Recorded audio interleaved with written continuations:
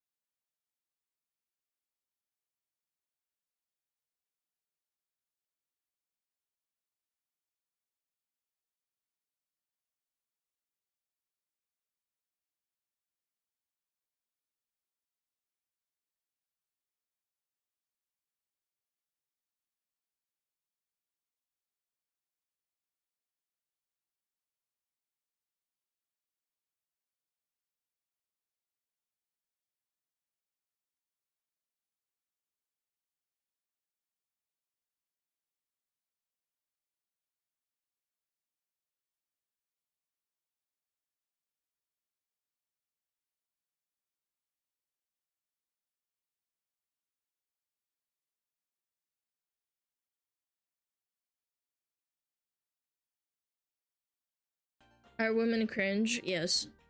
Being the woman makes you gagey.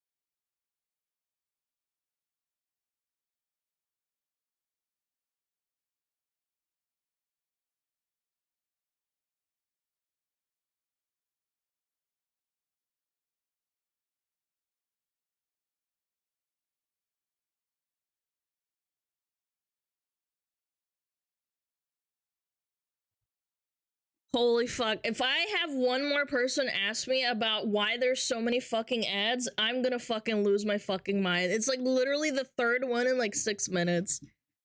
Holy shit! You guys, use your fucking brains! Come on! I have to run ads! I don't want to! I have to! If I had the choice, I would run 0! What's with the ads? I'm fucking banning you, I swear to God. You're getting the timeout. Fucking here you go. Enjoy. Enjoy. Have fun.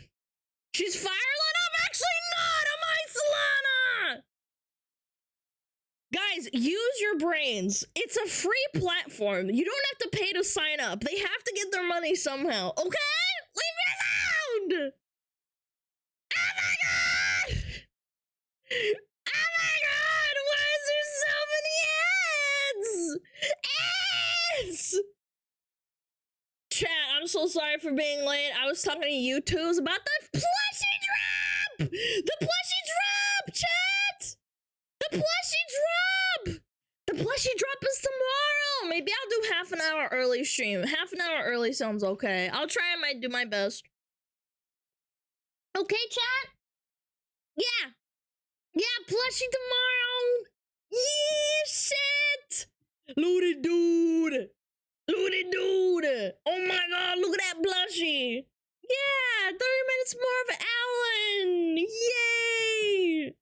You early impossible? Shut up. I'm gonna come. Shut up! I'm gonna... What? You're gonna what? Cringe? Excuse me? Excuse the woman me? makes you gagey. 3 months already? Let's go. Yo, Soradians, thank you for the Prime. Pengu, thank you for the biddies. Pip Vengeance, thank you for the sub. Advert, thank you for the 5 months for tier 2. You're crazy for that. Thank you.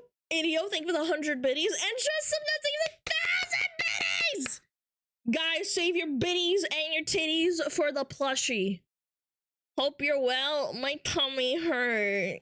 My tummy hurt. My tum-tum! I took ibuprofen I and hope it's they still give hurting! you out of the ad revenue.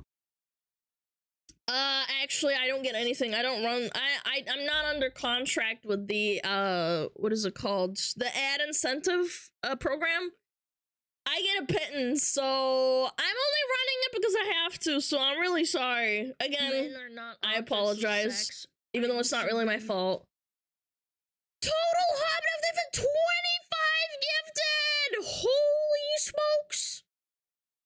Holy smokes, thank you so much! Holy Poke. shit! Yo, what up, Errol? How's it going? Oh my god, dude. 25 less ads, guys! If you got a gifted sub, please! Please say thank you! There, you get free spit. I talked to renowned Professor Sugandy's nuts that confirmed fire boob are bigger. You guys are cooked. You guys are actually coping so hard, but okay. Thank you. Thank Now the that 5 your months streaming gift. work is bearable. I'm bearable? I'm putting my hands up on my chest. I'm like, me? I'm not moving my hands on my model, but just imagine me going like, me? Me? Really?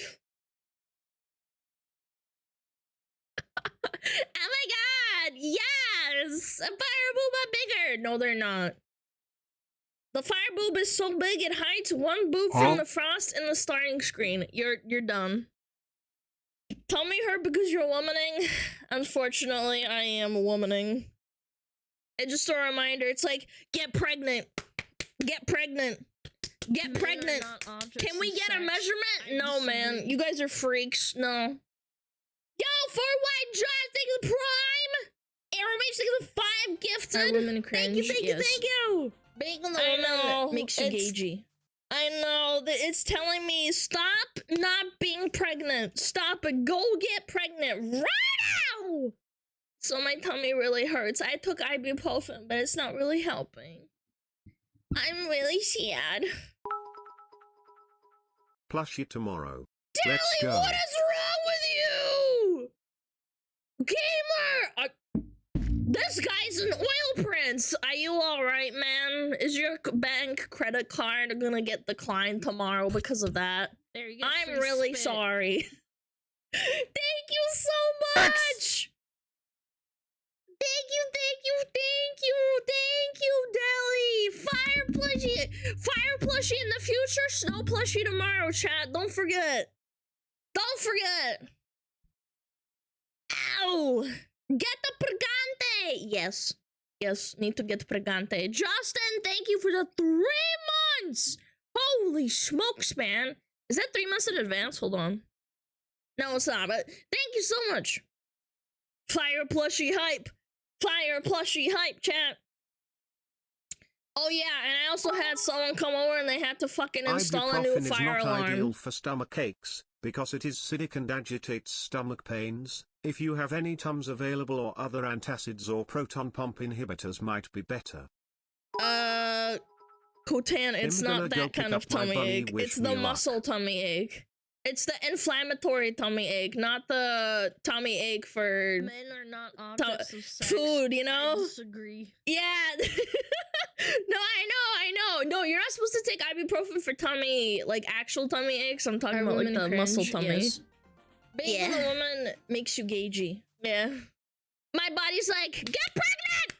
Get pregnant!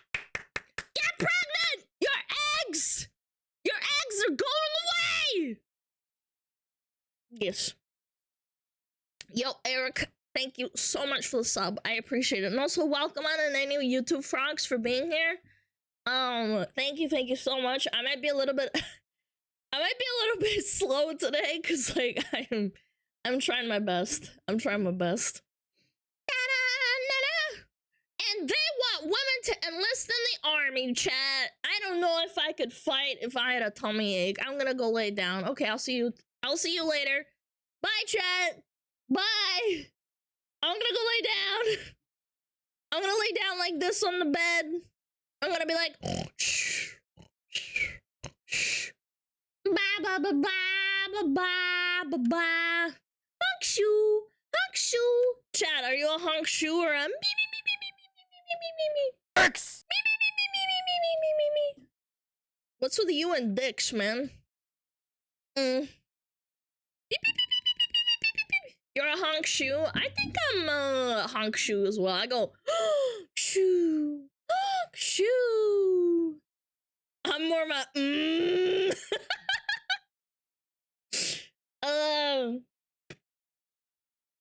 If I snore, I wake up. Yeah, me too, actually. If I catch myself, so sometimes I'll lay on my stomach face down and I'll actually like borderline suffocate myself. Sometimes life is cock and ball torture. Without the cock and balls. Bro, I've actually suffocated myself, man. It's really bad. This one time I was really tired. I went to bed at like 1 a.m., right? After editing. And I woke up and my drool was on my face and on the pillow. And I was like, oh. Yo, Sang, thank you so much for the sub. I only snore when I'm overtired. Yeah, when I'm really, really tired, I snore and then I wake myself up because I'm so tired. I sleep on my stomach. I fall asleep on my stomach really well. I can't sleep on it, though. It relaxes, like, my nerves or something. What the fuck is this? This man snoring? Hold on, save them for commentary. About that, but I had a girl in my unit develop some kind of Holy processed shit. food allergy and have to get discharged because she basically couldn't eat MREs and peeled kitchen food. That sounds like a skill issue. Yo, someone found those sound alert buttons. Yo, chat, should I increase the sound alert button? Makes you gagey. SmugAlana, it's already been 9 Yo. months. The new stuff looks really good. BTW. What new stuff? How long has it been since debut? Like a month and a half? Grab his dick and twist What new it! stuff? Bro, I swear to God, I'm gonna go into sound alerts right now and increase the price. I'm gonna do it, chat. You guys are twisting my arm. Please, raise that price! Please! Please! Win! I'm gonna come. $1 billion! Yo, I swear to God, I'm gonna ban you. Like, it's funny, like, the first 15 times, but, like, you said I'm gonna come, like, 15 times now. Fuck you, shut up. 100,000 bits for a soundbite, dude, imagine. Yeah, you want a soundbite? $100,000.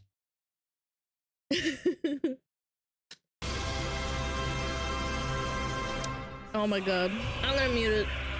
I literally can't think. There you go. Wow. Good job. 250 bits down the drain. Good job. Good job, ding dongs. You've actually ruined it. You could have just had it for like less money. Now I'm gonna log in and I'm gonna increase the price. Yep.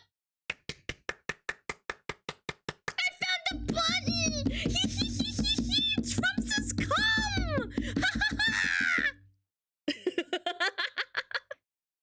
Alana scamming? I am not scamming. Hold on. Yeah, we had what? 1, 2, 3, 4, 5, 6, 7, 8, 9 sound alerts in 10 minutes. That's one sound alert every minute. You gotta fucking relax, guys. Holy shit. Oh my god! All by the same guy? No, it was 3 people. It was 3 people that were doing it. So that's 3 alerts per person if you even it out on the blame. Get schooled, nerds! I can't even have a fucking thought to myself.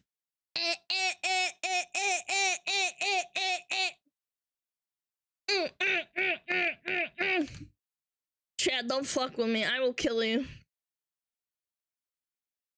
They're shoveling you money and you want more. Wild. Yeah, you know what else is wild? My stream quality. I don't like when people spam excessively. Especially when it's irrelevant to the conversation, and then it also pisses off chat, by the way.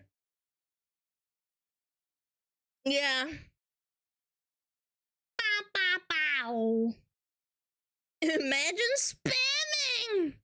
Can I post the brain power pasta, though? Okay. I'll let it slide one time. You can increase the cooldown? I can't. You can't increase the cooldown on the alerts for some godforsaken reason on this website. I don't know why. No idea.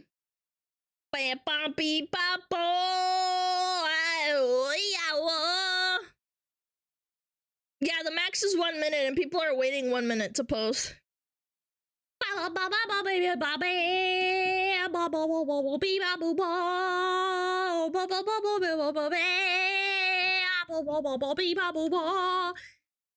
we have to price them out. Oh, by the way, that timeout is the bot. Sorry. Those people got timed out. They just want to join in. Oh my god. The bot keeps sniping people. Dude, that's so fucking funny. They just want to play too, and the bot's like, no.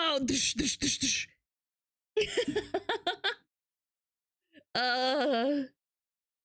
love my chat. My chat is so well behaved. Most of the time, chat. Ba ba bee ba ba ba ba da. All right. What's this? This can stay 50 because it's really small. Fart reverb. Oh, it's going up. Fart reverb is going up. Question mark Rodent, no! Chat, how was your day? Was it fantastic? Did you think about me? I thought about you. Ah. No, you do not. Okay, man. It's not like I stream. I didn't think a single thought about you. You are so unfunny and smelly and stinky. You finally got internet and power back after 6 days? Bro, how did you live your life? Where do you live? In the Antarctic? Not the farts. I will add another fart. I will add another fart button. Oh, my tummy. Ugh. Someone rub my tummy. I'm gonna die. Ba-da-ba-da-ba.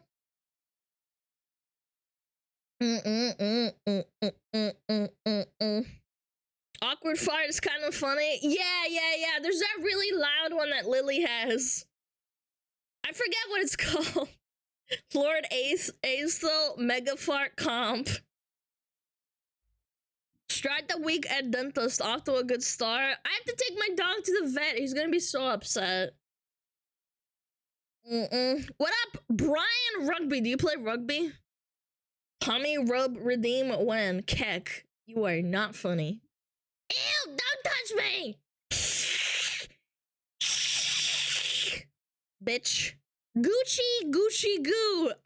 Sweetie, it's coochie goo, not Gucci. Gucci is like something between your butthole and your butt and your pee-pee.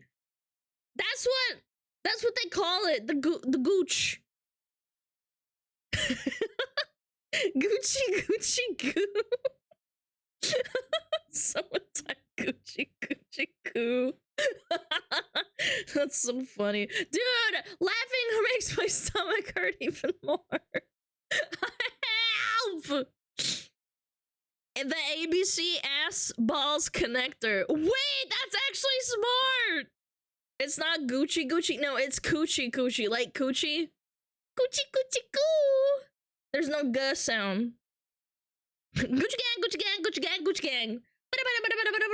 Boom boom bam. Yeah, it's coochie coo. Look it up.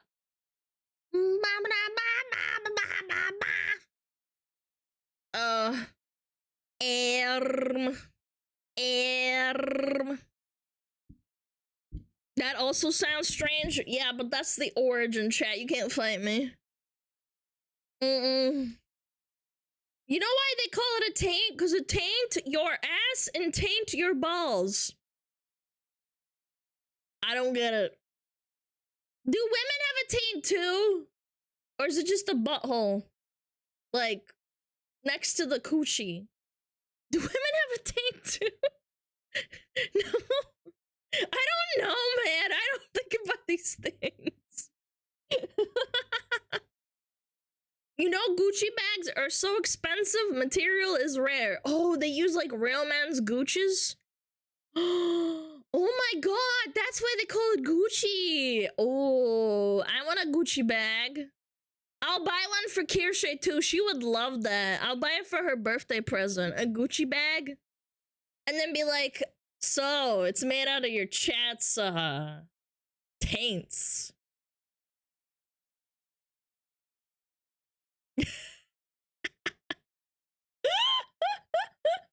She would love that! It's made by some bimbos in their chat. Himbos and bimbos. Get her a pet dog. She loves dogs. That sounds like they actually don't like dogs. That's so phantom tax. Don't ever type that shit in my chat ever again. Mods, grab him by the nuts. Oh, man, I hope I get a new place. It's getting really annoying having to deal with my dog barking all the time. Here she would want to just say get a himbo Gucci bag. No, I'm gonna buy it for her birthday. What do you know about rugby? I don't know. It's just a sport. I don't care. Any news? Nah, not really. I got a call right before stream, and it really annoyed me because it was like right before stream, and I was like, fuck me. Stream's gonna be like a minute or two late.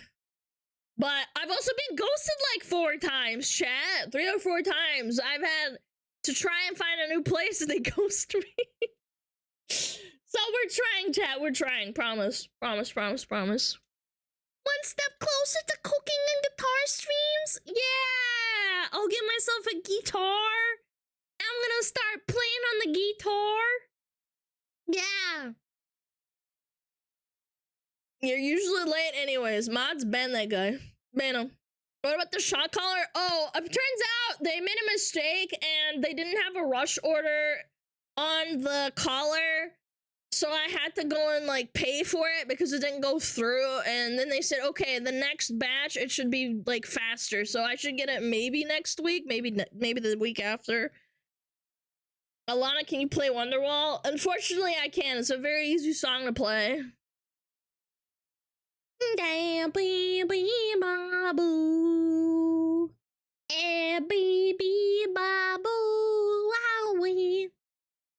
that you love me! Hi, chat. Hi, Ginger. Who the fuck is the Ginger in here? Who the fuck you calling a Ginger? Racista! Play that one Metallica song your mom likes. Doom, doom, doom, doom, doom, doom, doom, doom. I know this pretty rave girl. I also need to sort out the translator, but I just have no fucking time! I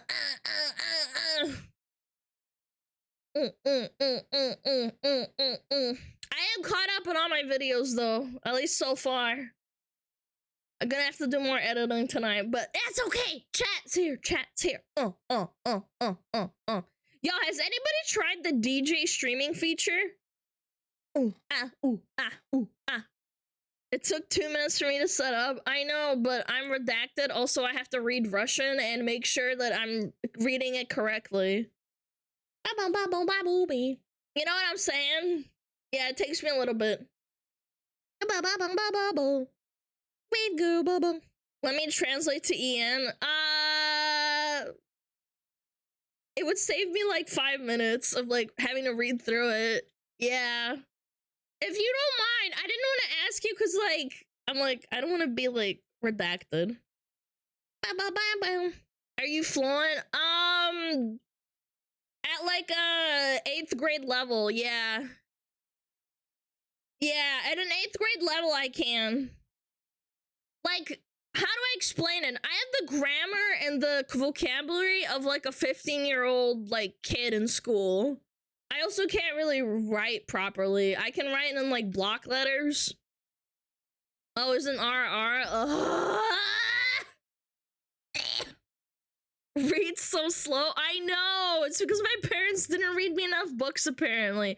I was reading books, but I didn't like reading Russian because it made me feel stupid. So hold on. Before I do the RR thing, I was so stubborn about learning Russian from my parents that when we would sit down and read, I felt stupid. So I didn't like reading, so I never got better at it. So I just never, like, got better at it.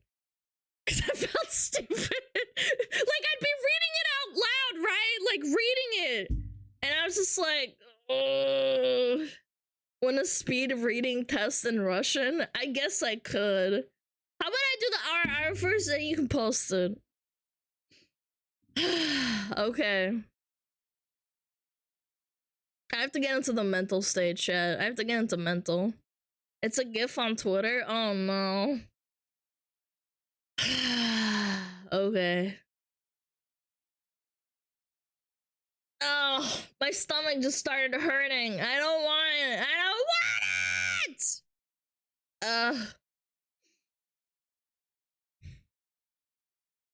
it! Oh, that's terrible. No, I'm sorry. That was terrible. Hold on. That was terrible. I disagree. Hold on. I'm thinking. Also, dressing the 5 gifted! Thank you!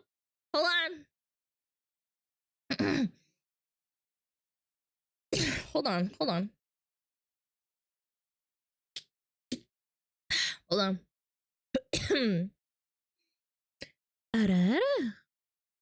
Oh, that was not good. Chad, I'm not in the right state of mind. I'm sorry. It was not good.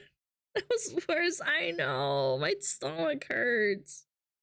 No, man. I can't do it. Dude. Okay, one last one. If I can't do it, it's actually not my fault. Like, I think my stomach is, like, contracting too much. Get in the headspace of a gooner. Okay, hold on. Oh my god. I'm about to fap so much. I'm about to, like, jerk my pee-pee. Oh my god. Okay. Hold on. Arara. Okay, that wasn't bad, but still. Okay, that's my final verdict, okay? That was okay. It was not alright. It was okay. My apologies. I don't think I'm in the mood. How do I say it? Yeah, I'm like kind of fucking tired and cooked, okay? It's acceptable. It's okay. Can you link me the Russian thing? It's gonna be horrible. I can't read that fast. Especially when it's words I don't know. I get confused. I'm like, I have to like sound it out loud like a child. It's not really a test. Oh, go fuck yourself. A vid that's sped up. Okay. Обычная скорость... it's too fast! Oh my god! Обычная скорость чтения русского языка человека... Скорость 2 минуты... Скорость 2 минуты... I can't do it! I can't do it! It's too fast! It's too fast! Oh my god! I'm trying! I actually... Hold on, let me show chat. So they know what I'm talking about. This is way too fast. What the fuck? Chat, this is way too fast. Go back. Oh my god, hold on, okay. Okay. It's giving me a seizure. It's giving me a seizure, chat. Обычная скорость чтения на русском языке. Okay. I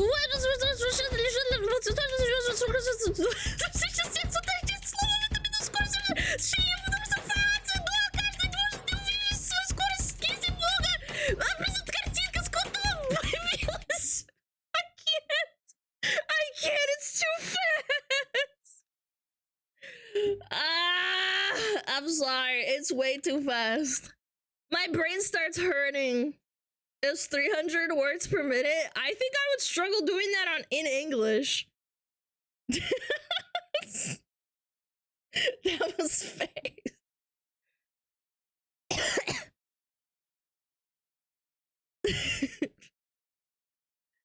А там не нужно вслух читать, можно про себя. Ну, да, можно, но я хотела так, чтобы смешно. If Zell's up to 600, I can read it. Bet you can do the same in English, no problem. Yeah, probably, but I can't say it out loud. Fake Russian! Gotta catch your breath. Catch this!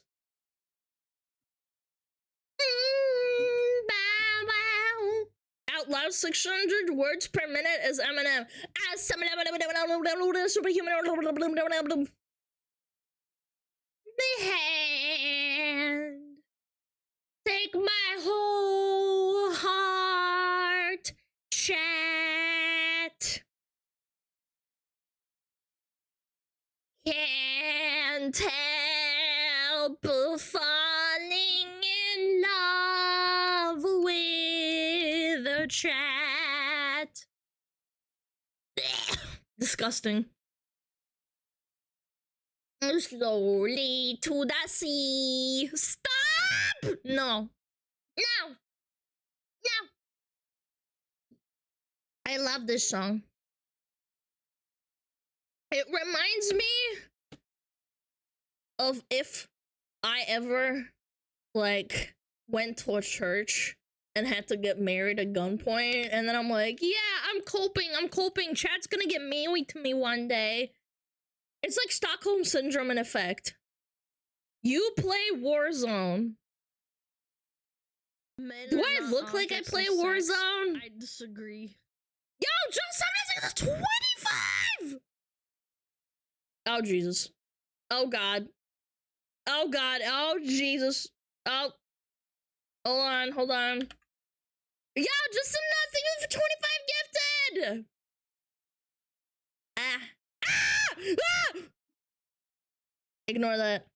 Ignore that. Sorry. My bad. Sometimes it glitches out.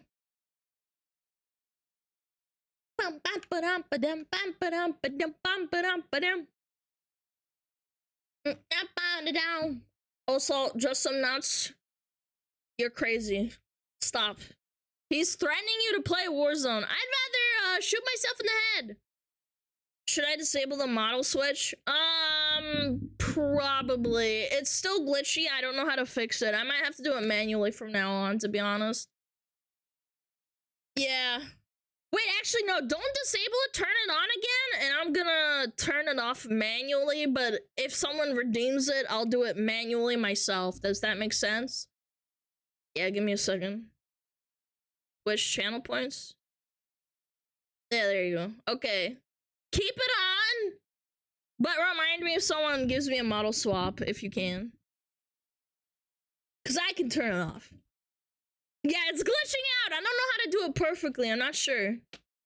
You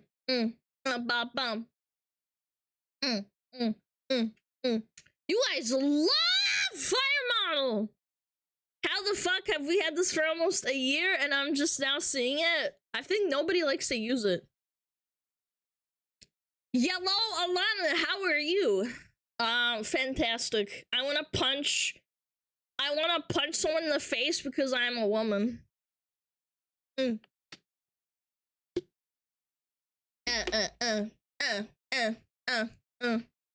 me? Okay. Don't sue me. Chad, I need to see so bad. Holy shit, I need to see so bad.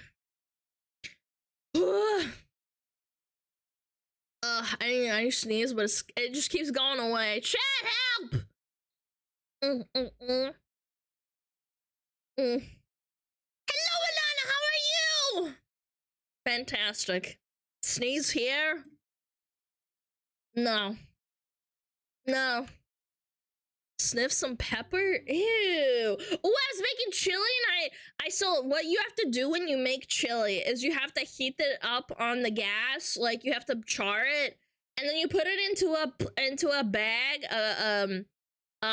what is it called? A brown bag, and then you have to leave it there to steam a little bit, and then you have to peel off the nasty like dark charred stuff.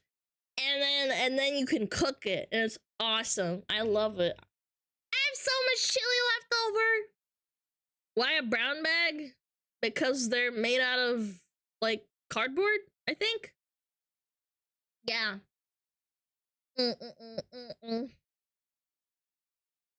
Yeah, paper bag, paper.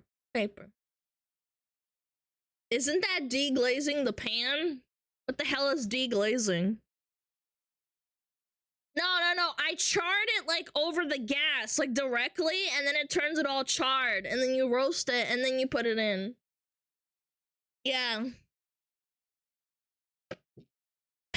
Chat, I'm starting to understand. I was doing my workout, and I was watching a VOD. I was watching like VODs of other VTubers to try and like catch up on shit I've missed out on. And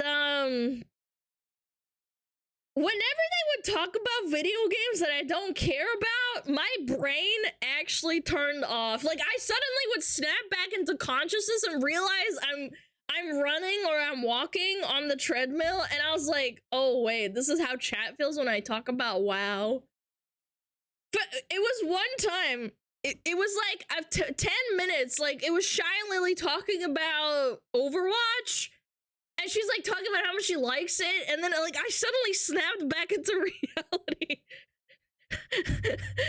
It's so fucking funny.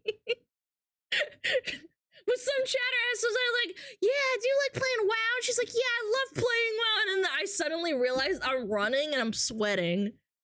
So now I understand why chat tells me to shut up when I talk about games.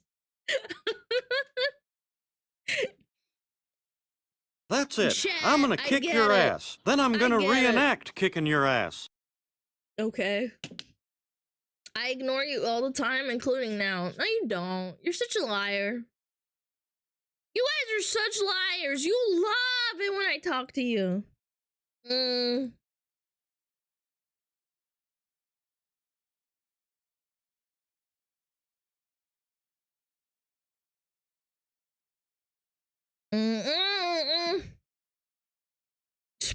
is only game we're allowed to talk about. No, it's not, man. I actually have the word reverse. I don't know how. I can like zone out and listen to a woman talk, but if once they talk about video games, I just like my brain like suddenly just flips a switch and I'm like, oh shit, I'm paying attention again. He found the button? Yeah, oh boy. I love buttons. I love people finding out about buttons. I need to make the fart reverb. Have you taken a shower yet? Yeah, I worked out yesterday and I took a shower. What? Dipshit? What kind of first time chatter is that?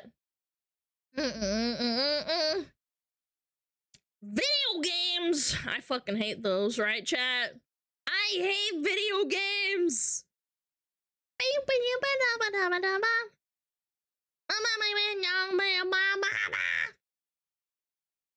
I'm just trolling. At least you're an honest troll, chat. Video games are cringe! I know! Why? I like video games sometimes because I fucking hate video games. I hate them. I hate them so much. I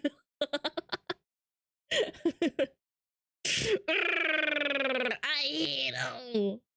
I never play video games. Chad, do you actually think people believe that? When I say that, do you think they go like, oh, I'm gonna turn off the stream because you said this and I disagree? Totally? Yeah, I bet you. What's your favorite video game genre? MMOs, but they're kind of a dying breed, so. Did you guys felt the earthquake? What the Yeah, we all live in the same place as you do, dipshit. Holy shit. Are you 12? Maybe? Earthquake 5.4 in Chile, 4.4 in California, 11:20. Yeah, I don't know, chat. You guys are cooked. Not everyone lives in California. Dog, I left for 2 months and the fox woman is red. What happened? Where's Alana? Where's Alana? What happened? What's with the model hot swapping? My fucking god. Because I want to. I like both my models. I don't want to not use one or the other. Maybe I'll get a combination someday. That'll be sick. 10 out of 10 Toad voice. It actually hurts my throat if I do that. La la la la la la la la la. Ba ba ba ba. Actually, the earthquake was Queso eating some Taco Bell. La la la la la la la la la la la la la la la la la la la la. Wow, there was a 4.5 earthquakes earlier that were across the entire planet. I'm gonna need a citation for that. Where? I don't like change. Not here. 6.4. Was it all at the same time? They're not all at the same time, but yeah.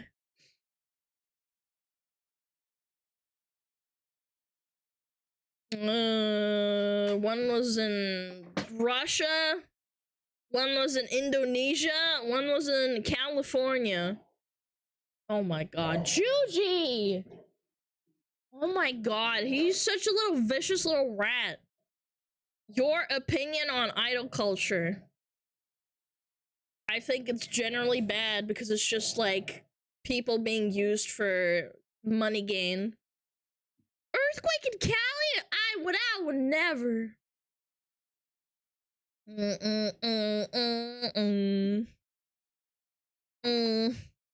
Heterochromia, Fox in the future. Let's go. I'll never forget the chatter that said that heterochromia was homophobia. That shit sent me, man. Someone in my chat saw an animal with 2 colored eyes. So, like, one of the eyes was, like, green and the other one was blue. And they said, that cat has homophobia in its eyes. And I was like, wait, do you mean, like, heterochromia? And they were like, oops, I meant heterochromia, not homophobia. That cat hates the gays.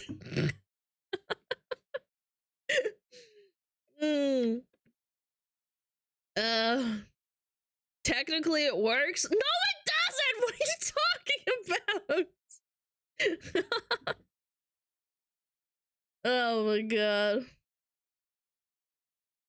One more day until plushie release. Yes, chat. Yes. One more day. And then they're gonna announce the winner of the giveaway tomorrow as well. Yeah, they'll do it before the drop, I think. There's about 6 quick quizzes restroom related. There was a large run in South Pacific and restroom aftershocks across the planet over the next 6 hours. Yeah, that happens a lot when there's a big tectonic plate that moves over another and then it like crunches it and it fucks up every other like little part of the tectonic plate. It's pretty interesting. It's kind of terrifying to think about it that we're all living on like a bunch of crusts. Like little like bread crusts and they all like jam over each other. Yeah, the crunchy plates, and that's how earthquakes and volcanoes are formed. Nerd. Oh fucking hell, what the fuck, man? I have to take school for that shit, man. I have to learn about the ring of fire. I wonder what YouTubers will think. There are 20 other orders to the same address in Morocco but from 20 different buyers. I think the strongest one I ever felt was probably like almost a 7, and that was scary. Like my entire like fucking house shook. That was scary as fuck. That was one time. That was scary. My cat went crazy at the time.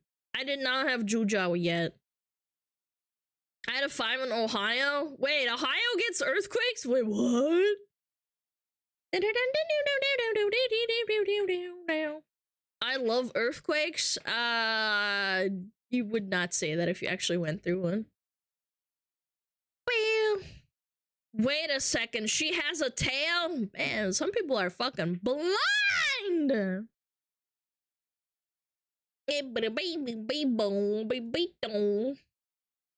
I love those quakes. It's queso going to Taco Bell and Wendy's. I feel lucky. Live in UK. That's easy mode. No comment. I think that the UK has its own hardships, okay? I'm not gonna get into it, but like, I think you have it hard too. I think every place has its problems.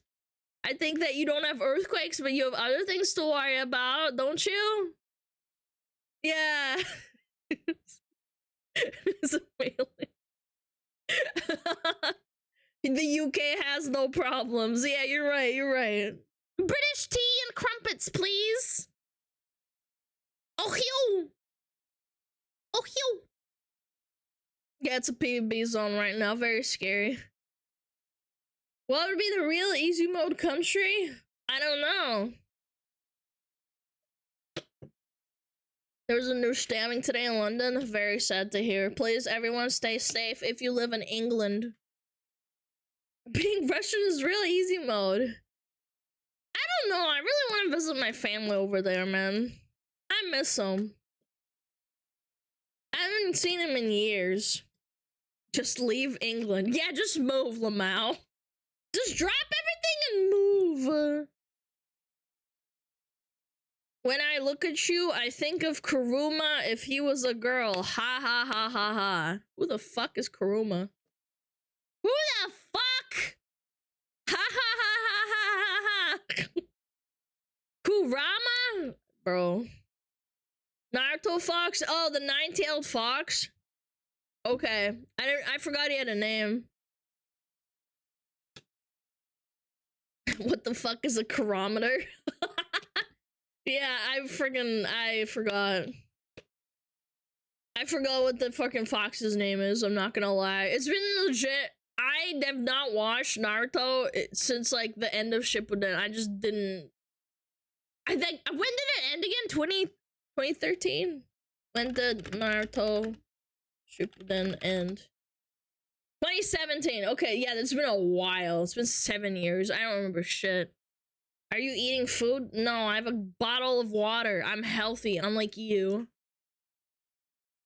Shippuden! No, I like Shippuden.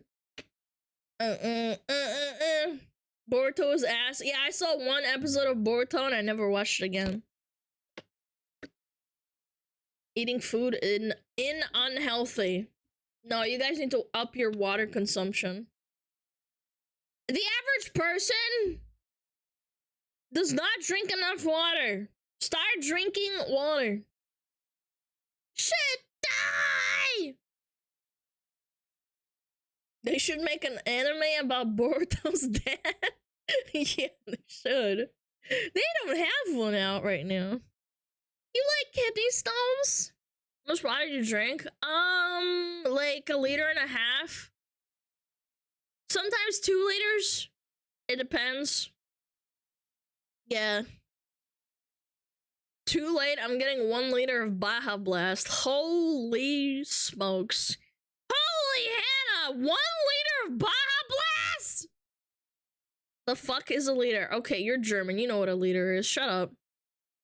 I don't want to hear it. Liter. Liter of cola. That's how much I drink per day. I knew a guy in high school that was from Indonesia and he migrated over and he said that he drank 1 liter of Coke a day at school.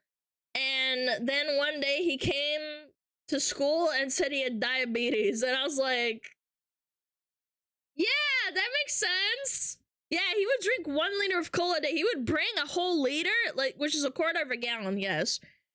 Yeah, 1/4 gallon of Coke, and he would bring it to school in those really big bottles.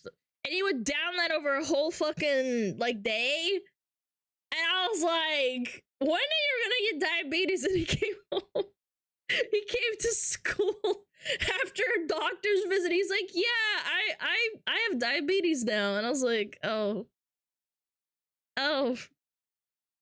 My homie takes down a 24-pack in 2 days. He still doesn't have diabetes. That's strong. When I have excessive sugar consumption, like, so when I have Halloween, when I was a kid, I would break out so bad. So that's why I stopped eating sugar pretty much, because I would have breakouts really bad. Diabetes is scared of that man. Yeah, it does not want to inhabit him. No inhab.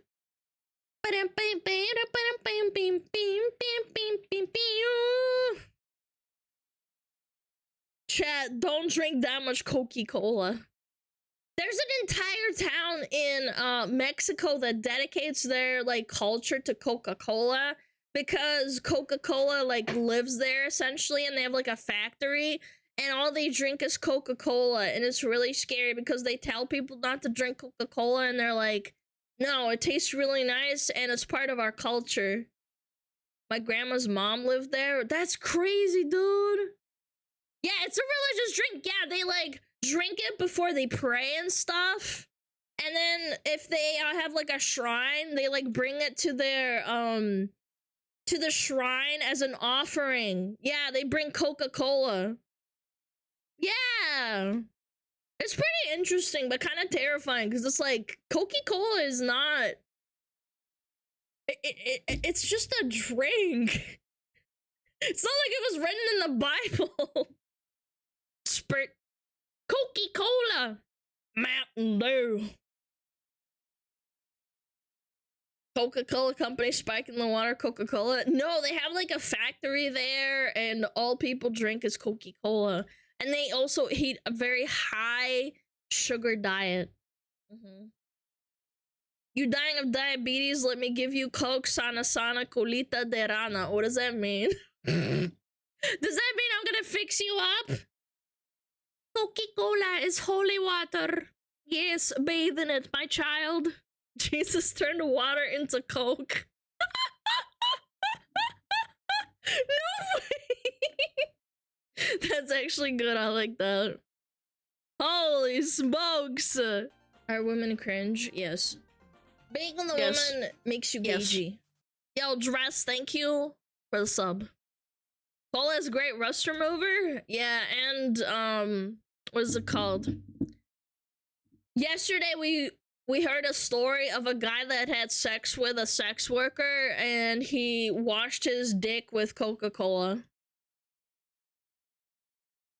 Commentary? Oh shit. You're right, it is time. Damn, where does the time go, chat? Sometimes I just want to yap forever.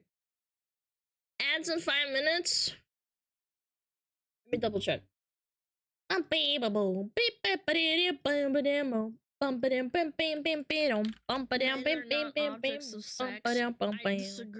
Idiot, thank you for 5 gifted. Yes, we're waiting for ads. Ads are for another 2 minutes, chat. I'll crank it down for now. Are women cringe? Yes. Yo, 9. Big on the woman. Thank you for the sub. Thank you so much. I really appreciate it. Crank it, crank it, crank it. Hi, Yapper. Hello, listener. How are you doing? Women cringe? Yes. Big on the woman makes you gagey. 6 months in the Smuggler's Cove. Can I leave yet? No. I miss my family. No. No, you die now. Death upon you! Ah, there we go. Okay. Oh, my tummy. Oh, kill me.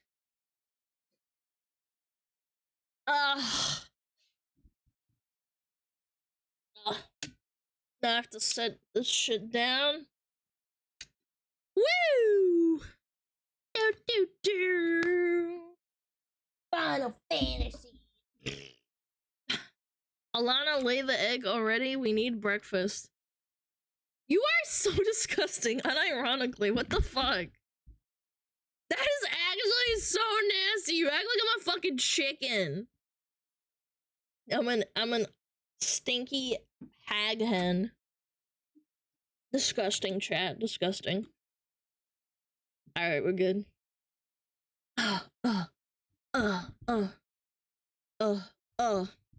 Thanks, Alana. You're welcome.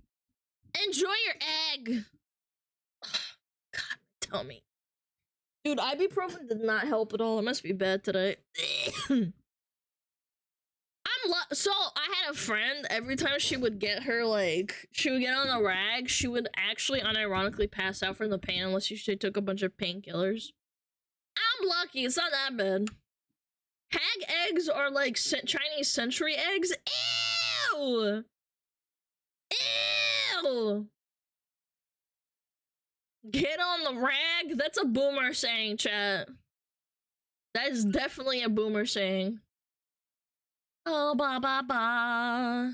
Ba ba ba ba ba ba ba ba. Alrighty. Close this shit down. Ba ba ba ba ba ba. Oh yeah! 1 out of 10 ads! Why is the streamer so greedy? Yo, Thoughtmonger, like the 5 months, man. Greedy streamer! Sending me ads? What a piece of shit. I hope you die in real life.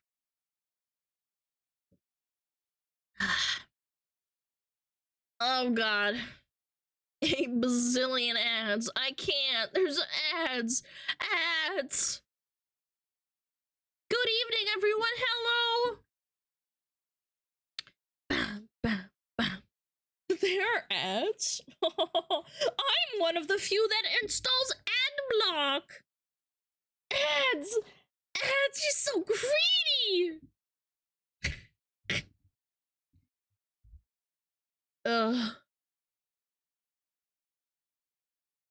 Chat, life hack, change your VPN to Poland and you won't get ads.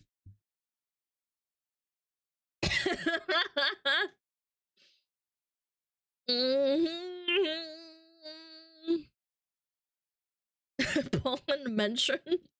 Bober kurwa, pierdole!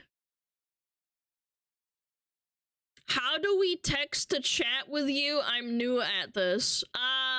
Text to speech is now off, sorry. You can figure it out, I'm sure, you're really smart.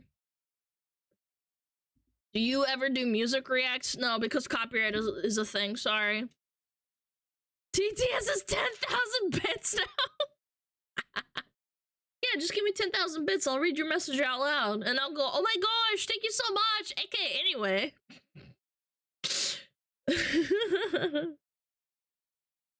Dude, I saw a streamer one time.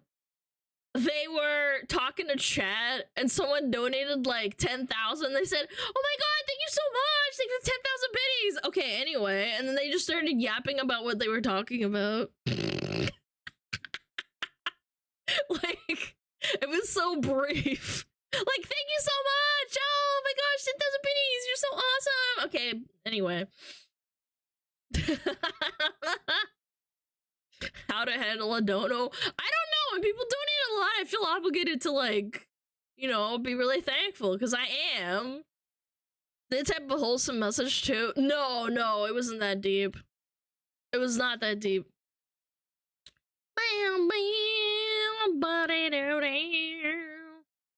How much is 10K? 100? Wait, no. 10K is, yeah, 100. Yeah, sorry, I can't do math today. It's $100 dues.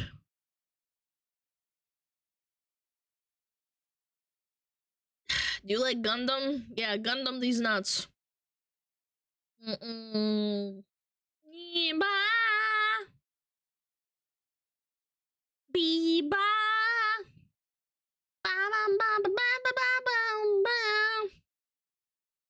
Okay. Oh, Bobby, Bobby, ba. Not we yet. Commentary chat. Commentary. I gotta switch accounts. I am on SmugAlana clip channel. Wow. Just a wow. Biba. Ba ba. Ba ba ba ba ba ba. What do we have here, chat? Oh my god. So you be throwing pennies for minutes straight? Yeah, people can do that. I find it weird. When I was a big BB streamer, like I had maybe like 5 viewers, there was a guy that would throw 1 bit at me every 5 seconds, and it was really annoying to the point that I had to like turn off the feature. And when I did that, they started getting pissed off at me. I was like, what the fuck? Why are you mad at me? You're annoying me. You're like pinging me every fucking 5 seconds. Of course I'm gonna turn it off. You bastard. Yeah, I was like, very strange moment. 1 second. I'm trying to change the music.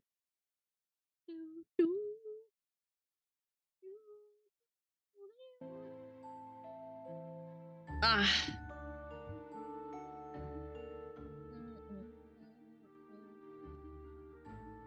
Alright, wonderful. What do we got first in the agenda, chat? I don't know. The streamers I watch appreciate the bits I throw. Yeah, but like, when it's really, really excessive, it's annoying. Sorry. Like, excessive as in like 1 bit every second and you're just like doing it for attention. Yo, Grism, thank you so much! Any new Mr. Beast news? No, I don't think so. I've been checking. Pay attention to me, streamer! No! You get no attention.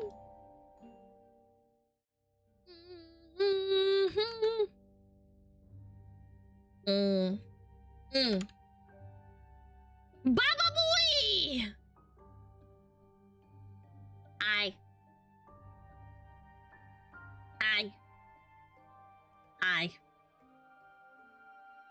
This is your designated FBI agent. Please take 30 seconds to appreciate yourself. I don't think I will. My self-esteem is low and my chromosomes are high. Yeah.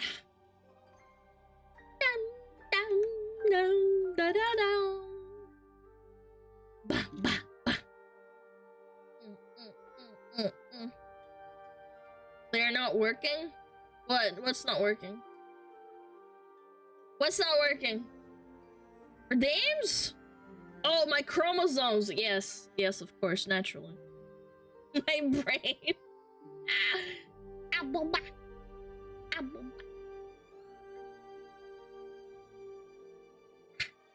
Also, Prof, thank you for the instructions. I really appreciate it, man. Thank you. Fox harassment? Man's ban that guy!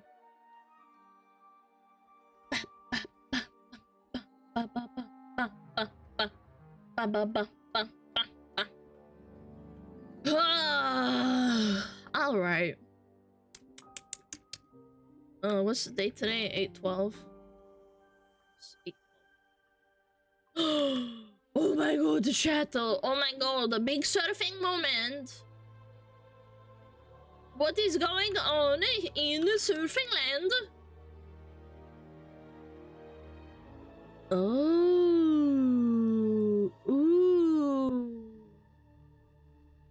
What's going on?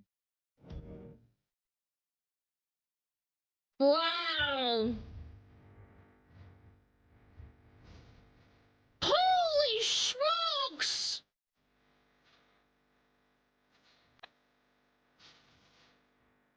Oh my god, that's terrifying. I shit my freaking pantaloons. German pro surfer rides 150-foot wave. How many meters is that? That's excessive! That's terrifying! DMC, yeah, I know, man. Here's $15, go buy some Wendy's spicy nuggets. No, I think I'm gonna eat a cucumber instead, but thanks for the $15. I appreciate it. My local Wendy's freaking sucks! I'd be shitting my lederhosen. Rip VOD? Nah, I'm sure it's fine. Up. Oh my god, it's so loud! Dude, that little speck is him? That's insane, dude. Look at all the people in the jackets. They're like, I'm comfortable right here. How do they even get waves that big? That's terrifying! Dude, that thing crashes down and you break your legs, it's over. You're dead. In Portugal! Very nice. Only get big in January. Oh yeah, it must be chilly over there. Yo, Stices, thank you to Saba! It's the lederhosen? Yeah, I would shit my lederhosen. They use orthographic lenses. It makes the wave bigger.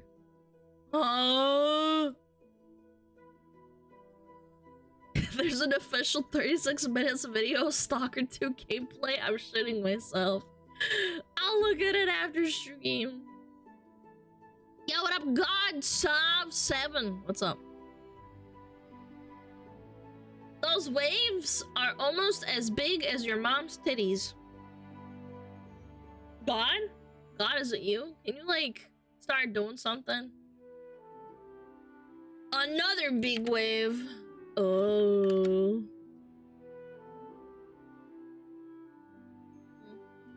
Wow. Hey. Okay. Come here. You could not pay me to be near there, man. Get off! Whoa! Wow! Dude, you could not pay me to go there. They would have been like swept off. Chat, no joke. I think it could probably knock you off your feet and kill you. Chat, I'm good. I'm good. This is why I don't go outside. Bali's so pretty. Is that Bali? Yeah, Bali.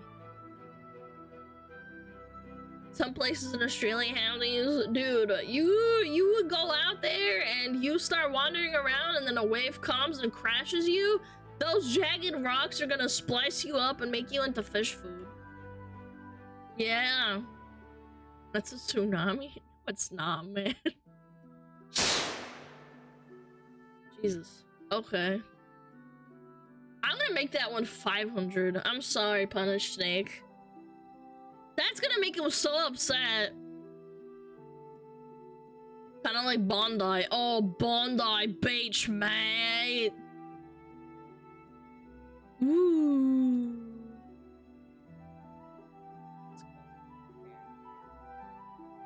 What's going on? Okay, let me read this.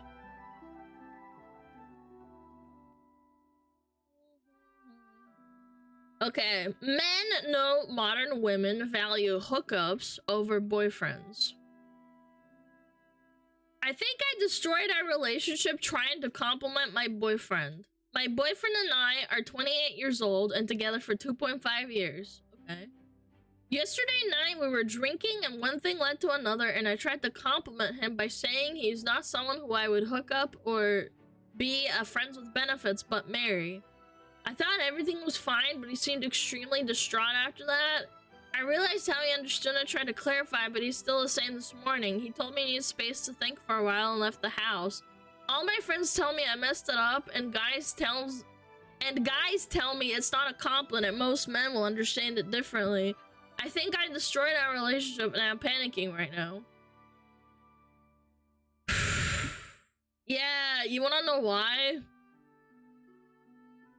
Because marrying, if you say with the preface of saying you wouldn't hook up with them and then only marry them, it means you're settling. Because if you're hooking up with someone and then you're not marrying, it just means that you're like in it for the physicality. Yeah, it's basically, I would settle for you. It's sad, I understand, but I understand how that person might feel. Very poor choice of words. Yeah, that was not the smartest thing to do. I'm not gonna lie. I kind of understand that maybe it was just a really, really stupid thing to say, but at the same time, it kind of means that they wouldn't find them attractive enough to hook up with them and then marry them. If they said, in my opinion, if she said, oh, I would totally hook up with you, but then I would marry you, it's different.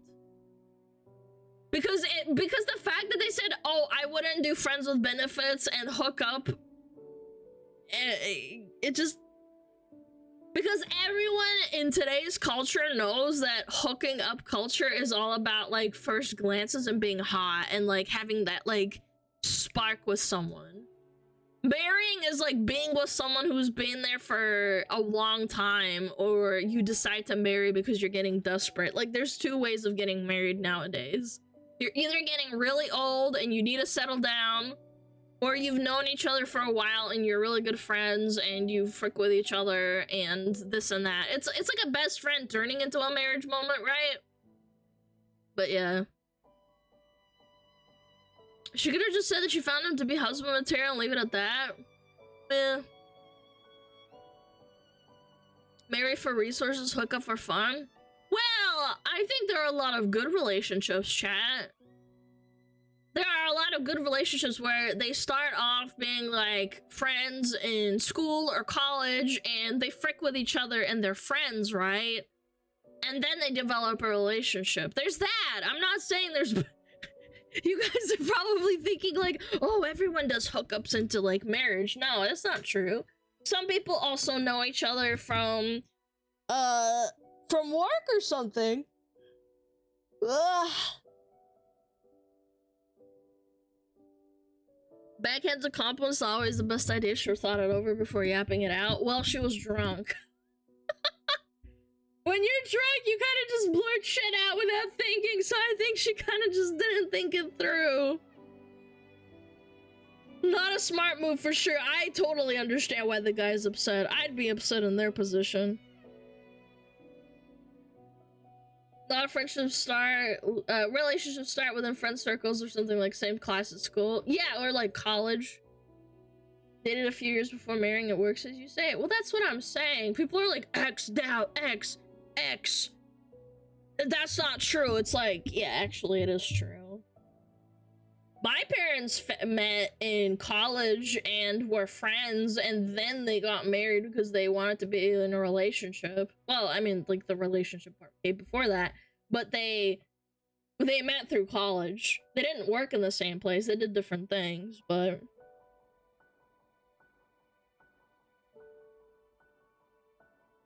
There are so many women who don't understand why he's reacting like this. Yeah, it's weird. It's very weird. Oh no. Hold on. Am I about to... Okay, thank God. I was like... Is it gonna show me something? No. From Welcome to Hell. Hold on. Let's read this out loud. This has 2,200 likes. Sorry I'm scrolling so slowly. I just have to be careful when I scroll on Twitter.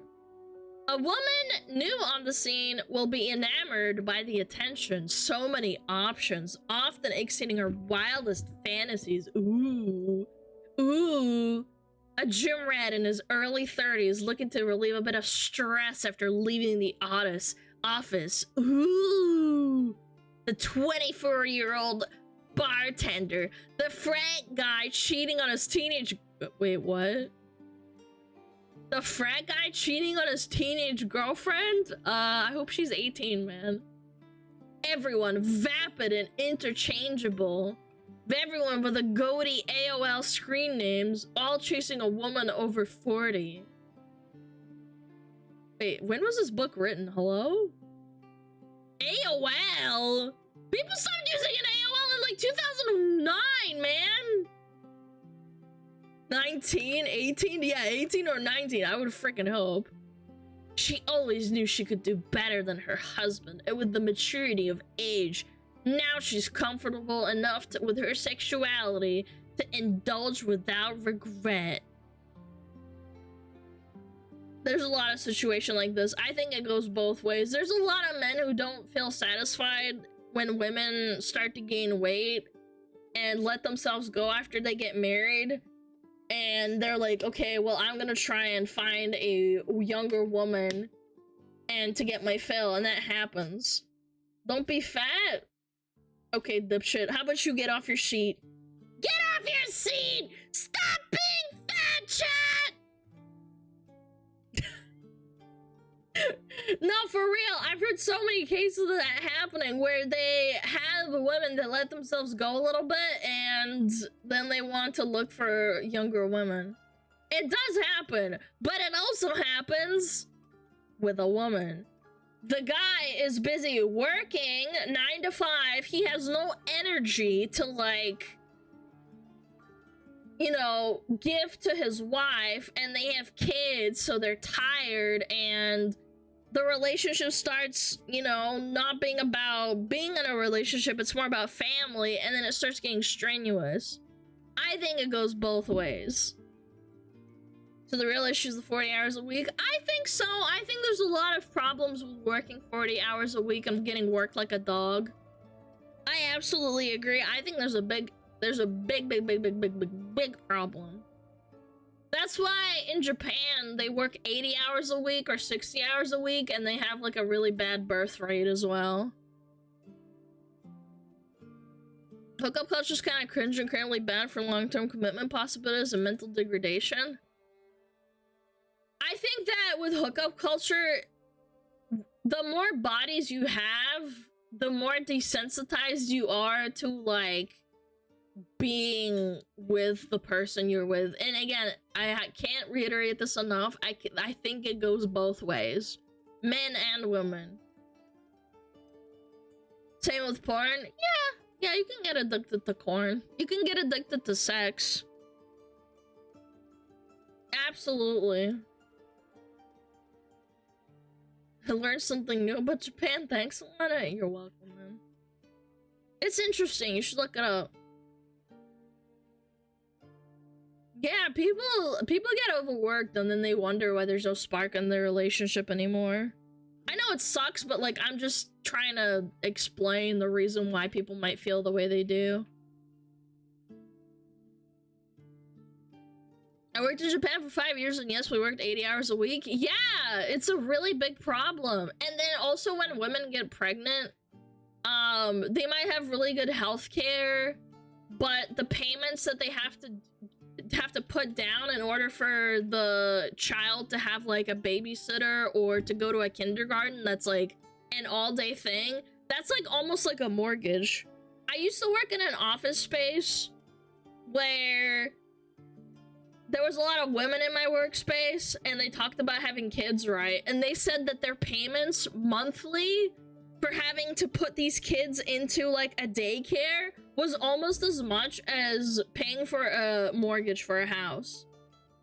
Because it's so expensive. So it's like, why are you working if you're just putting that money into daycare? Why do you want to like, you know, go to work? If you're just giving that money to the daycare, you could just be staying at home. Daycare should be paid for taxes. Yeah, some countries do that. Why have kids? I don't know, some people have accidents, some people choose to have children.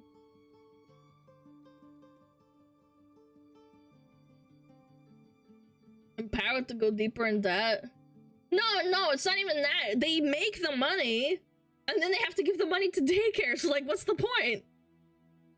Some people are not lucky enough. They do not have grandparents or like grandparents alive to have help.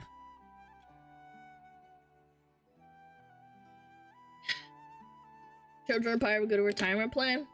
Yeah, if you treat them right, and if you don't, then they'll just toss you to the wayside. Anyway, I'm getting so fucking off topic. Yep. Anyway, hookup culture makes you feel really bad in the end because you're not viewing people. The more you hook up with someone, or the more you hook up with different people, the more you are giving away yourself, and you start to desensitize yourself to being in a relationship.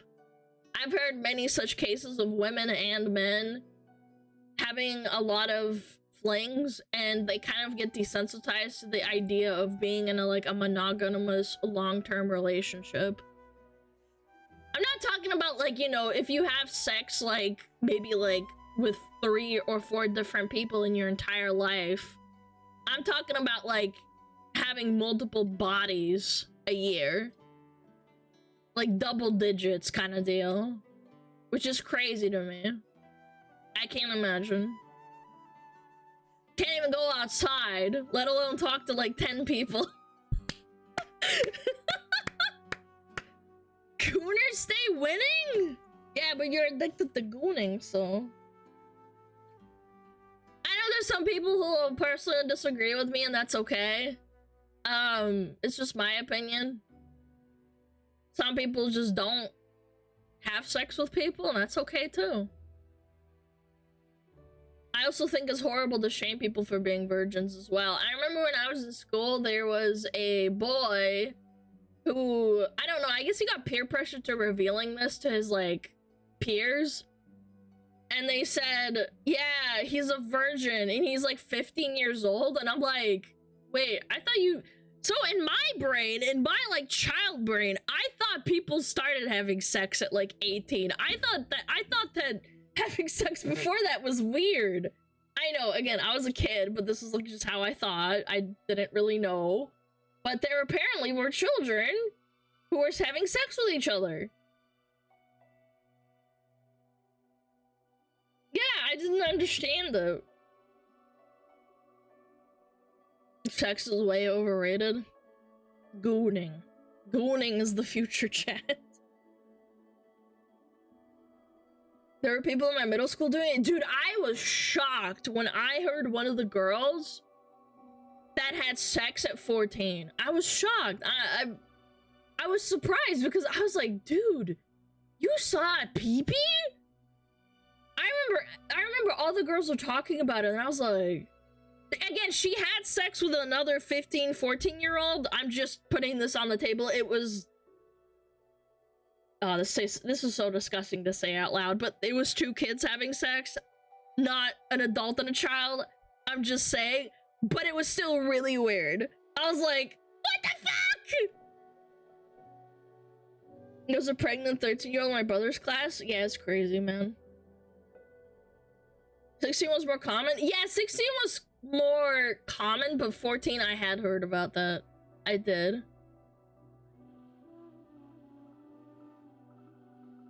Latin America. Oh. Nah, that's like a personal story. I remember going to someone's house and one of the girls I knew at the party was pregnant at like 15 and she had to have the child over at the party and all the girls were helping her take care of the child. Yeah. I felt really bad for her because she was trying to enjoy the party, but everyone else was helping her take care of the baby. The baby was like 1 or 2. She was like 17. And she's like, sorry, I gotta go, guys. It's 8 o'clock. I gotta go home. You know, go put the baby down, you know, for bed. Yeah, no, it was wholesome because everybody was pitching in. Nobody was shaming her. But, yeah, it's crazy stuff. Put the baby down. No, put down the bed. Put down the bed. What is a condom? No, but some people don't know what a condom is. There's poor sex education in some countries. And ironically, this is not in America. This is in a different country that I lived in.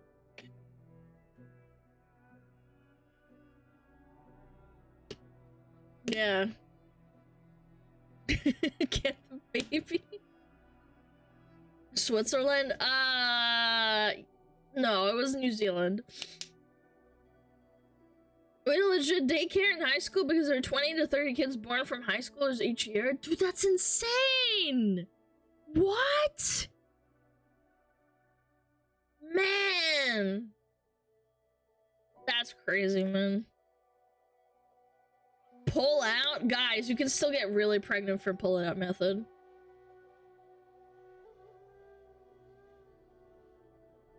My high school sex ed teachers didn't show up half the time, that or they just liked about stuff. Oh, you mean lied about stuff? Yeah, we had a good sex ed teacher, but that's not my point. I think that it has turned into a problem. I think we should start educating people more on like sex ed and like safe sex, even at like age 15 to 16, because it does happen. Yeah, pull out is BS, Chad. Don't do that. That's definitely how people get pregnant. Do they still say sex ed in school? I don't know. I don't go to school. How would I know?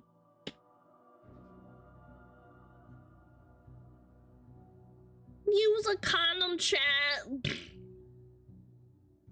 Parents need to talk to their kids. Oh, it's so awkward. Oh my god, I wanted to die when my mom first told me about like sex and stuff. Oh, it's so embarrassing. No, it's really embarrassing. I wouldn't really recommend that. I think that maybe teachers have to, because at least like you can kind of dissociate. But again, you might have to with like parents. I don't know. I'm not a parent. I can't relate or like think about that shit. It's so weird. My dad just put on porn? Wait, what? I learned through porn? Wait, that's really bad too. Learning sex through porn is not ideal either. You guys, that's not good either. Jerk off session with dad. Papa Gooner. Oh my god, I'm so done. You guys are killing me. Papa Gooner. Oh my god. I don't want to talk about Papa Gooner anymore, man. Dad, why do you have so many performances? Why are you such a good actor? Does this have sound? Let's see. Pick one out, cheer them on. They're going to get on that log. And the match is on. Here they go. Hey! Where did you come from? Where did you come? Where did you come from, Kanajo? Oh my god, this is awesome! Yeah, but even no, where did you come from? Where did you go? Oh, young whippersnapper lost! The old man won! Let's go! The old man won! Easy! Gotta love this country. Football, Cowboys, and country. Yo, Mika, thank you for the sub. I appreciate it, man. Thank you, thank you. That was so good. The old man held his ground. Log rolling in the Olympics when? I'd prefer that over breakdancing. On God, for real. Seriously. No, that breakdancing shit at the Olympics was heinous. I don't think it's a sport. They might be good at it, but it's not a sport. Breakdancing sick. No, I agree. Breakdancing is cool. However, it's not a freaking sport. Paris wanted it? Of course they did. They can pick one sport. If America picks one sport for the Olympics in LA, they have to pick log rolling. Olympic twerking? Please don't say that. You're gonna give them ideas. Paris wanted it, so it's an instant L. Why log rolling? What do you mean? Because this is fucking funny. Look at that old man and freaking young whippersnapper. Look at him go, look at him go. Look at him go. Look at him go. Yeah. Yeah. Yeah, look at him. He freaking, dude, he was so smooth with it. Look. And then he rolls him right here. And then he loses. Dude, he knew what he was doing. He held his ground and then he schmooved it so that it would fall. Yo, Coyote, thank you for 5 gifted. I really appreciate it. Thank you. Would you pick log rolling over League of Legends in the Olympics? Oh, absolutely. League is so fucking boring to watch. League at a professional level is so boring to watch. There's no excitement. It's just like people playing optimally. It's super boring.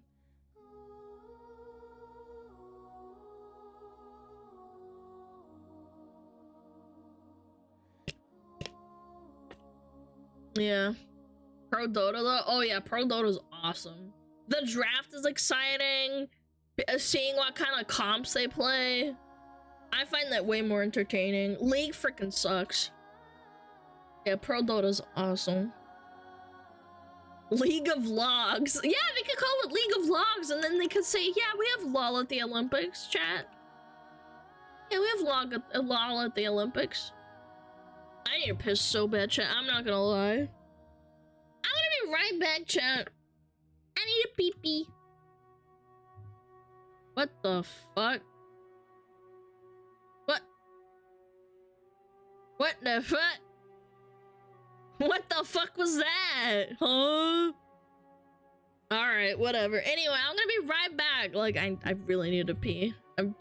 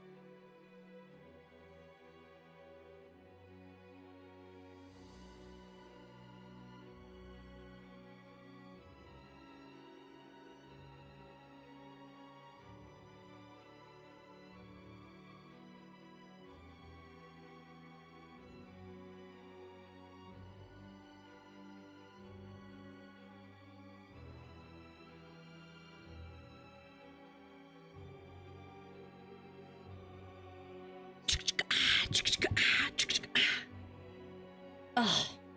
I don't know. Oh my god, hell yeah. Sorry! Took me a little bit. Yo, saying it with 1,000 biddies. You're awesome. Thank you so much, man. Carmen, thank you. Golgan, thank you. 5 gifted. You guys are crazy, man.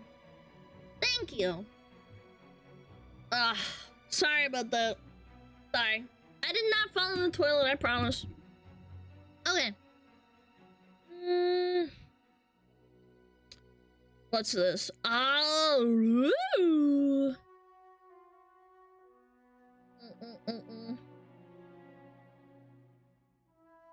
pretending to work overtime is wild. Oh, hell yeah. I've heard about this. This is a crazy culture. Hold on.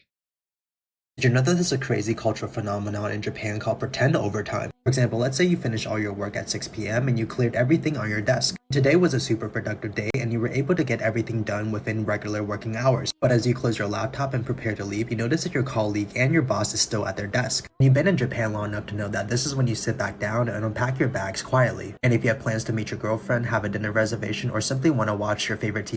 And this is why Japan has such low birth rates. Imagine you're just like, hey, wife, I finished work early. Do you want to have the sexy time? And then they're like, wait a minute, my boss is still at work. Boom.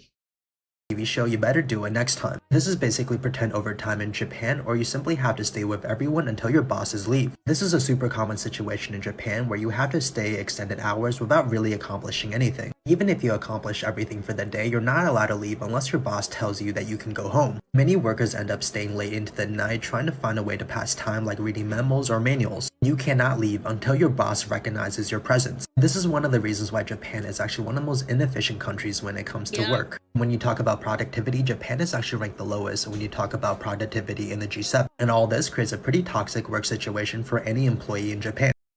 Yep, and they sleep on trains and pass out. It's so annoying. Why is it a thing? Because culture pressures. Yeah, it's very common in Japan. Yeah, they just kind of expect it out of you. That happens as well in South Korea, and I'm pretty sure as well in China. It's sad because, like, there's a lot of good things about Japan, but one of the biggest problems that people have is work culture.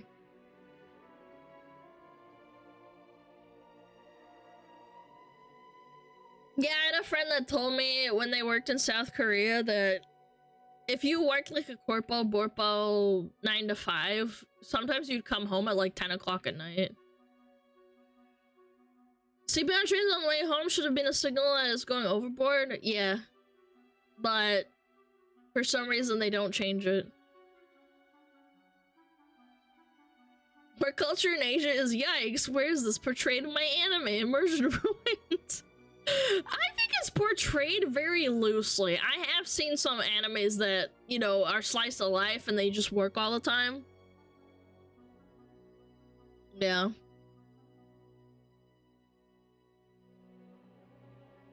Yeah, anyone watches a show, this show can't be real.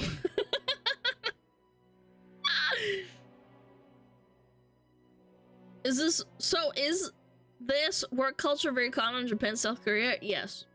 Yeah, it's very common. They have really low birth rates. Could Japan and Korea have one of the lowest birth rates in, like, the world? Lowest birth rates in the world list. 2020. Birth rate by country.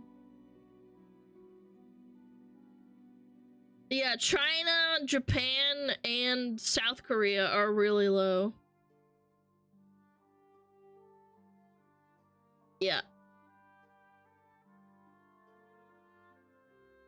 What are they, like 5? Yeah, it's 5 per 1,000 people. Yeah. Whereas in America, I think it's 15 to 20 per 1,000, which is okay. It's not great, but it's okay. Japan needs to be...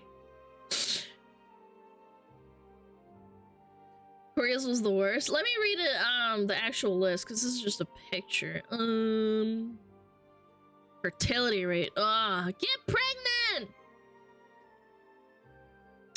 Lowest is Taiwan, South Korea, Singapore, Hong Kong. Yeah. Hong Kong is like number freaking 5. That's crazy. Number 4? Yeah. Which country has the highest? Angola, Congo, Mali, Benin, Chad, Uganda, Somalia, South Sudan. A lot of African countries. Afghanistan, Liberia, Papua New Guinea, Tajikistan, Pakistan. Yeah. It's expensive to raise a kid in Korea. Yeah, like I said, because everyone's working all the time in Korea and Japan, they have an insane amount of people that need daycare, and they upcharge people for the best daycare as well.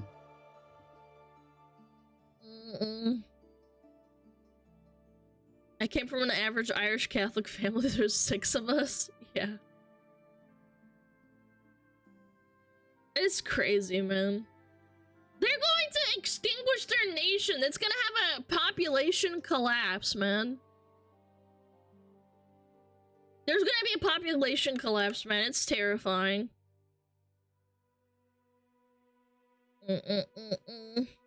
Yeah, massive generation gap. What is the average age in Japan? Like 49? They gotta wait for me to come. Problem solved. Ew. No! Okay, enough about that. I read that. I'm done with that. Okay, what's this? The way pet dog protected the child. Protect the child.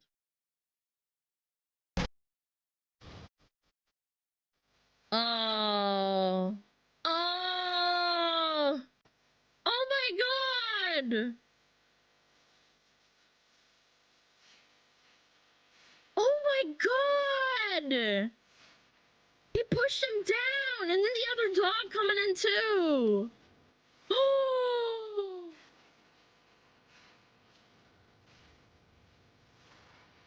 That's crazy, dog. What a good boy. Oh. Look at that dog push him down and immediately puts himself between the kid. That is crazy, dog. No, look, right here.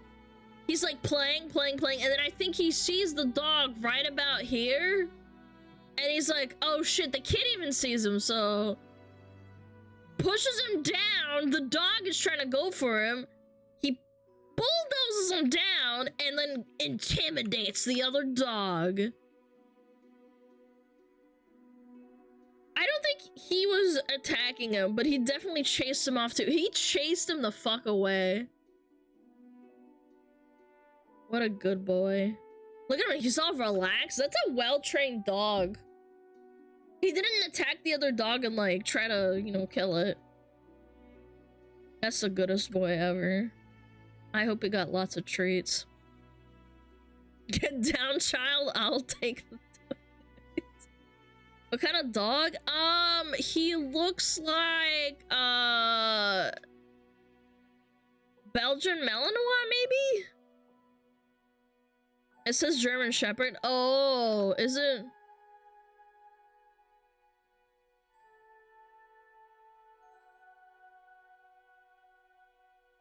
I didn't see where it said it. Yeah, it looks kind of like a massive... Oh, Tank the German Shepherd. Oh, yeah. It says German Shepherd. It kind of has the face, too. It's probably like a mix, but it's cute. Tank! That is a perfect name, man. That's a perfect name for a dog. Tank, the German Shepherd. He kind of is like a tank, huh, chat? Very cute.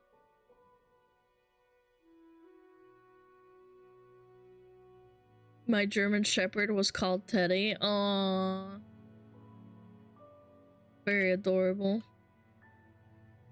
Yeah, I don't know if Juju would do the same for me. He's only 30 pounds, but he does bark a lot when there's like alarm. I don't know. I don't know if he'd protect me. He barks a lot when there's like people like outside. So I don't know.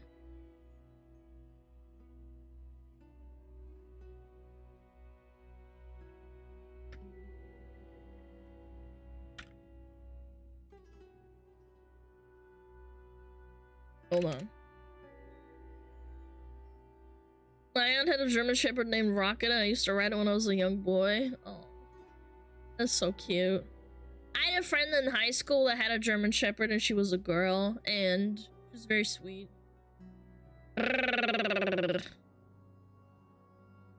Stuck behind fridge for 10 years. Ew, wait, what? What, you mean like you lived or you died there?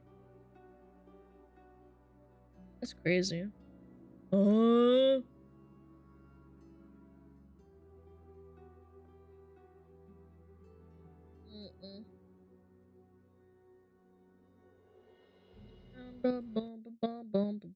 A man fell behind a large refrigerator unit at the supermarket where he worked in 2009. Now, he was seriously trapped, but his cries for help were drowned out by the noise of the coolers.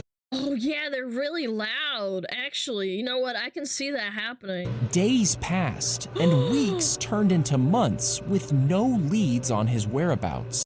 Ew! Imagine the smell! He's probably pissing and shitting himself in there. Upside down? Chat, that is actually one of the worst ways to pass, dude. It's also hot. Yeah, the hot air blowing out the back. How did they not smell him? Dude. Oh. It was 10 years later that contractors began working on the now abandoned supermarket. Wait, the fridge didn't break after 10 years with that corpse rotting behind it? You know, that brand of fridge is probably pretty solid, huh? As they moved the refrigerator unit, they found the man's remains wedged behind it. And all the rats probably ate his, like, insides and left, like, a clean little skeleton. Some customers said it smelled really bad, but Vince took care of most of the smell. Yeah, I imagine it smelled really, really, really bad. No friends or family questions whereabouts for 10 years? No shit, man, of course they did, but like where? Do you really think people would start searching behind the refrigerator? Some people disappear and they just never hear about them because they don't know where to look. How do the cameras not catch it? I don't know. Cameras? Guys, maybe he fell behind like a really awkward angle where they couldn't see. Probably thought the dead smell was a dead animal. Yeah, that happens all the time, like rats and stuff. The VA who voiced Misty and Jesse passed away, sad day. Yeah, I used to love watching Pokemon when I was a little kid. Why would the camera angle catch behind a fridge? Well, the question remains, it's like, someone probably told them to go stock stuff and then they never, like, looked into it, I guess. You just want to look at the camera, could have caught it and never noticed. They probably just didn't investigate into it, to be honest.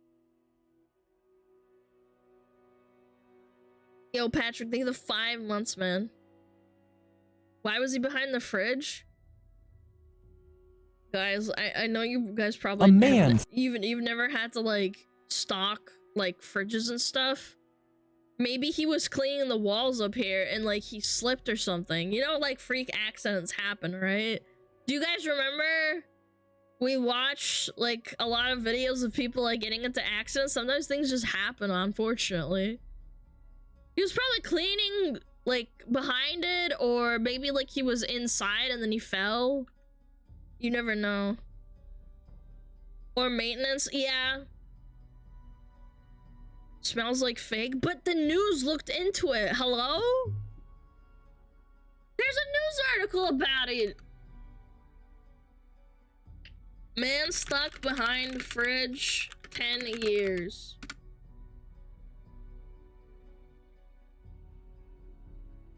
Nobody could ever hear him. Body discovered. Yeah, it's real. Thanks to DNA testing. It was Larry L. Murillo Moncada. He's been missing since 2009. That means he's been dead in the store for 7 years while it was still open, and a further 3 after it's closed down for good. That's crazy, dude.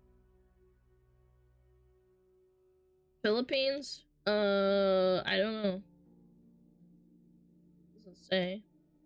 Oh, it's Iowa. In Iowa. Nothing ever happens in Iowa, man. I don't know what to spell it. You guys are asking the wrong questions. Why is nobody investigating where he worked? 2009. Why didn't he call them on his phone to help? Holy fuck. Some chatters are actually unironically cooked. Yeah, let me just call while I'm stuck in this position. Yeah, let me just pull out my phone like that. Yeah. That's really smart. Also, not everyone had a phone in 2009. I'm pretty sure my dad had one. That was it. People had phones in 2009, but like, it wasn't very common.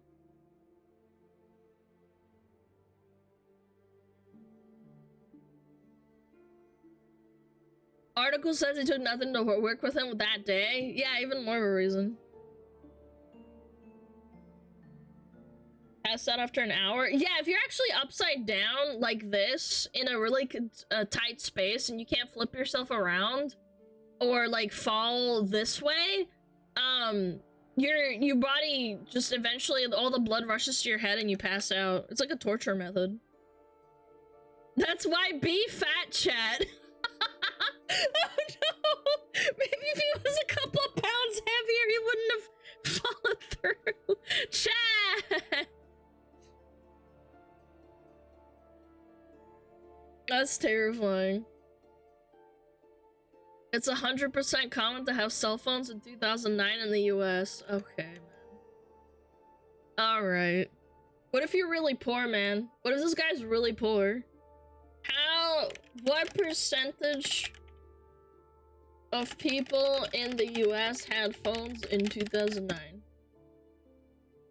Smartphone users in the United States 2009 for 2040. In 2009, 61.49 million. How many people lived in the US in 2009? 306.8 million. So what's the percentage of that? Someone do the math.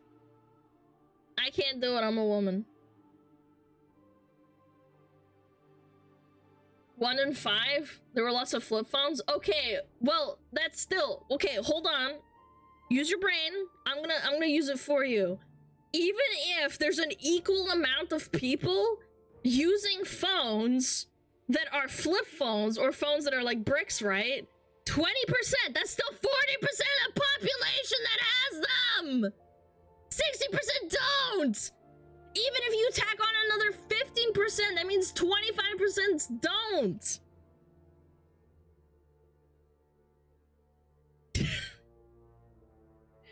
Yeah, I am getting one guide. I don't know. It just impresses me when people can't use their brain to, like, figure things out.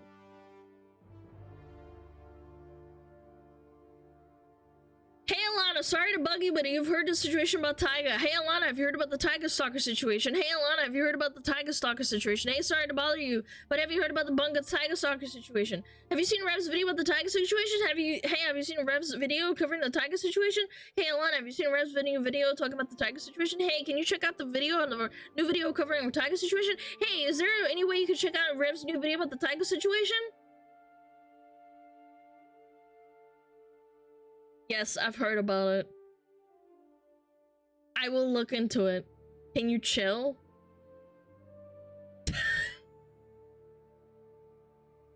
So Alana, did you? Yes, I heard about it! Show the logs. I don't believe you. He did not type that much. Oh my god. Okay. 1 second.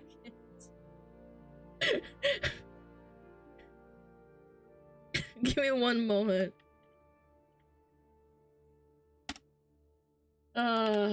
Jesus Christ. Some people, man. They just don't know when to quit. 2 minutes, 1 minute, 3 minutes, 4 minutes, 2 minutes, 2 minutes, 2 minutes, 3 minutes. An average of 2.5 minutes where you're typing about a situation that I probably already know about. Hey Tyga, sorry to bother you, but have you heard about the Alana situation? No! He really wants to know. Maybe if I already talked about it, could you also check the fucking VOD? I know it's crazy. Just want to make sure you knew. I do know. I do know. Ads. Perfect. Perfecto. Hey Asmund, sorry to bug you, but have you heard about the Mr. Beast situation? I know, it's literally the same thing. People just like, hey, have you heard about the Mr. Beast situation? It's like, I have made 5 videos about it! How do I not know about it? Hey Alana, did you hear about the guy who fell behind the fridge and wasn't found for 10 years? No man, never heard about it. Never.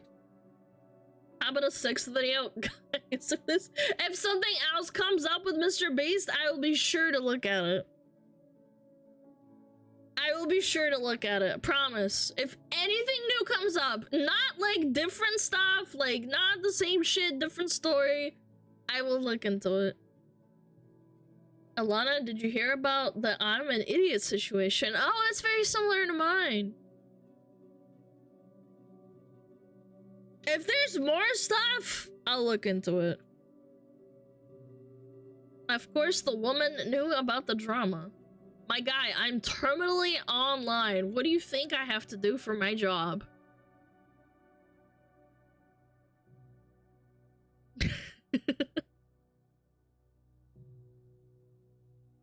Sorry for my last message, I butt typed.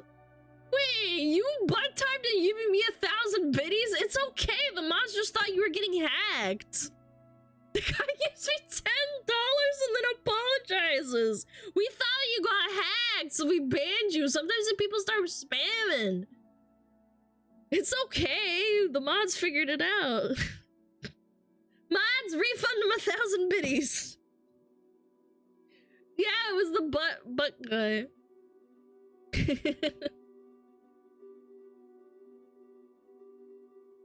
New Olm emotes. Yes, TV broke the arrow. Chat. Guys, have you heard about the GG sub situation?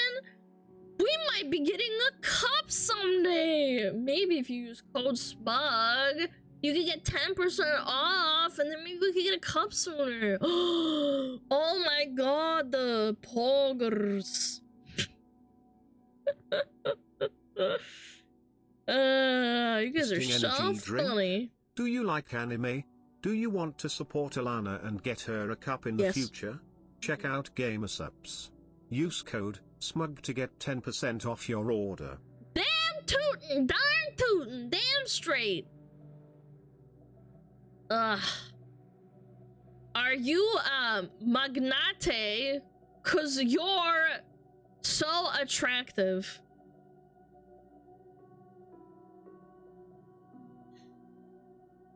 Magnate is so fucking strong. Magnate is actually so strong. What's a magnate? I don't know, but it's magnate. Someone call X-Men. We have Dr. Magnate.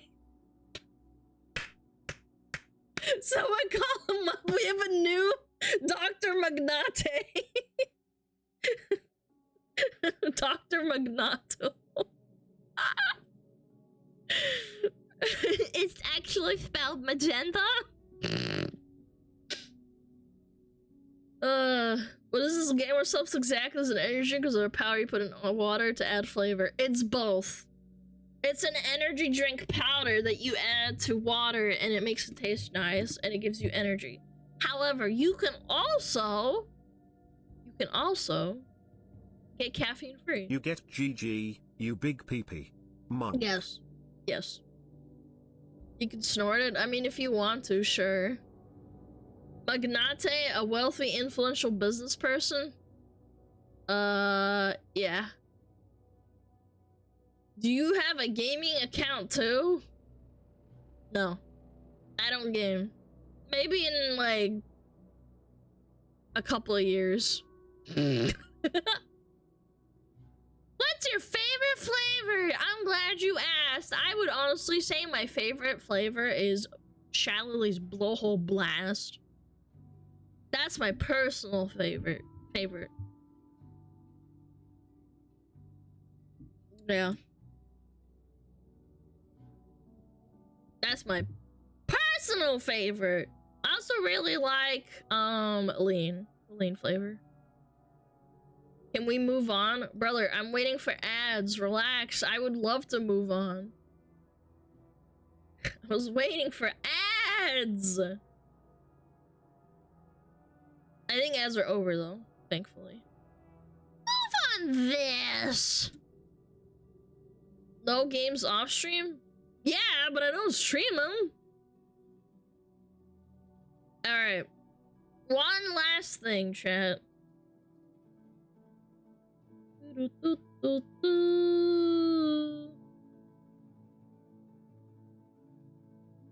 Why is it auto scroll down? It's so annoying.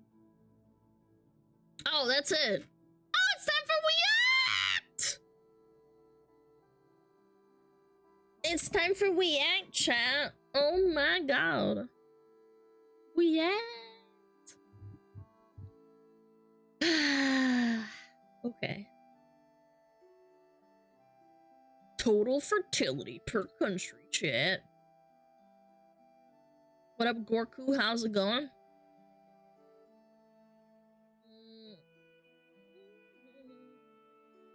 Ooh. However, we could look at something else by Mr. Rev. A lot of streams is constantly woke at your deficit. Sounds like a skill issue.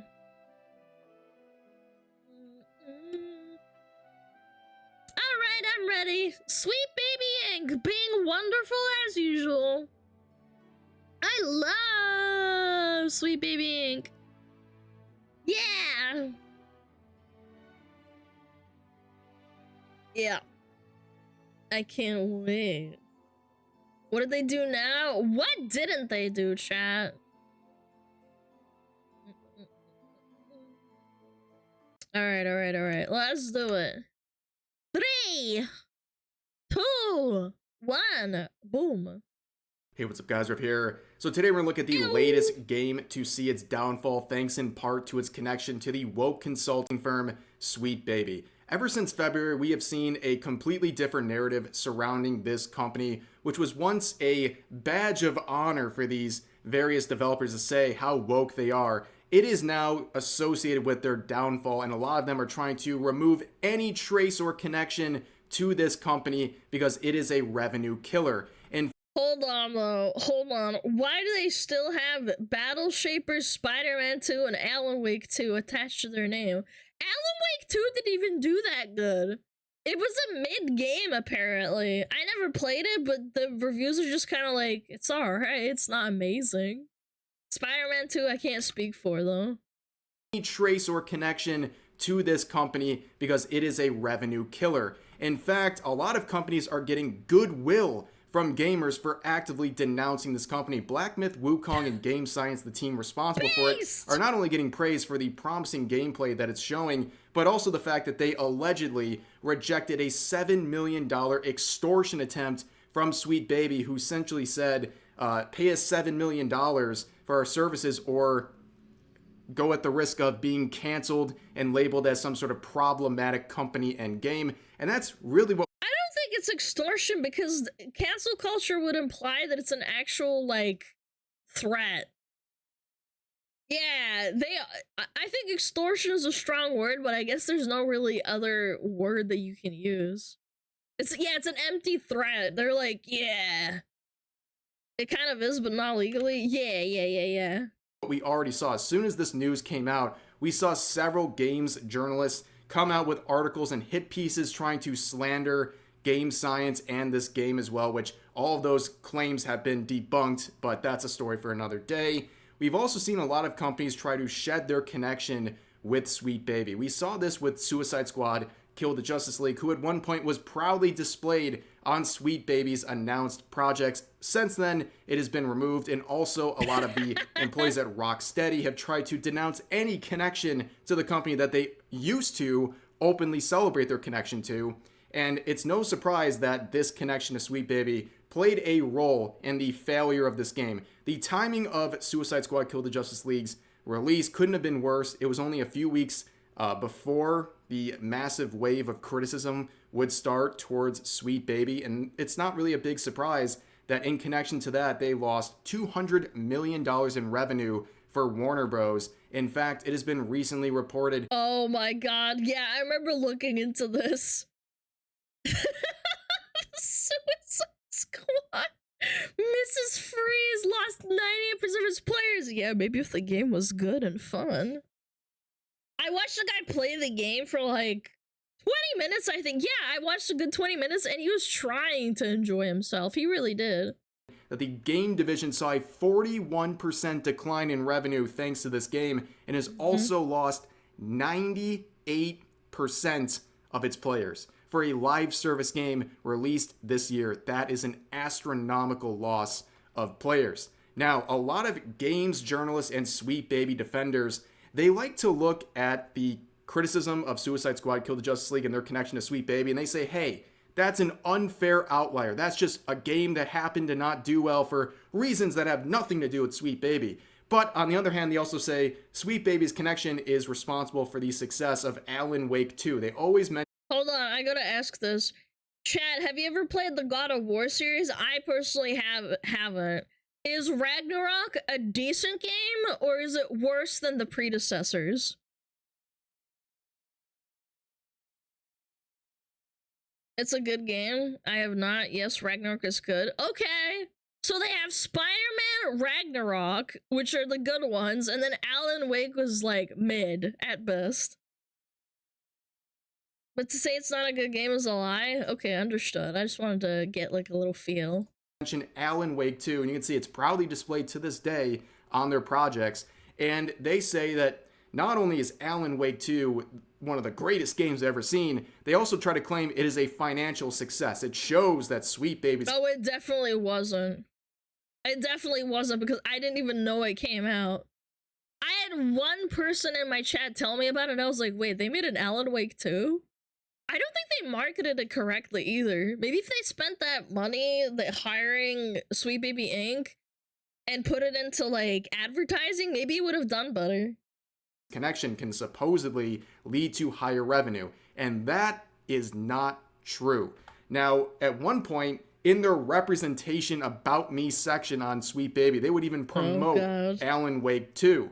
However, after the big push against Sweet Baby started in February, you would see people at Alan Wake 2 start to panic. You can see the lead developer here trying to say that it's not true that Sweet Baby had this close connection to the development of this game and also some of the changes made to its characters. But just like anyone else trying to denounce their connection to Sweet Baby, this lead developer lied. And they were caught in a lie where basically, formally, they proudly announced that the CEO of Sweet Baby Inc. had a big influence on the game and some of the changes made to its characters that people have defined as woke and some DEI nonsense. And also, a few days after that, I guess the company was really starting to panic because they then lowered the official minimum system requirements for the game to run on PC, hoping to get new people in. Because ironically, this game actually got off to a really good start, but as soon as February hit, when the anti-Sweet Baby narrative really kicked up, their sales have gone through the toilet. And as you can see, this user That's kind of a shame. Because the game itself was probably okay. Like, why did they have to, like, shoot themselves in the foot and ruin it? Again, Alan Wake is a relatively well-known franchise. Yeah, it's not bad. It was just alright. Collected an exhaustive list of some of the bots that were being used to promote this new minimum system requirement reduction for this game. You can just read some of these. It is ChatGPT levels of nonsense here. It's obviously the product of botting and likely someone involved in the production of this game. And they all have blue check marks. That's a telltale sign of botting, by the way. I'm excited to do minimum PC requirements. Finally, my ancient potato PC. My old PC and join in on the Alan Wake 2 fun. This is crazy. And they all have no life. Finally, my old clunky computer. Oh my god, my toaster can handle Alan Wake 2. Time to dust off the old gaming rig. No, you don't say this. This is not how humans talk, man. Was trying to promote it through these tweets, and again, they got caught doing this, and it looks really bad. And as it turns out, Alan Wake 2 was not the financial success all of the supporters of Sweet Baby have been trying to claim. In fact, it is a disaster. This was reported only a few days ago by Remedy, the company responsible for Alan Wake 2. Apparently, to this day, they still have not generated enough revenue to start collecting royalties. That is really bad.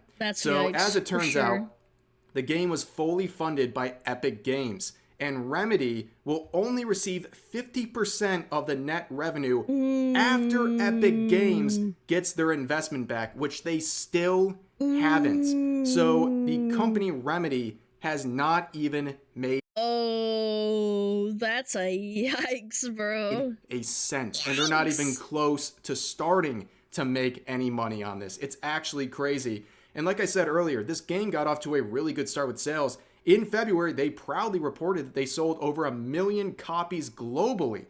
But since then, they have not announced any further sales, and I think that's because they've been really bad. Their connection to Sweet Baby really shot them in the foot, and ever since then, ever since the big push against Sweet Baby, it's affected their bottom line. They're kind of stuck with their connection to Sweet Baby at this point because it's so obvious, and they're still proudly displayed on the Sweet Baby official site. Yeah, that actually is really unfair on their part. Yeah, I did not hear bad things in terms of like story or like, you know, forced DEI rule sets that they tried to implement that they usually do with Sweet Baby. I think that's a bit of a shame. Now, moving on from that game, now any sequel after that is not gonna happen because of this.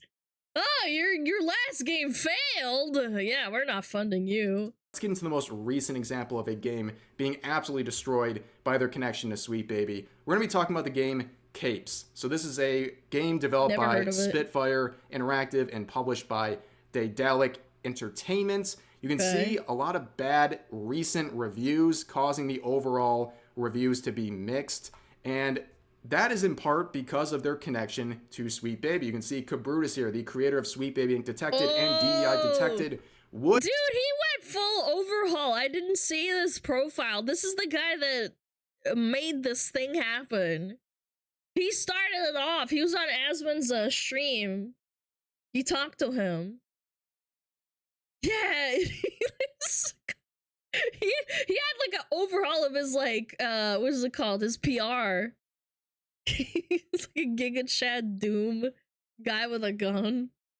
Sweet Baby. You can see Cabrutus here, the creator of Sweet Baby Detected and DEI Detected, would add Capes to their list.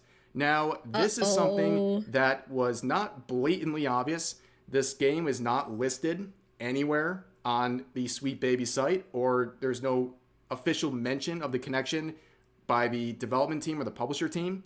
However, as discovered by some users, in the credits for this game, you will discover that they have consultants. Why do you need 1, 2, 3, 4, 5, 6, 12 consultants?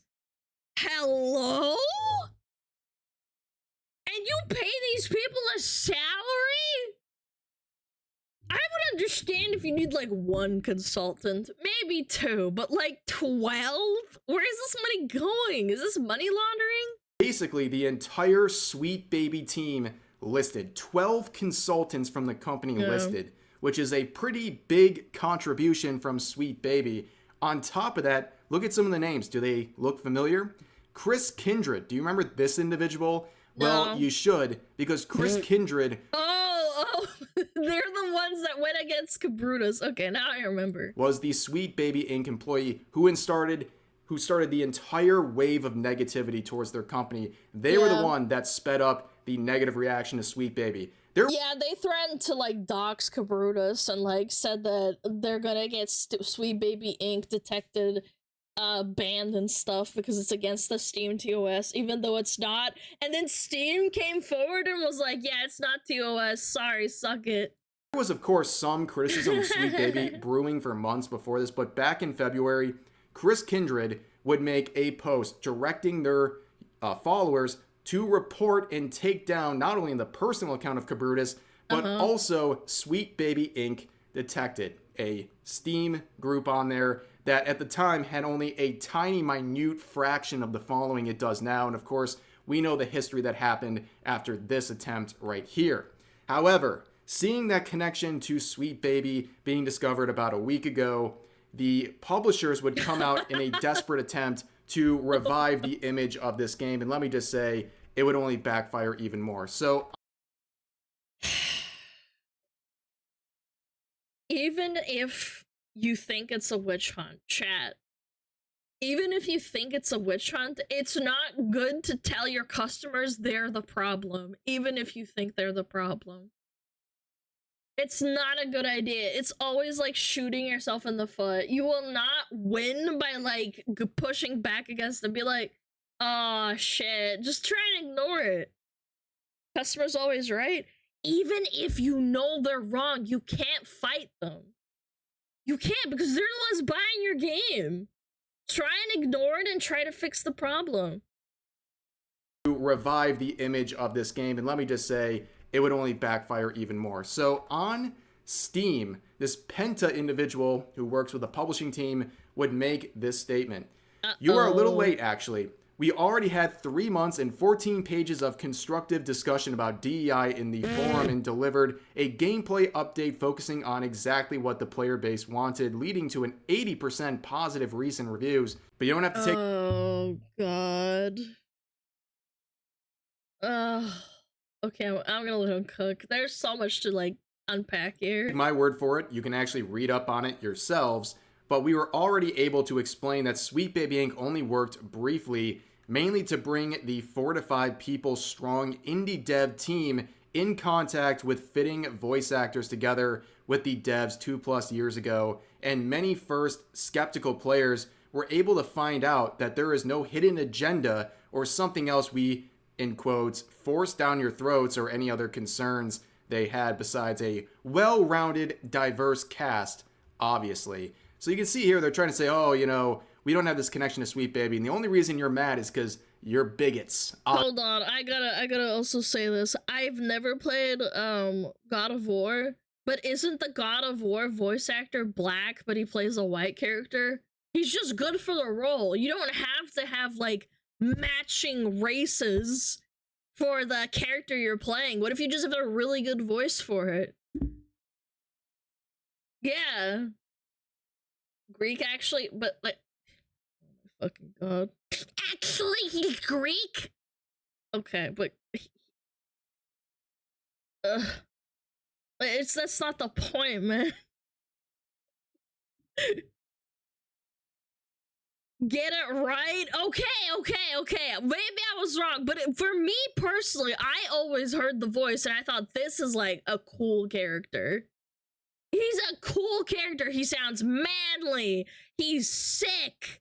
He's so cool. He's strong.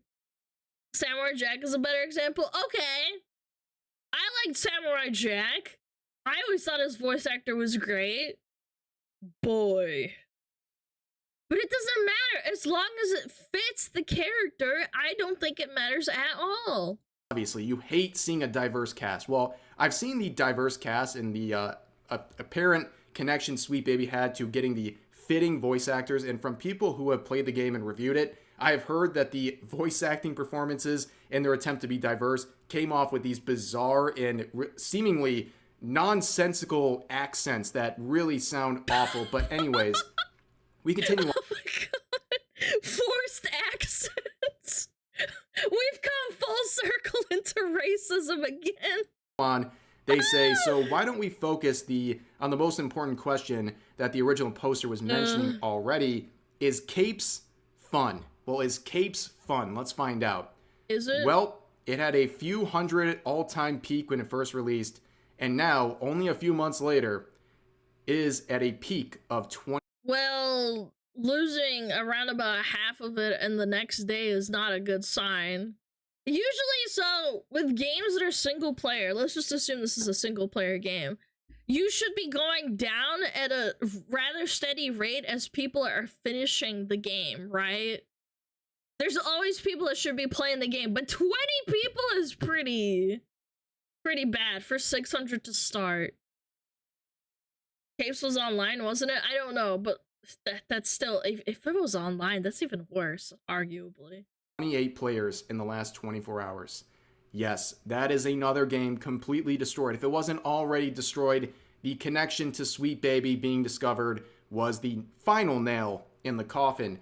Now, seeing the reaction to that and more people raising awareness about their connection to Sweet Baby, this publisher would come back and add more, saying, why are 12 people listed, the Sweet Baby in the credits, when they didn't do more work on the game than connecting with VAs? It's an industry norm. I mean, it is. I think that if you helped in some way, even if it's not actually helping, in my opinion, you should be credited for doing work. I think this is a bit of a, like, what is it called? A stretch, I guess.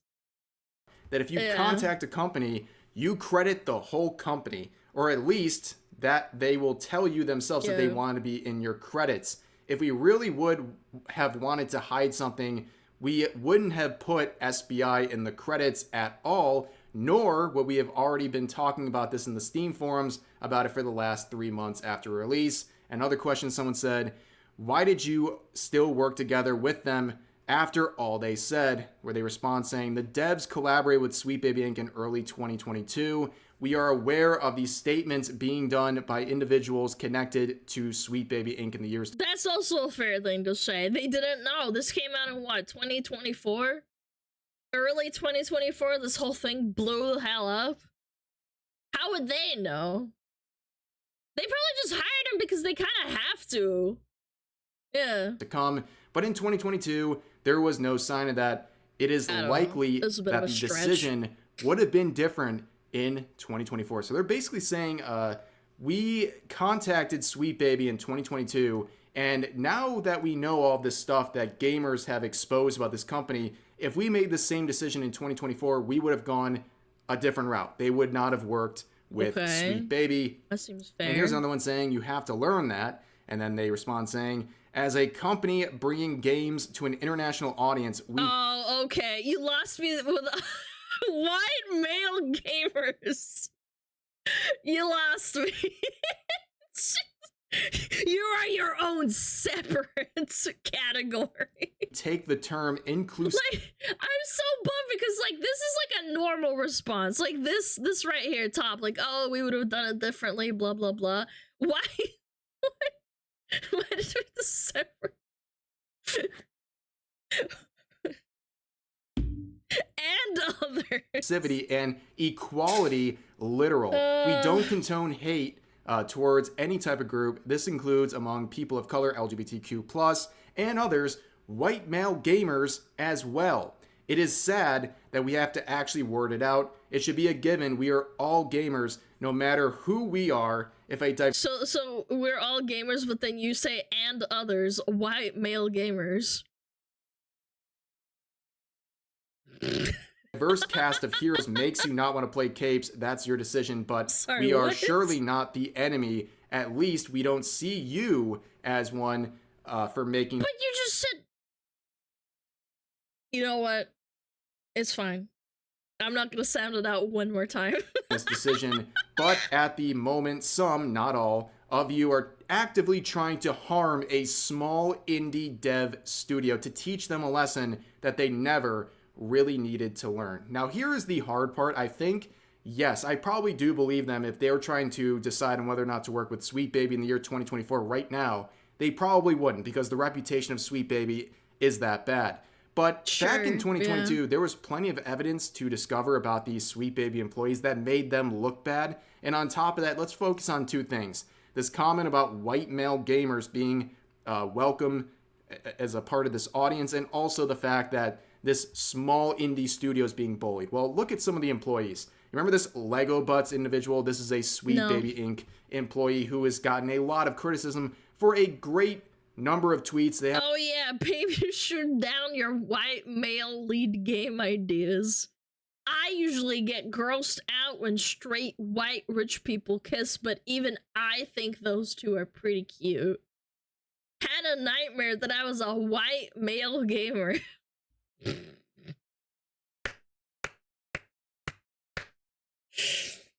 Yeah. Have a whole compilation of them saying all these disparaging things about white male gamers in particular, and on top of that, they seem like they don't really discriminate with some of their racist tweets, and making it even oh my god, I got jump scared. Worse. Lego Butts for many years has openly shared their responsibility for DDoSing a charity event led by Mark Kern that was trying to promote female indie devs. Yep, you heard it here first. This guy hates minorities and women. So I don't want to hear about the bullying here. You hired someone who has openly tried to sabotage events that were intended to help female devs. Like, it's ridiculous. You should have done more research on these people. You didn't. And it was all there. All this stuff was publicly available a long time ago, many years ago, especially the disparaging tweets that we just looked at. Those have been up for many years before 2022, and there's really no excuse for not looking into these people who I'm sure you paid a lot of money for their consulting services. And in wake of this post, a lot of people have been critical of it, asking further questions, but as we can see here, anyone asking questions and trying to have a further discussion are getting banned on Steam. Once again, we are witnessing the dangerous connection Sweet Baby can have to the people who worked with them. Unfortunately, if a dev decides to ban you from the forums, it's not up to Steam because it's their discussion forum. Yeah, unless they're like actually attacking them like verbally, they can ban you from the forums. Even if there's no like actual reason for it. I think, like I said, for many years it was a badge of honor. You could say I did all my DEI steps as a company. But now people know the truth about this company and the devastating effect they have on not only the games they work with, but just reputationally. Everything surrounding them is related to toxicity among their employees. And now even some developers are begrudgingly realizing, yeah, this really hurts my bottom line. And it seems like everything they touch gets bad treatment. Gamers don't want anything to do with them. And now we're seeing people scramble, and it's good to see companies that are rejecting them, like Game Science, getting rewarded for shutting down Sweet Baby. But for now, that's going to do it for this video. As always, I appreciate you guys listening. Feel free to share your thoughts about today's topics in the comment section down below, and I'll see you guys next time. I'm just flabbergasted. I don't understand how people can like try to make money off of like an industry, but then be so condescending towards the people that buy their product. Yeah. I don't understand it. Like this whole like we welcome white male gamers. It's like, well, you complain that you're that's the funny thing that I wanted to talk about. You talk about how your game did poorly, but then you have this condescending attitude because you are alienating your largest audience by being condescending and like passive-aggressive towards them. Like, sorry, hate to break it to you, you're not gonna make money And your video game's not gonna do well, or your product. Yeah, you're a bigot? Do you want to buy my game? Chat, imagine I call you names constantly throughout the stream. Would you still watch it?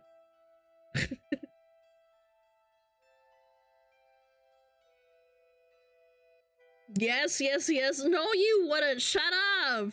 No, you don't. Shut up. Some would go into that for sure. Bye, Earl. Bye. Some people are into that kind of thing. Oh my god. You guys know exactly what I mean, man. Call me a slur. Don't play League of Legends, man. I'm not gonna do it for you, man. Don't you already do that, guys? Come on. My power level has never been revealed on stream. SmugAlana ASMR roasting. I would rather put a bullet in my mouth.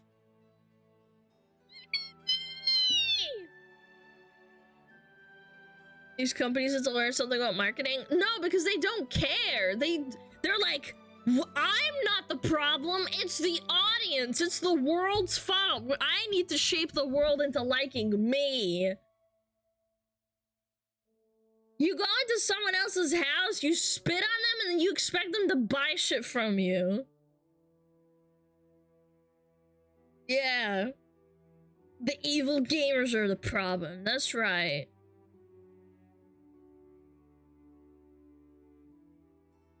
Yeah, it's the children who are wrong. Where's the audience? I alienated all of them. What's going on? I don't get it. Yes, the white gameroids.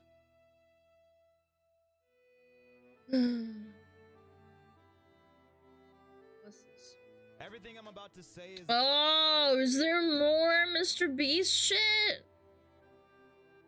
Alright, I'd like to see this. Alana, can you insult us and spit on chat? No, I don't think I will.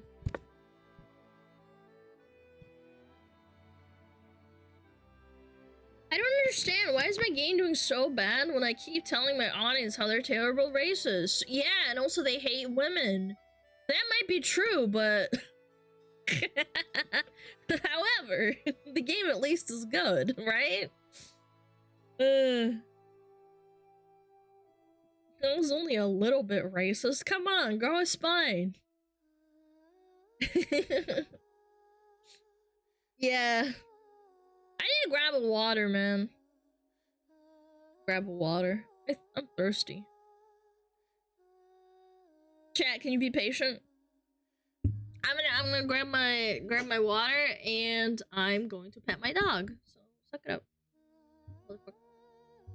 Be back.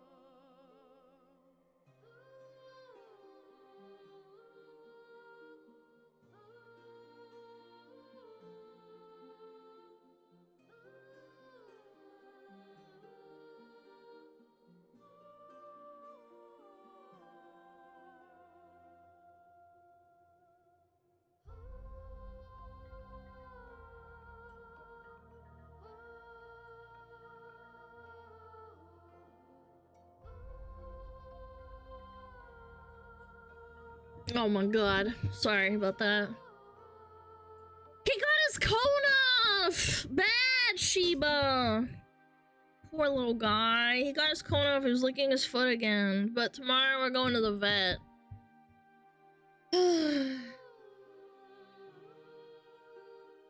Doggo stream when? Probably never. I'm a very private person. You guys can look at pictures in Discord. What kind of dog? A Shiba. Rip his nuts? Bro, he's not going in for like a ball cutoff surgery. I'm gonna go and do his yearly checkup and also find out why he's so itchy. Yeah.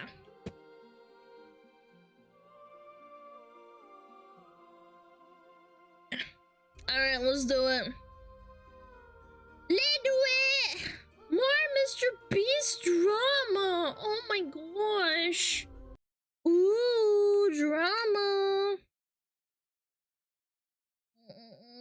What color? He is a standard orange Shiba. Mr. Beast? Oh my gosh. Alright. 3, 2, 1. Boom. Everything I'm about to say is 100% true, and if at any point I say anything that may be controversial, suspect, or too good to be true, and I don't have the evidence to back it up, then call me a liar, but I guarantee you that won't happen. Ever since I was a young kid, I always wanted to be famous, and it wasn't until in 2018 of November that I knew that I wanted to be a YouTuber. Sadly, it took me 4 years to realize that I actually suck. I'm really bad. I'm super cringe, and don't worry, because I am aware of this.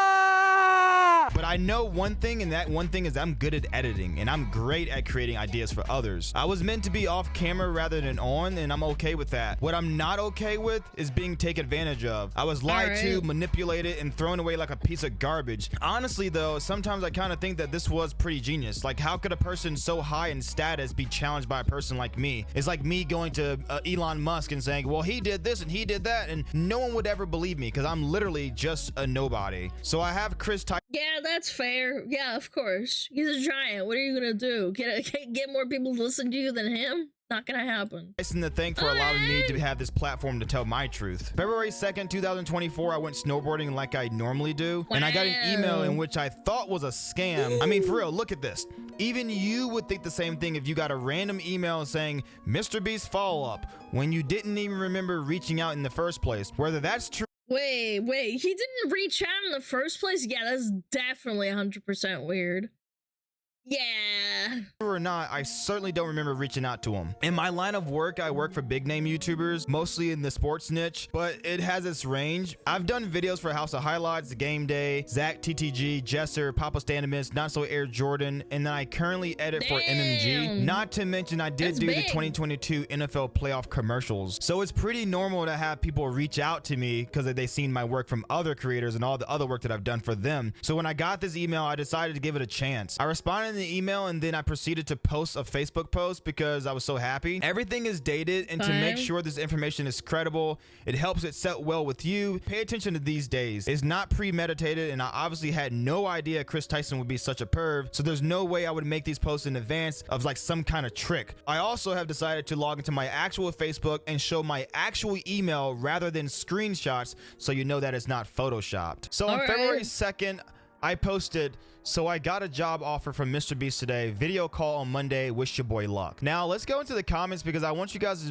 to be definitively sure that I didn't just make this post 26 weeks ago. All this is 26 weeks ago, and it would take a whole bunch of time to just make up all these fake people and then to go on their get to the point, Yapparoni. Come on, man. Then to go in their profile and see that they're friends with the same people I'm friends with, having what 62 mutual friends, and then going, you know, it's a little bit too much here, right? So none of these are faked at all. This is my actual Facebook page. So that's the post I made on February 2nd. Now I will go to my email, but for now I really do want you yap too. Yeah, but I'm not yapping in a video that I can edit and, you know, trying to prove something to people on the internet. I just yap to yap. to show you the post on Facebook so I don't have to keep going back and forth. So in a nutshell, before we get into all the details, Mr. Beast gave me a fake job, flew me out there to work. I worked my butt off, took all my ideas, sent me home, and told me there wasn't a job Okay, but that sounds like it sucks. Yeah. Available, and then proceeded to not only do that, but then to take my ideas still and then make a video. So that's what we're going to be covering here. I mean, we're talking about a billionaire here. If you know who Mr. Beast is, you know exactly what we're talking about. And I can hang up my editing tool set, whatever you want to call it, dude. All that stuff. I'm not even going to be editing for the guy. I'm going to be using my mata. I'm going to be making ideas for him to make videos. I swear to God, that's what my job is. It's not editing. And that's what I got from our meetings was, you know, Mr. B. Hold on. My phone isn't charging. Oh. Ow. Ow, I banged my head. That hurt. Is it charging now? Yeah, it's charging. Fine. Okay, sorry. Yeah, it was a loose cord. My bad. It's important. I have to. It was a loose cord. I have to plug it in. All right. Once again. 3, 2, 1. Boom. Jimmy, he passes me a piece of paper that says, I blew up the world's most expensive tanks or something. And he gives me a thumbnail that has a picture of him blowing up a tank. And it's my job to make a video out of that. So that was February 8th. On February 13th is when I went to the airport. The post says, years of hard work has led me to this. My heart is pounding out of my chest. And okay, he's clearly excited. I'd be excited too if I had a big name to like go to work for or have the potential to work for. I'm following. As you can see, I'm flying to Raleigh-Durham, North Carolina. And after that, take a very quick look at what I posted afterwards. February 26th, nothing about Mr. Beast. April 19th, nothing about Mr. Beast. April 25th, May 3rd, May 9th, May 19th, nothing about Mr. Beast.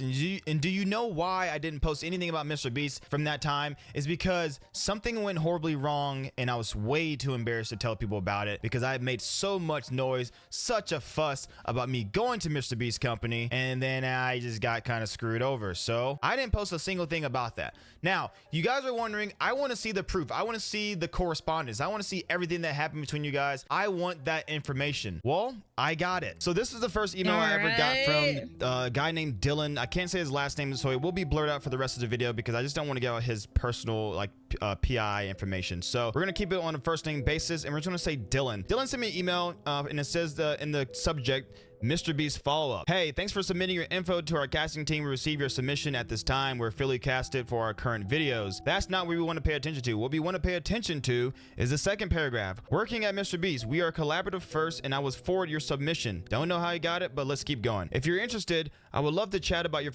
potential full-time or contract role work on Mr. Beast's creative team. February 2nd, 2024, that he sent me the email. I'm gonna be honest, this could have been just the start of the video and I wouldn't have had to listen to 5 minutes of yapping about Facebook. It was February 3rd, 2024 that I responded to the email. I wanted to make sure after I made the post, I was like, oh crap, this actually might be a scam. Let me go back and do some research. And then the next day I was like, you know what? I feel good about this. I don't have to delete my post. So I was able to go ahead and reply to him confidently. Now this email here is my very first, I guess, direct exploration call, whatever. Basically, me being able to meet them for the very first time, like I said on my Facebook and like I said before in the email, Monday, February 5th, 2024. My second call was not only with Dylan, but now it has Dylan, Hoodie, and someone named Kara, which I have never met. I've never once met Kara, so you won't hear anything about a Kara in this video. And this took place on Wednesday, February 7th, 2024 at 2:30 p.m. to 3 p.m. Eastern Standard Time. That was the second call. For another email also on February 7th, 2024, this was directly right after the call I had with Hoodie, Dylan, and Kara. And within that conversation, they basically told me that I needed to make a prompt. And when I say prompt, let me just read the email. Hello, Ty. We would like for you to come in for a vibe check. Vibe check means you come in for a few days to see if you're good, see if you're a good worker, see, you know, people are not going to be annoyed by you, and see if they can move further on with the hiring process. If possible, we'd like for you to come in for 3. Holy smokes, he puts bleach filler to shame, man. Holy smokes. I cannot. Woo! FYI, there's a drama alert. I know. Twitter post where apparently Mr. Beast's team reached out to them about this guy's video. There's a tweet. Okay, let me see. More Mr. Beast allegations. A small YouTuber came out claiming Mr. Beast took his ideas and was never paid. He shows alleged receipts of him flying out to work, footage inside Beast HQ, but never shows evidence that they agreed to pay him. Okay. Yeah, we're watching it right now. Scroll down. Oh, you didn't say scroll down! Mr. Beast team reached out to Drama Alert. Huge proof we worked on that idea and thumbnail in 2023. He definitely didn't come up with it, as the idea has been floating around for 3 years since Fall Guys came out. Yeah, I don't know. It's possible. It's possible. Again, I don't really trust Drama Alert that much, but I mean, these are screenshots at least. Yeah, it's easy to fake Discord messages, but still. Yeah, it could be a cloud chaser. No, just let him cook, man. Just let him cook. Let him cook.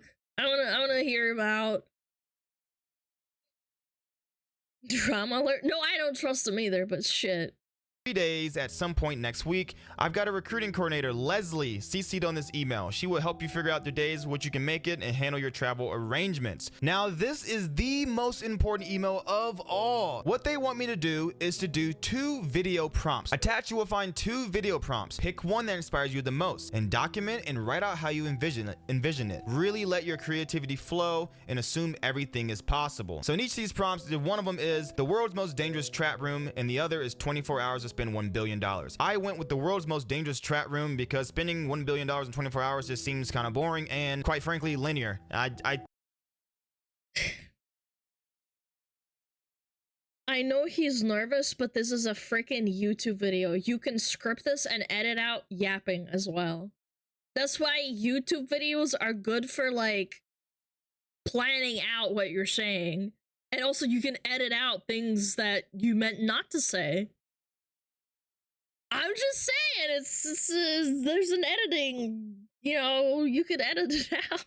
I think I have more creativeness than that. That's just not something I want to do. And then, like we mentioned before, this is Leslie sending me an email. Thanks, Ty. Are you able to fly in on Tuesday, be on office Wednesday through Friday, and fly back out on Saturday morning? Of course, I said yes, and she gave me all my travel info. So now we're going to get into like the more just deep in the details here. So like I said, if I don't show proof, don't assume that I'm telling the truth.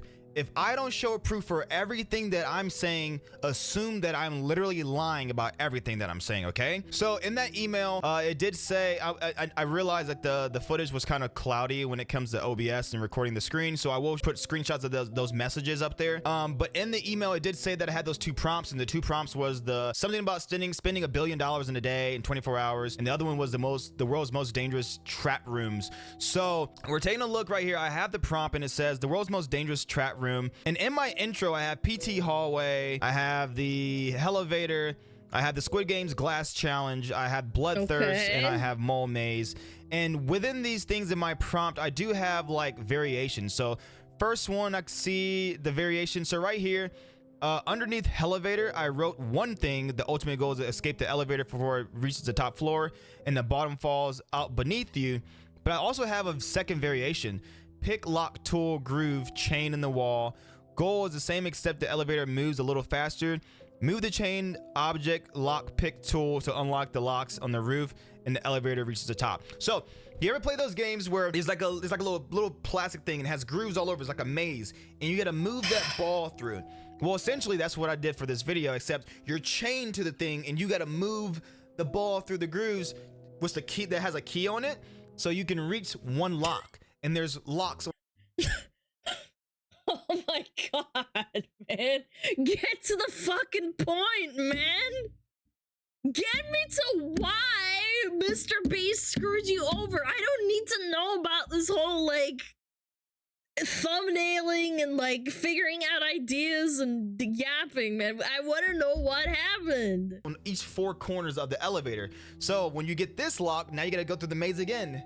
And now you got to go and take this lock out. and like that, so you can escape the elevator. If you don't, the whole thing just plummets to the ground. I thought that was a pretty dope idea, right? So I did that, but I also made 2 of them because I wanted to make a variation of it. So also here in Squid Games, that was another thing. I made a different variation of what was already done, and I did that. That was part of my pitch. Now, will this keep going down, because I think it's somewhere around, it's the Squid Games one right here. In the second variation of the Squid Games, I say Mario style floating obstacle course. Instead of using floating blocks, which is impossible, we will use floating wreck. Okay, Mario style, understand. Hoisted by 4 cranes.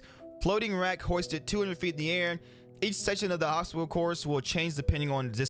Instead of using floating blocks, which is impossible, we use a floating rack hosted by 4 cranes.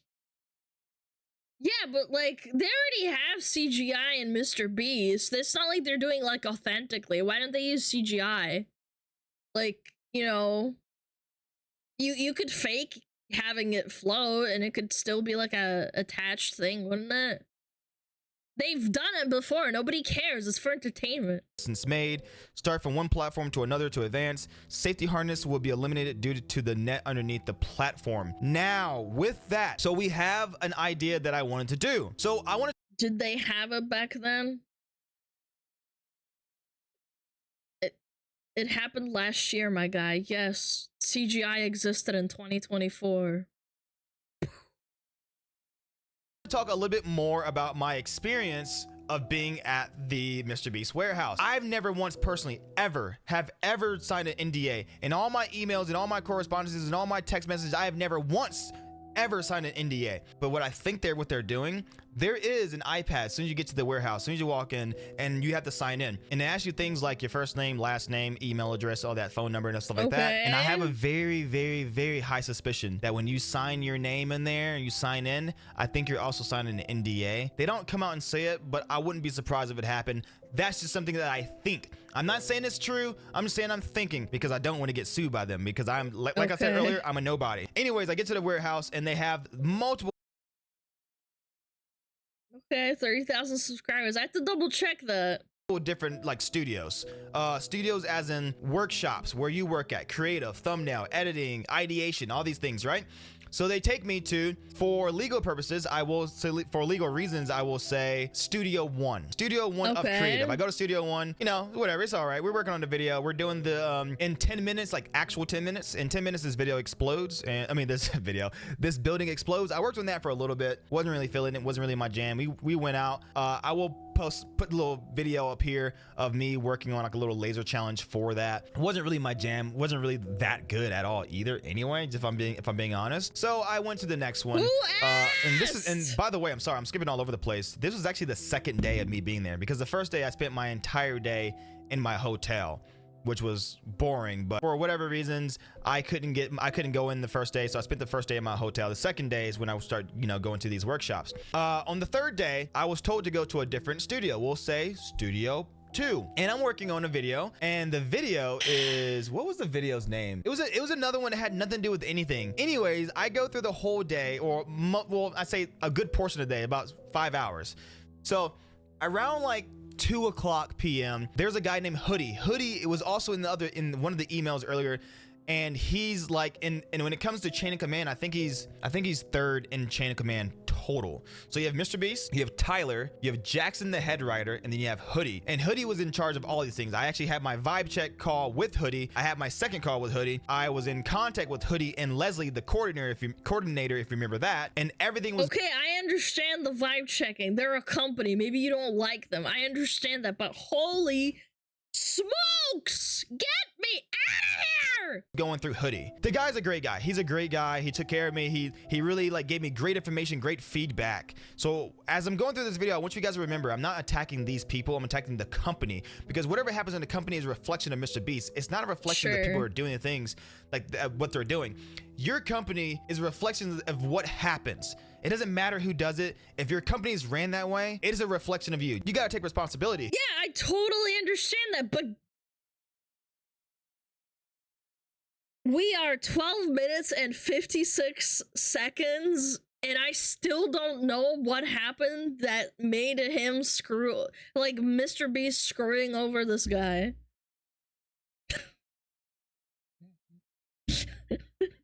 This video is an escape room. Let me out, chat, help. Here. So I do my pitch, and Hoodie says, you know what? I want you to go shadow some people for the rest of the day. I want you to go work with this team and see how you can contribute to them. So let's break down the positions in the Mr. Beast company. You have C1. C1 is the head person of that department. So if you're in creative, you're C1. So creative, studio 1, C1. So there's creative studio 2, there's a C1 for that. Creative studio 3, there's a C1 for that. Then ideation, studio 1, C1. Ideation, studio 2, same thing. They're just levels. They're just like the head honcho of that. Oh my fucking god. Did someone say Asmund reacted to this? How did Asmund sit through this shit, man? How? He did? Oh my god, bro. How? Of that department. And then within that, you also have a C2 and a C3. I assume C2 is like the person who are in between, and I know C3 is like the bitch of the company. They just write notes. They don't do anything. They just write notes. Whatever is said, they take notes. They take minutes and they write everything. They're like the grunts of that this department. Guy I went needs to to be in new room that Hoodie Congress. told me to I go to, swear and there God. was 3 positions. Well, there was 2 positions at the time. I don't even know where the third one's at. There was only a C3 and then a C2. I mean a C1. The C1's name was C. The C3, I mean, I talked to him for like 30 seconds. I don't know what his name was. And we were working on a video. We're working on a video called The World's Most Dangerous Obstacle Course. Now we are getting to the part where you finally can... This makes me think this guy's being really disingenuous because he yapped for 14 minutes and now we're finally getting to what the video is about. Mamma mia, man! It makes him sound so disingenuous. Okay, we're finally here. 14 minutes out of 23. I understand why I'm so mad, so upset that I got scammed. I got absolutely scammed by the biggest YouTuber in the entire world. This is where you're gonna find out why I was upset. Now it's gonna come full circle. I'm gonna have to tell you everything. We're working on the video, World's Most Dangerous Obstacle Course, and I want to show some videos and proof of what I did. From here on out, I'm gonna start speaking more theoretically so I don't get sued. So there may or may not have walls in the Mr. Beast studio where they're all dry erase marker where you can just write anything. So if you have an idea, you're like, oh crap, I don't want to forget it, right on the wall. This is a picture of my pitch that I wrote. So you see right here, you get really close. Bloodthirst. Let's see. Elevator. Let's even get close. Glass challenge right here. Okay, hold on, but how do you know that this is like him writing it and it was at the Mr. Beast studio? How do you know that? I don't see Mr. Beast or like his friends standing in front of the wall or talking with them. Like at least have that. Yeah, trust me. PT hallway, sound familiar? It's my prompt. So this is what I pitched to Hoodie. This is what I pitched to Hoodie. And I didn't put my variations in there. I just put the ones that I wanted. And I verbally said my variations just in case they didn't like my original ones. This is the world's most dangerous obstacle course. So C1 has been working on this with me and the other guy, I don't know his name, and we're working on, like, as you can see, the intro, the hook, the money mechanic. Right here, we're looking at, this is the most important part, it's just rooms. When I saw rooms, when we were brainstorming rooms, I'm like, dang, okay, rooms. I just did a prompt on the world's dangerous trap rooms. This is perfect. I can do this. It doesn't exactly follow the obstacle course, so I can kind of use my room idea with this. The fucking point, please. For the love of God, man. No one cares. I mean, if you look at all these ideas, whatever, it doesn't matter. The one thing that I'm looking at the most is all the way at the bottom. It looked like it says Marlo, but it says Mario. Mario is was my idea. I'm inspired by Mario because my kids love the Mario movie. They loved it so much they named my dog Mario. Hold on. Mario!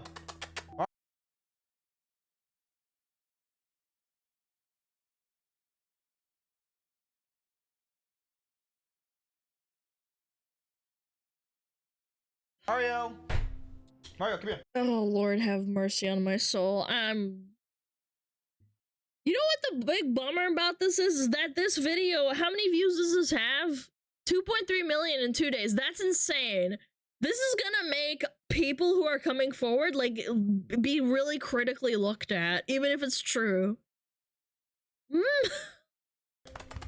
Good boy. This is Mario, my dog. Living proof that my kids named my dog Mario because they love the movie Mario so much. Who the frick cares? So I was inspired by that, and I think I put that in my prompt as well. If anyone's ever seen Mario, they have the floating blocks, and I wanted to see how I can make an obstacle course with those floating blocks. I thought about it, and I thought about it, and I thought about it, and I realized. Okay, but obstacle courses and blocks have existed before Mario. Like, there were games that came out before Mario that were platformers. I know that for a fact, but okay. It's just impossible to make floating blocks in the air. I don't know how you would do it. Logistically, it's just not going to work, and physically, I don't think it would work either. So I came up with the idea. Green screen it, man. They already fake their videos in that way for entertainment. Who cares? Are we sure this guy's an editor? Like, he's not really thinking about how you could, like, edit it in a way. Did we really get hit by ads? Oh, Jesus. Sorry, chat. Damn, chat, do you believe this guy? Press 1 if you believe him, 2 if you don't. 2,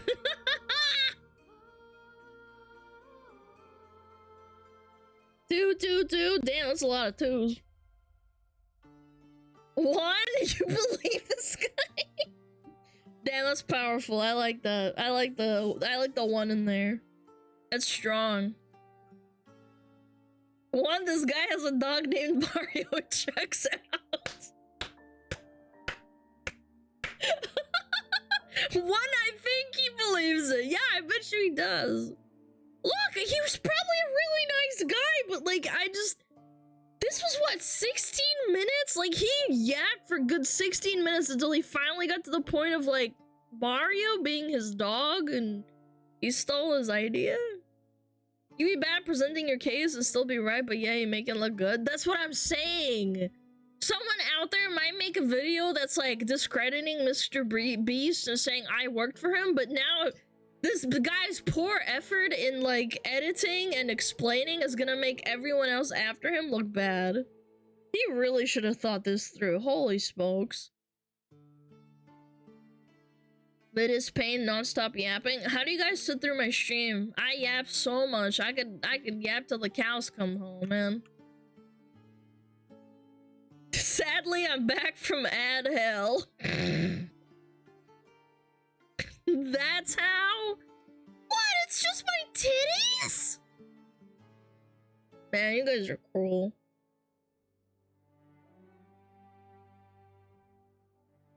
Female yapping is better than male yapping?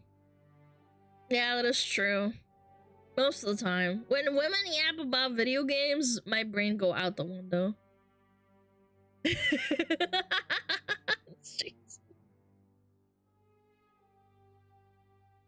Do got a little bit scammed and I'm gonna try to get some hype on. That's what I get. No, let me cook. It's got another 10 minutes of this. Not 10 minutes, good lord. 7 minutes of this video. You have a brain? Unfortunately. It's not working very well, but you know. I'm trying. Lucky unsubbed watches getting to watch engaging ads. Solo, they give 1 gift sub. I appreciate it. If this guy had Tarantino's The Story, told us how he got scammed and explained the first 14 minutes after, it would have been better. My head hurts. Yeah, but Tarantino movies are actually good and entertaining, in my opinion. That's 8 minutes too long. Alright, 1 minute left of ads. Don't worry. 1 minute, please.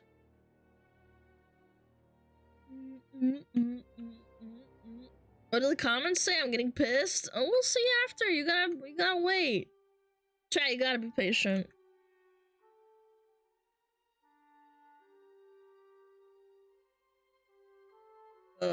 Myers probably a good boy at least. No, I'm sure the guy's nice, okay? I'm not good at presenting on the fly either, but he also isn't a YouTube video. It's kind of easier to script and follow like a dialogue. It's just disingenuous to say like, oh, he could just be nervous. It's like, well, yeah, making a YouTube video is nerve-wracking, sure, but you can also plan ahead. It's not like you're on the spot in a video call in front of thousands of people or something. Alright, ads are over. Ah, the yappening.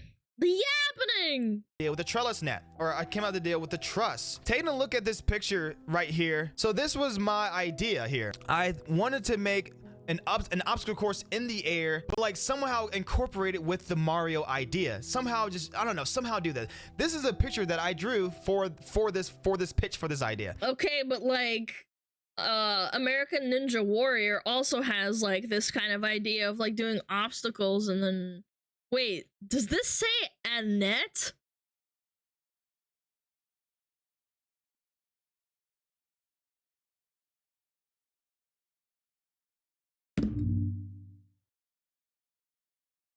Annette the net. Yeah, like Annette. Yeah, okay. And I realized that, you know what, I couldn't do the floating block, so I wanted to make sure I can do it another way. So I had an idea of a truss with 4 cranes holding it up, and I wanted to be able to go across it. That was just the first section of it, because if you look a little bit more to the right of this picture, there's like a helicopter and a guy hanging from a ladder, and there's platforms down here, 1, 2, and 3. There's platforms right there. That was just the first section of it. I wanted the intro of the video to be something so outlandish, so crazy that a viewer had to keep watching. I did steal the no net at the bottom. I call it a net, or no, not no net, a net down there. That's why it says a net down there, because you need to stick to editing, my guy. God dang it. It's just a joke that we thought was funny. But I did steal that from one of the other Mac videos. I just figured, why not? It makes it such much of a better video. So I pitched this idea, and they absolutely loved it. Absolutely loved it. The only person who didn't like it was C1, because it wasn't her idea. So when it came down to our meeting later that day, so we were there for hours and hours and hours, and like I said, there's a hierarchy. There's Mr. Beast, Tyler, Jackson, the head writer, and Hoodie. Well, Jackson comes down there and we're having a meeting at 9 o'clock at night. The meeting goes all the way to midnight, and then they say at the very end, we're gonna need all hands on deck on this. We're gonna need the help. We're gonna need the creativity. We need everyone to pull their weight. Does anyone have anything that's gonna help us, with this?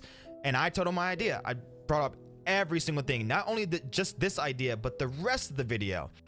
They loved it. The budget was originally 1.7 million. That intro alone cost 1.7 million dollars. Just the intro alone. And the reason why I didn't want to bring it up immediately was only because if the budget $1.7 million? That's insane. What?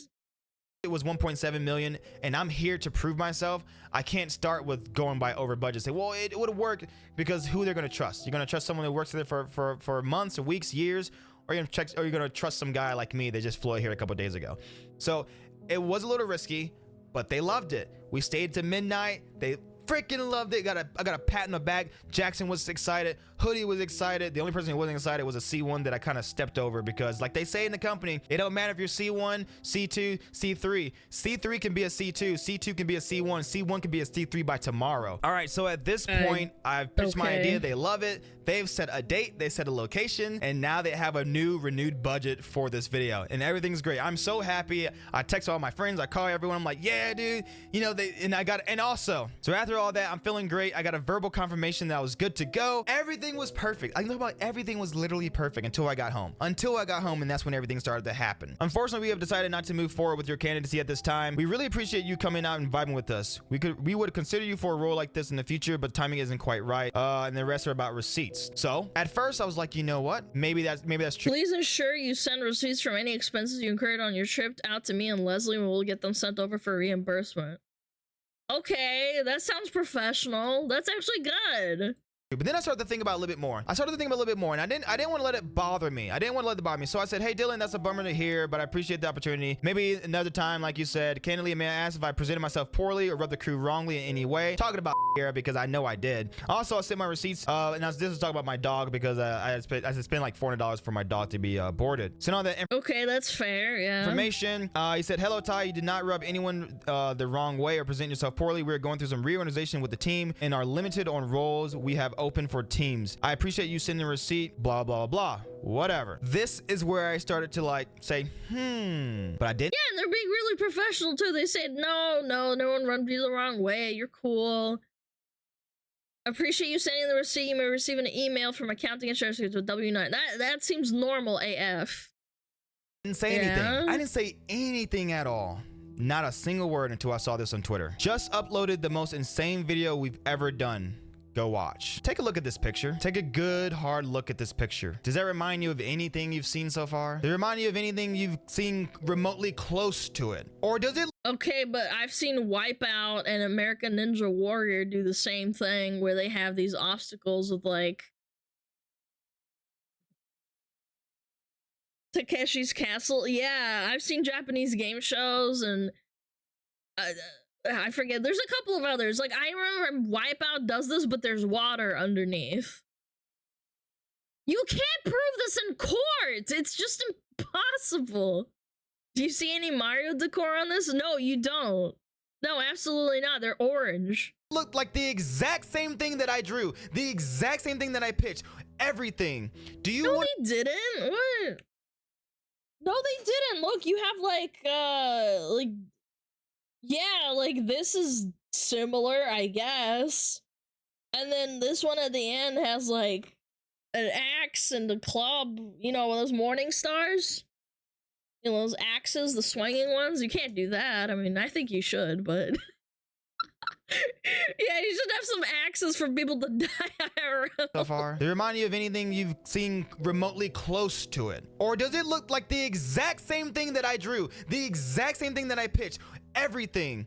Do you want to know how much I got paid for that? Zero. I didn't get paid a single dime. This man— you don't own this idea. You literally cannot prove this in court. Even if you signed an NDA and you somehow managed to drag this to court, they would tell you, suck it up. There's other obstacle courses in the world.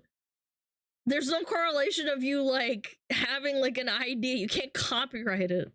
This company, his employees, not only took the time to exploit me, to have me work for them under the false pretenses of a job that wasn't, you know, that they weren't available or able to give at the time. Yet they had many people go in and out. On my second day, there was like a different group that I saw the day before, and then they were on their last day, and then on my last day there was a group of people that was their first day. You're trying to tell me— And you know the other thing, if it had like Mario themes and maybe if they dressed them up as like Mario and had like, I don't know, pipes, them jumping around in pipes or like platforms that look like the blocks, I would have probably been like, huh, that is kind of sus. But even then, he didn't really prove anything. He didn't have receipts of it.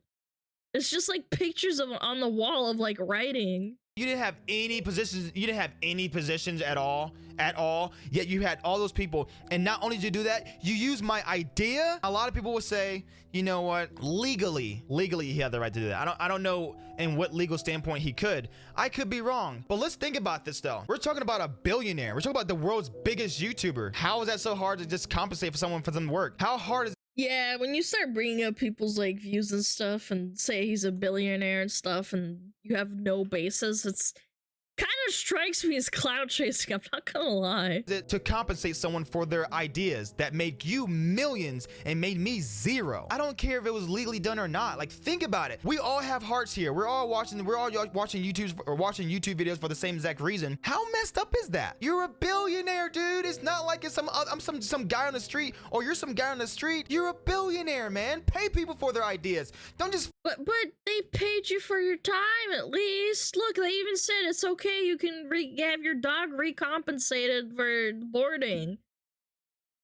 They didn't pay you to like, you know, make the quote unquote idea because it was like a trial period.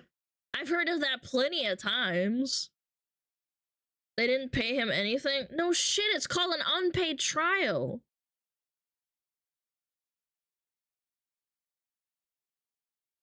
Do you guys not understand how that works? I guess you wouldn't, because like there's not a lot of like internships and stuff where it's like they compensate you for like, you know, going there and like paying for your food, staying there. Yeah, that's not illegal. Fly them out there, take their ideas and send them home. You're giving these people false hope. You're taking their dreams from them. You're taking everything that's about them, their creativeness, their fucking imagination. It may be normal in US, not in my country. Okay, man. Look, whatever. No one cares. Nation, I'm sorry, I'm actually getting worked up right now. You can't do that to people. You can't do that to people. And on top of that, with everything going in the media, it just kind of shows his true colors. It shows the true nature, your character of who you are. This ain't it, man. This seriously is not it. This is just part one because I believe part two will shock you. And I don't want to get to the point where I have to do part two and I really have to expose a lot of things that might get me sued. So I'm working on something right now. I know this may sound really crazy because, you know, I'm asking for money. And that's basically... Oh, no. See what I'm doing with Mr. Beast. I want him to pay me. He owes me this money. He owes me this. He can't, like, you can't just keep doing this to people. You can't... No, please no part two. I didn't even look at the dislike button. I'll look in a second. I'm gonna look at the dislike bar. Can't do this. So I'm asking you guys, if you believe everything that I've said, without a doubt in your mind, you're like, you know what? I like the proof. I like what I saw. I want to help this guy out. Please help me out. I'm gonna start a GoFundMe. We work too hard to... A GoFundMe? Wait, so Mr. Beast wronged you? So you want the public to pay for your... He took it down? Yeah, gee, I wonder why. Be stomped on by these guys, to be trampled by these people in power. And who's the one that benefits from it? Think about it. Who's benefiting from this? Me or Mr. Beast? It ain't me. So please support your boy. And let's just hope I don't have to do a part two. He's not even asking for the money for like a court case or whatever. He says he wants 1.7 million for like compensation from the public. I am though. I actually am. I have so much more proof to go to. I have text messages. I have everything. Let's get it. So then why didn't you put it in the first video, you dipshit? Oh my god. This guy's tilting the fuck out of it. I'm disliking this shit. Hold on, let me put this in the my chroma extension. Let me see. What's the dislike ratio on this? Damn, the people didn't even dislike it that much. It says it's what, 12K out of 147,000? I don't know. What the hell, man? This makes all the people that are gonna come out after that gonna be so pissed. They're gonna be so annoyed having to deal with people scrutinizing them for this shit. Yeah, let me watch the... Let me see the comments. I am truly sorry. Every penny is being refunded. I wanted a way to have the people that rock with me support me. It was a boneheaded move, but truly with no malicious intent. Again, I apologize deeply. All I care about is getting my story out there. Yeah, but then you asked for a GoFundMe at the end. That was really nice of you.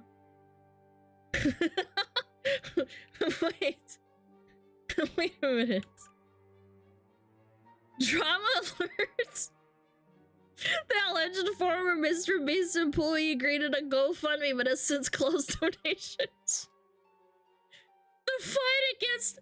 Dude, he's got a picture of him crying!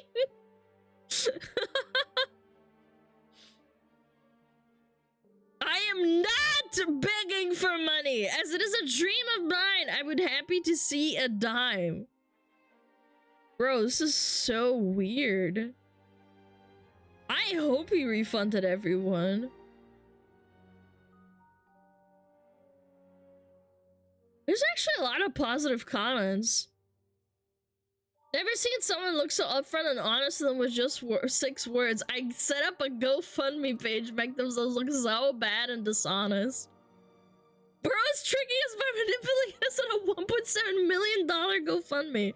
Bro, I'm actually shocked. The audacity. I kind of wish I had the audacity and the yappening of this guy. Bro's tricking us, man. Oh my god. You might want to notice he exposed Dillion's name right after. Yeah! Someone in the chat kept saying that they did not censor the name right after doxing him. He said he would censor the name and then doxed him. He's a thief! Now give me $1.7 million. I just don't get the logic. Maybe he, I don't know, just screams grifter to me. Yeah, he removed the GoFundMe. What a surprise. How much did you raise for? Almost $500. Oh, that's so strong. Chat, go ahead and dislike it. Give it a like. I don't give a fuck. That is so strong. There's the Asmon react. I can't imagine sitting through this without knowing, man. I did not know this. Whole lot of nothing. Can I take back my recommendation? Yeah. Yeah, you can, chat. Don't worry.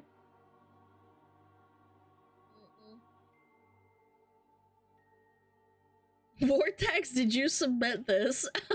Oh no, guys, don't shame them. It's fine. We had a good laugh, okay? It's not that bad.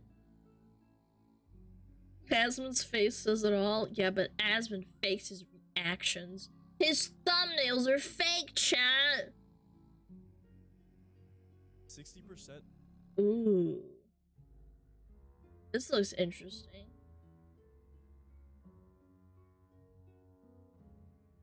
Oh, I love women. Chat, I love women. I love women.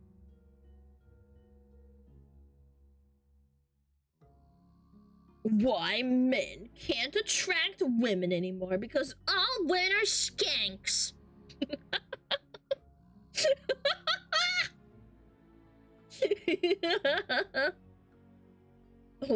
Women. Based and incel-pilled. Men are the problem.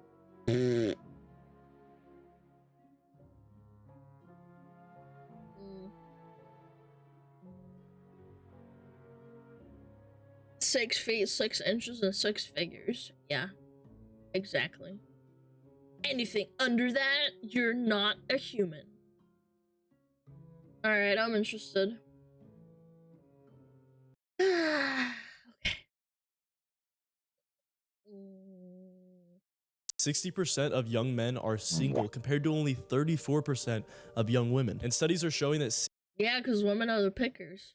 They've always been the pickers. single straight males are practically lonelier than ever. But how can this be when we are in the most sexually open times in all of history? In the West, because nobody wants to have used goods. I'm sorry. Not sorry, not sorry. It's just how it is. No, I'm serious. It sucks. I've had the stigma, I've heard the stigma from many women who have gone on dates and said truthfully to the person that they're sitting across from, they'll ask him like, oh, how many ex-boyfriends did you have? And they'll say 2. And then there's some people who just say, oh, I don't want to be with you because you've had 2 dicks in you. Some people think 2 dicks is a lot. Yeah. And that's your own prerogative and your own preference, okay? No, some people just don't like that, and that's okay. Let's make that 3. Oh, come on, man. 2 at the same time? No, not at the same time. Jesus, dude. promiscuity has gone from being shunned to celebrated. We are seeing sex encouraged in every aspect of culture as these girls are brought up, indoctrinated into this you go girl feminism attitude. It's pretty funny how modern feminism's mantra was, don't view us as objects, and then they literally turn around and portray themselves as sex objects when gosh, she's so hot. Oh my gosh, her boobies. It benefits them. And it's not like men have just lost interest in women. In fact, men are more addicted to women than ever before, as we see sites like Hub and OnlyFans raking in hundreds of millions of dollars. And yet, regardless of all this, men are lonelier and more single, struggling to attract quality girls. Because you're just training your brain to like view women as like something to just beat off to. No, those people that are addicted, they start to not view women as like humans anymore. Or not, I wouldn't say maybe not humans, but rather not to think of them as like a counterpart to pursue, and rather just a goon to them. I can't look at Amaranth anymore without thinking of vaginal use beer. Thanks for reminding us, man. Jesus. And are either forced into or choosing to be celibate. Growing up, I had very mixed feelings towards girls. On one end, I was extremely addicted to porn. That's my chat right now. That's my chat. Pornography, which dramatically shifted my view of women, not only into seeing them as more sex objects, but also putting them on a pedestal as something that's hard to acquire and rare, as well as I had this addiction-based on top of any hormonal changes from puberty. But on the other hand, I had deep social anxiety. I lacked the traits that would make me masculine and attractive to these girls. And to be honest, I resented women just as much as I was obsessed with them, despite wanting to attract them. Most people grow out of that, though. I understand it. Even before, I think that there's some sort of like, you know, not developed thing, but when you are rejected a lot during like middle school and high school, I think a lot of people develop a resentment, but then a lot of people grow out of it and also become more confident and they don't care as much. I felt anger towards them. Anytime a girl would speak about their celebrity crushes or dating an upperclassman, the unrecognized and unrelenting frustration would result in me saying, "Oh, they're all," which was literally just a cop out to. Yeah, but you're a kid. You just think that because you're upset that you don't have what you want. I get it.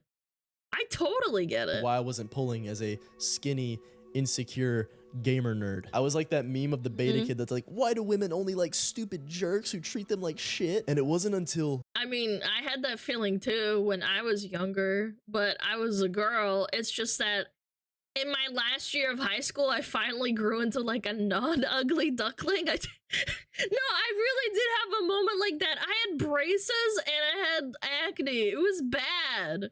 I think a lot of people had this issue and then they finally grew up and they stopped having hormones raging through them. And I had braces, so I had that issue myself personally. Yeah. Yeah. It sounds adorable. Trust me, guys. I'm not kidding. Did you snort? No. What the frick? Years of personal development that I was finally able to see the error in my ways. I now realize it's because those other guys portrayed masculine traits where... Yeah. But you're not confident. That's the problem. A lot of masculinity is from being confident and appearing like you don't care. You might care on the inside, but on the outside, you just don't. What did that say? Wait. Stop being ugly and became mid? Yeah, but being a mid woman is a lot better than being a mid guy. You gotta be honest about that. Yep. That's right. I was thinking, oh, if I just act like the girls, they'll like me. Idiot. And the truth is that this is not in spite of the over-sexualization, social media, demasculinization of males, or hookup culture becoming the norm. It's because of it. We have entered a new age. The nuclear family culture that our great-grandparents grew up in is gone. Let's revisit that statistic I used in the intro. 60% of men under 30 are single, compared to only 34% of women under 30. That's our first clue, but on the surface, it kind of just reveals the obvious. Women like to date. We watched another video where it said that the study was actually a really small sample size. I need to know if this is the same case, because like 60% out of like 40 or 50 people is not is not a lot. Date older men typically. 56% of women say they prefer to date an older male, and I would argue that the other 44%, there are some in there that are just unaware of their subconscious. Define older. What if you like someone that's like 2 or 3 years older than you? That's another little caveat, because men finish maturing later than women. So there is kind of like a little bit of a cognitive, like, you know, not misalignment, like misbalance. Yeah.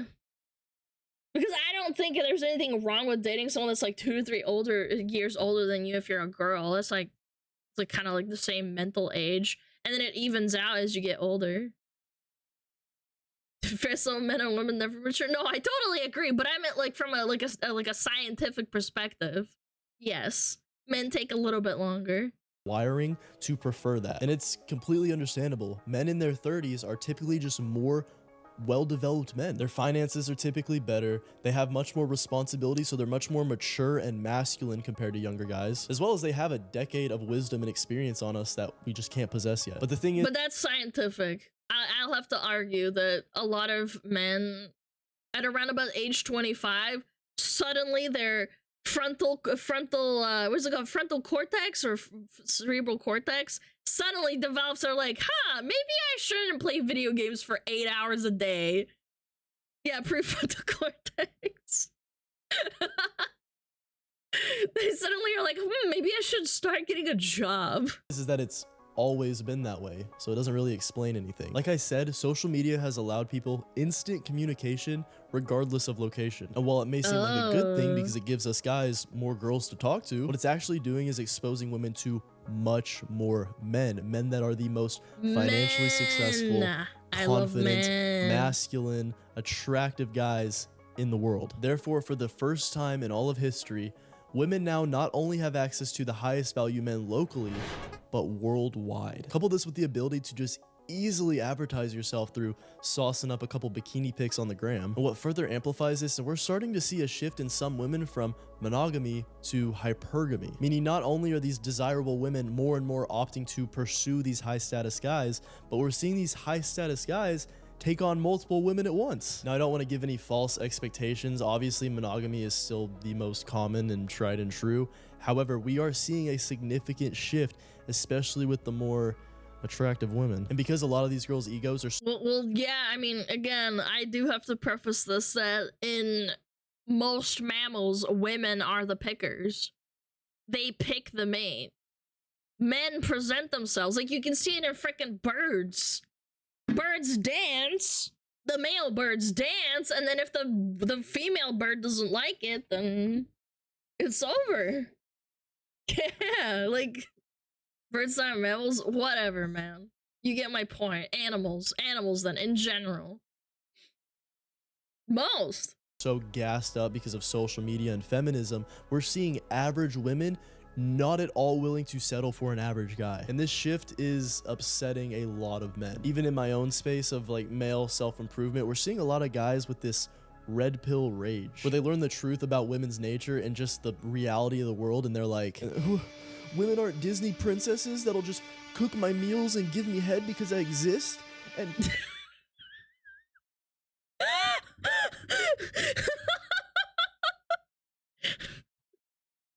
if there's any women in my chat, you sort of have to start sucking, fucking, and cooking right now. And they can manipulate us?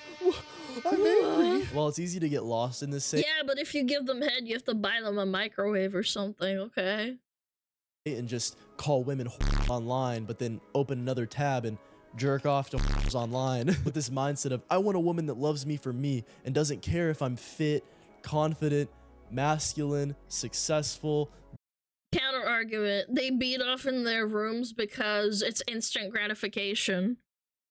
Yeah, like, yeah, people, well, not, like, people have been jerking off since the dawn of time, right? Like, that, you can't not argue that. There's literally caveman murals from, like, 2000 BC, and people, like, you know, beating off to, like, that, like, to boobies on a rock drawn on it with like charcoal or something, right?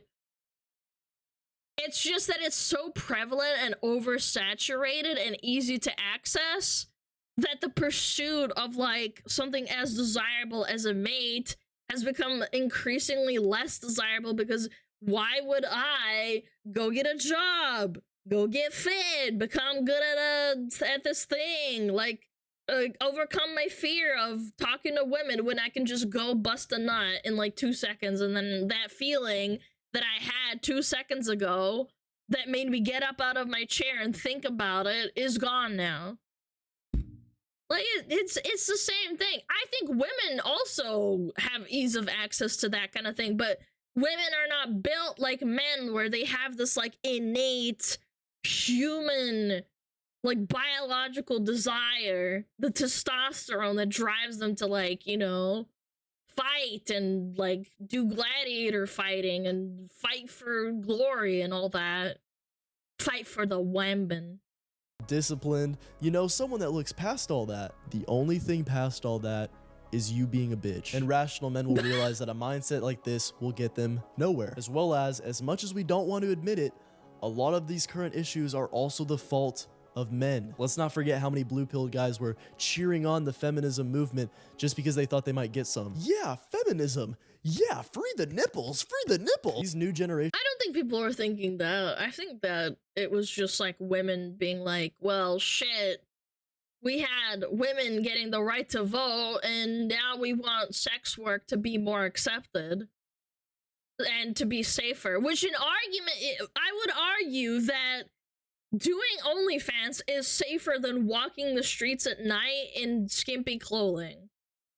I can't argue that, because it is quote-unquote safer than doing that in real life and like getting addicted to drugs or like getting killed or something like that. So I don't think that was like 100% of all that, 100% of all the people that were saying this.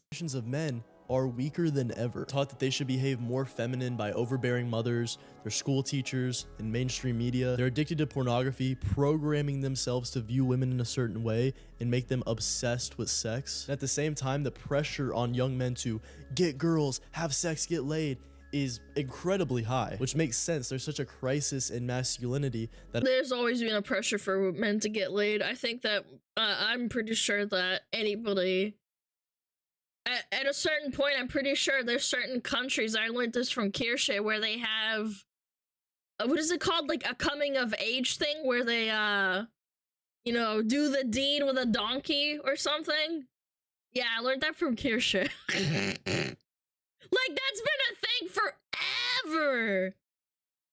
Of course, one of the masculine traits of acquiring women is so pressured on. This, coupled with their porn-fried brains begging for any kind of sexual stimulant, has resulted in getting girls being the top priority for most kids. So not only are they not getting high-quality girls because they lack certain traits, but they are forgoing gaining those traits to chase those girls, which further expands the gap, and men start to get this scarcity mindset with women and sex, which is more unattractive to women. So why should the top women date these guys when they have the chance to access the best men in the world? And the truth is, they shouldn't.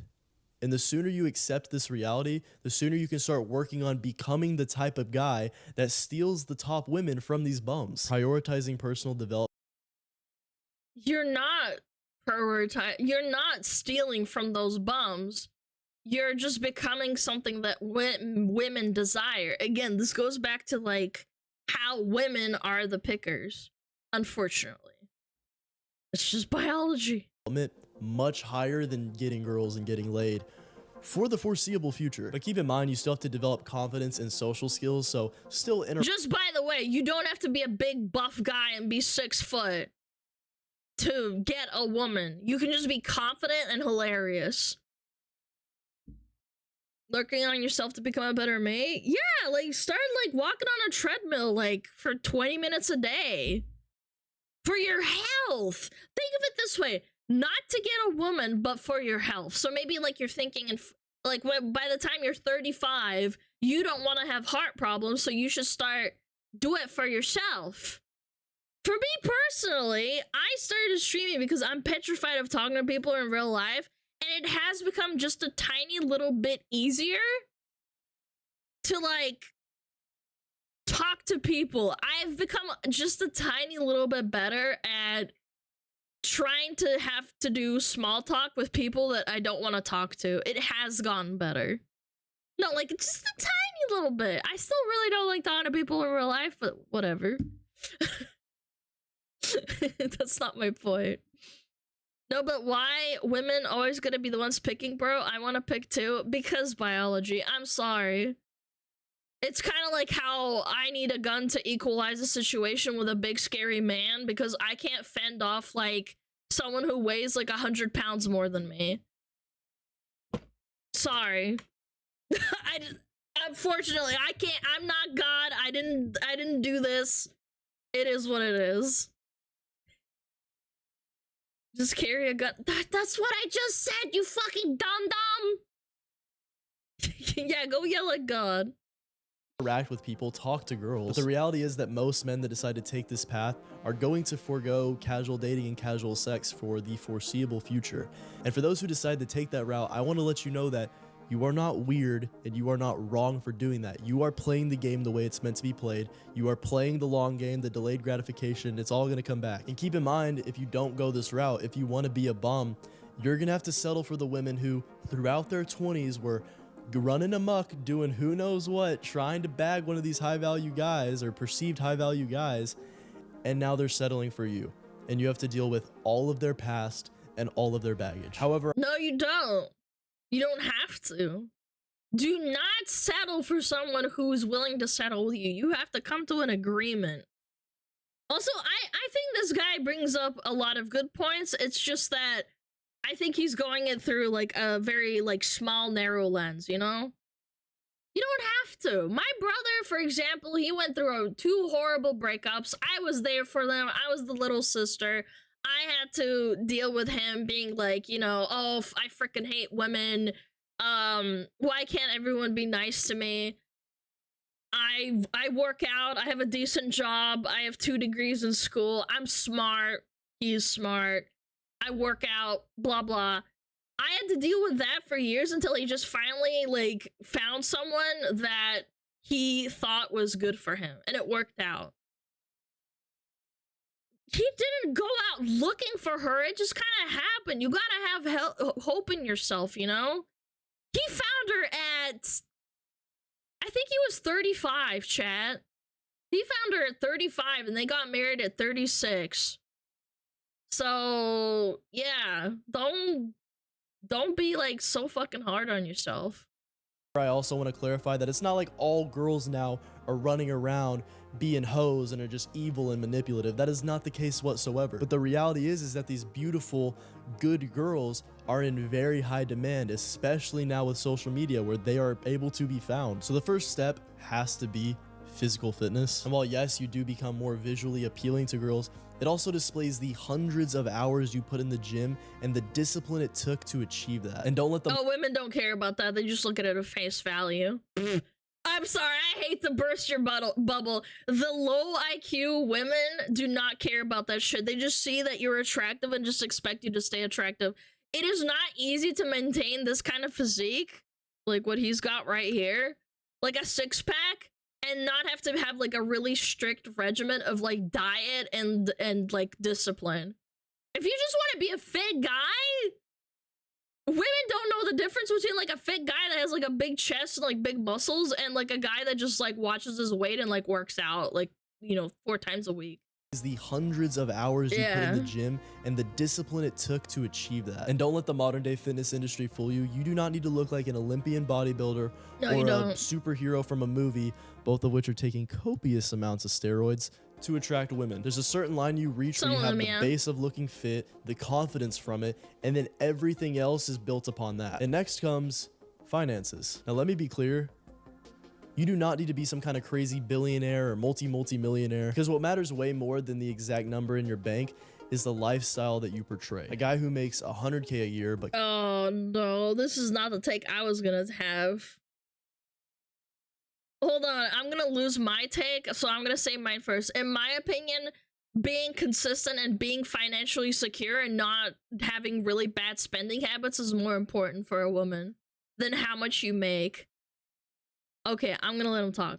Can travel, do as he pleases, portrays a much more attractive lifestyle compared to someone who makes $500K a year, but he works like a dog 80 hours a week and is a slave to his corporate overlords. Now, obviously, I know that gold diggers exist and we don't want to be viewed as just a walking piggy bank to steal from, but keep in mind that the reason this matters to most girls isn't because they want to manipulate you into giving them a Birkin bag, but because they want a capable partner and a good life, not only for themselves, but for their future children. And even if well, that's what I'm saying, is that like, if you have, say, you make $30,000 a year, but you save $5,000 to $10,000 a year because your spending is very rigid, it's a lot more important for a woman than having, you know, $500,000 and then you dump away $400,000 into nothing and then you have $100K.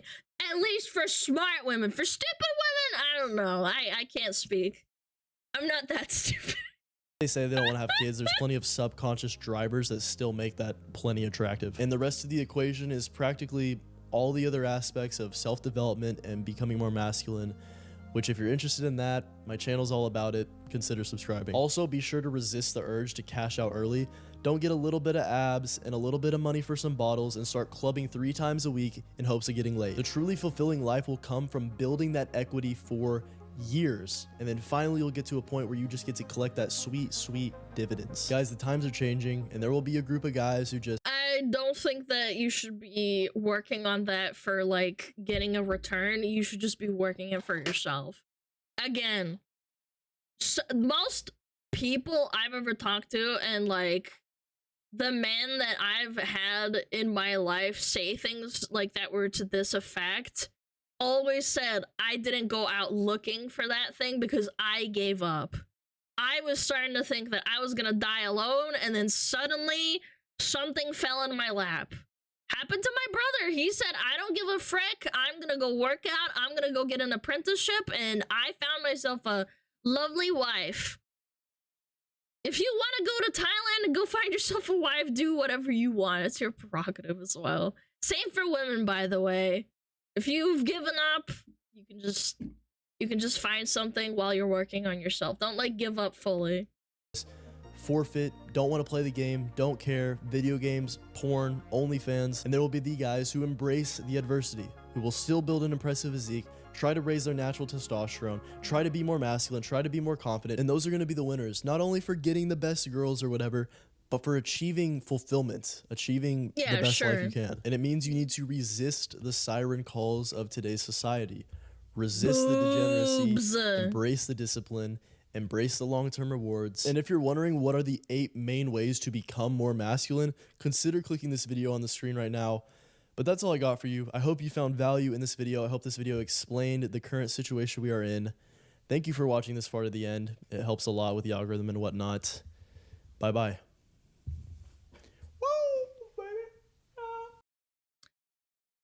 I have gotten the impression that this man has some points. Again, like I said, it's just viewed through a narrow lens because of his own life experience. I'm just saying my opinion as a woman. I understand how this works from my perspective. I know how stupid women function. I am a stupid woman. What is the thumbnail with the legs? Oh, he's getting some puss, you know? Look at that!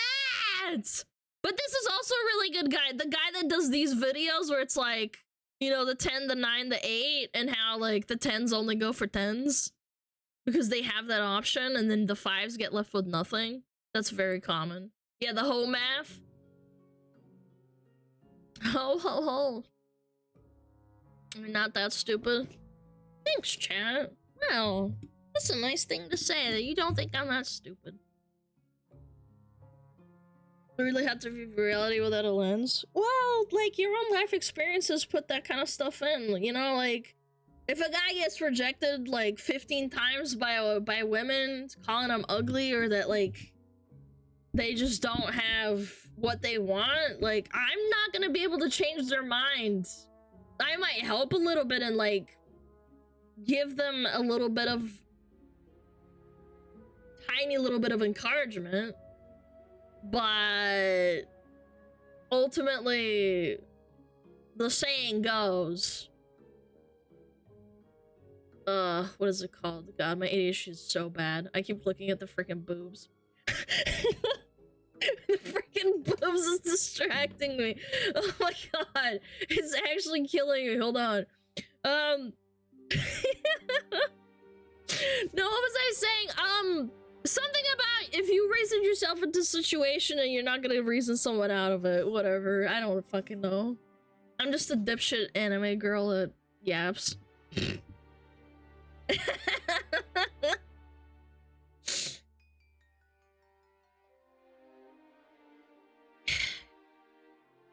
Oh, hi, Lily. My virginity. Oops. Yeah, the asthma quote. I forget what he says. I mean, I don't think it's an asthma quote. I think he just says it a lot. Because it's true. You can't reason someone out of a position they didn't reason themselves into. Yes, that's the one. Her Virginia?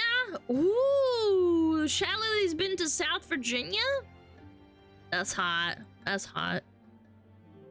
They have to change their own mind? Yeah, that's why it's a sign of intelligence to change your opinion on something. That it means that you are capable of swallowing your pride, even if, like, it means you're wrong, with presented evidence and facts. Is Pierre back? Yeah, Pierre got his channel back, which is really good. I felt really bad for him. Swallowing my pride? No, your pride. Pride. Alright, what else we got? Blah, blah, blah, blah, blah.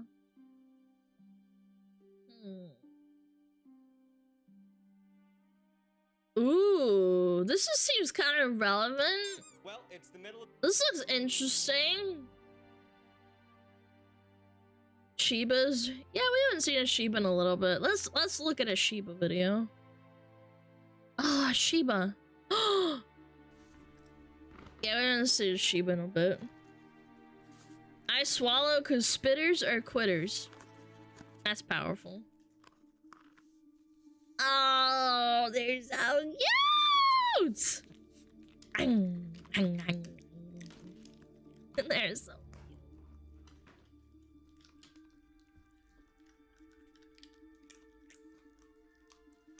Look at that one. Look at that one wiggling his tail. Hey, give me that one. They're so delicate. Oh, then he runs away! That's a fat boy? They're not fat. They're fluffy. Bow bow. Bow bow bow bow bow. I love Fuomoko. For those that don't know, I love Fuomoko. Why do they coil their tails? Why are some people's hair curly? I don't know. Just is. Is there a reason? No. It's just genetics. Look at them run away. They're such little assholes. Oh, I just want to... What's my dog doing? Oh, he's sulking in the corner. Because they be eating curly fries. I do like me some curly fries, chat. I do. Look at that face. Is that bread? Is that just straight up bread? Oh my god.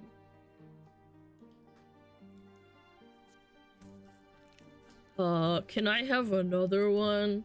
Look at the other one, it's just wiggling in the distance. Come here, come here, come here, come on, come on. Oh, he gets a piece of bread too. Oh, then he runs away. Oh, they're so cute. I love Shibas. Chat, I have a Shiba. He's very cute. Go check him out on the Discord. What is human? Give me that. Adorable. Ah, this is relevant. This looks relevant. Big tug! Big tug on his dick! Sulking and not sunning? Yeah, it's not exactly sunny outside. He's just sulking. He's in his cone, so he's pissed. Yo, pissed off dog. Alright, what's this about? Why you should never move apartments? Uh-oh! Yo, dead man, thank you so very much for the sub. 195 square feet. Yeah, for $195 million? Alright, I'm ready. 3, 2, 1. Boom. Well, it's the middle of June, which means a few things. Pride Month is in full effect, against the wishes of people who suck. People across the country are trying to figure out what to buy their fathers for Father's Day. Quick tip, there's no good answer to that question. And finally, cities and towns across this great United States are full of double-parked moving vans because for some reason, everyone's lease is up in June. Ah, yes, moving. Well, yeah, because everyone moves in June because it's nice and warm. Duh! The worst thing a human being can experience besides childbirth or, like, breaking a femur. You can call me a soft-handed baby bitch all you want, but if I have to try and fit a sofa through a door frame that's too small or drive an oversized U-Haul on a tiny road, I'm gonna end up— I totally agree. I hate moving. I hate moving so much because packing everything sucks. Ah! on the news. Moving is obviously a nightmare, but people also don't realize the problems that come before you even start moving. Apartment hunting, dealing with your old landlord and your new landlord, paying for a bunch of fees you didn't know existed. And I know what you're thinking, oh, Tucker— having to say hi to your new neighbor because you're antisocial and you fucking hate human interaction. Yep. That's me in a nutshell. Hate meeting new people. I love apartment hunting. I love going on Zillow in the middle of December to see apartments that I can never afford for the rest of my life. But if you've ever moved apartments, you know that is the surface level BS that you get to enjoy before you dive deep into the iceberg. So let me break down all the pains and scams that come with finding a new apartment in the hopes that I just make you not move at all. Because even though your current apartment might suck, there's nothing that sucks more than getting a new one. Back to you, Tom. True that. Just a heads up, there was an overwhelming amount of terrible facts and statistics that I found about the renting industry and also apartment hunting as a whole, so this whole video is going to be a little scatterbrained, but it's just going to be, you know, really sad the whole time, so that's good. But let's start slow and see where the end-stage capitalism ball rolls, okay? So we have apartments, the poor man's version of a home and the rich man's version of a refrigerator box. Apartments have been a staple of city life ever since the Roman Empire. Throughout history, they've been crucial in allowing societies to grow by providing I did not know they had apartments in Rome. I did not know that. That's interesting. Housing to immigrants and low-income workers. It also allows people like me to enjoy parts of the country they would never be able to afford normally, and just waste money. I'm wasting money living in New York City. You know, I think my biggest gripe with renting is that it's quite literally like a mortgage on a house sometimes. At times, it feels like you're just paying into nothing and burning money. There's some perks that come with apartment living. You don't have to fix anything. That being said, no one fixes anything because landlords suck, but you do have to— yeah, or they like make you sit around and wait until it gets fixed and then you're just like, hey, I'm dying. And they're like, what? You're dying? I better call out the guy. Maybe they'll show up. Pay rent, and that doesn't go to anything, and mortgages— that you end up eventually owning the place you live. I don't know. Maybe apartments aren't great. And it's getting worse, actually, because between 2015 and 2020, affordable housing units declined by 4.7 million.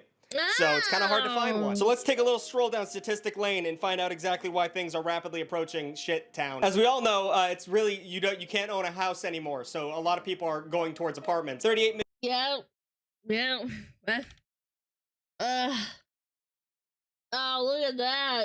They're like inverses of each other. Isn't that wonderful? 38 million Americans, in fact, live in apartments. Huzzah. And because of this, the U.S. is projected to need 4.3 million more apartments by 2035 to keep up with population growth. And the good news is we are building more apartments. We're currently building more apartments right now than we have for the last half century. That's why you see all those ugly buildings popping up with this horrible kind of architecture.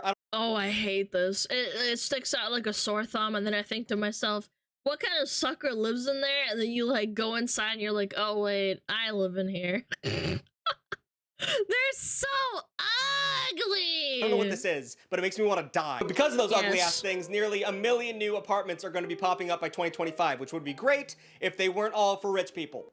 All of them are being made for rich people. Nearly 90% of new apartment buildings are being built for high-income customers. You know, the type of person that could afford to buy a house. They're building... I don't get it. I don't get it. I will never understand people who have a lot of money and they just make dipshit decisions anyway. I don't understand. They're building them for some reason. Okay, so not a great start, but we can take a look at something a little bit more fun. How about the current state of rent prices? This video is going to be a bummer, inside and out. The U.S. Department of Housing and Urban Development defines affordable rent as no more than 30% of your income, okay? So if you make $40K a year, you should be paying $12K a year in rent, and that's $1,000 a month in rent. I'm good at math. But between 2019... That's crazy. When I made about 30K a year, I had to pay $900 a month. Not including what is it called, electricity and gas. Yeah, that's crazy. Something about this don't add up. In 2023, wages increased by 20% and rent increased by 30%. Not good. Not good at all. Because of that, 21.6 million Americans. Look at this,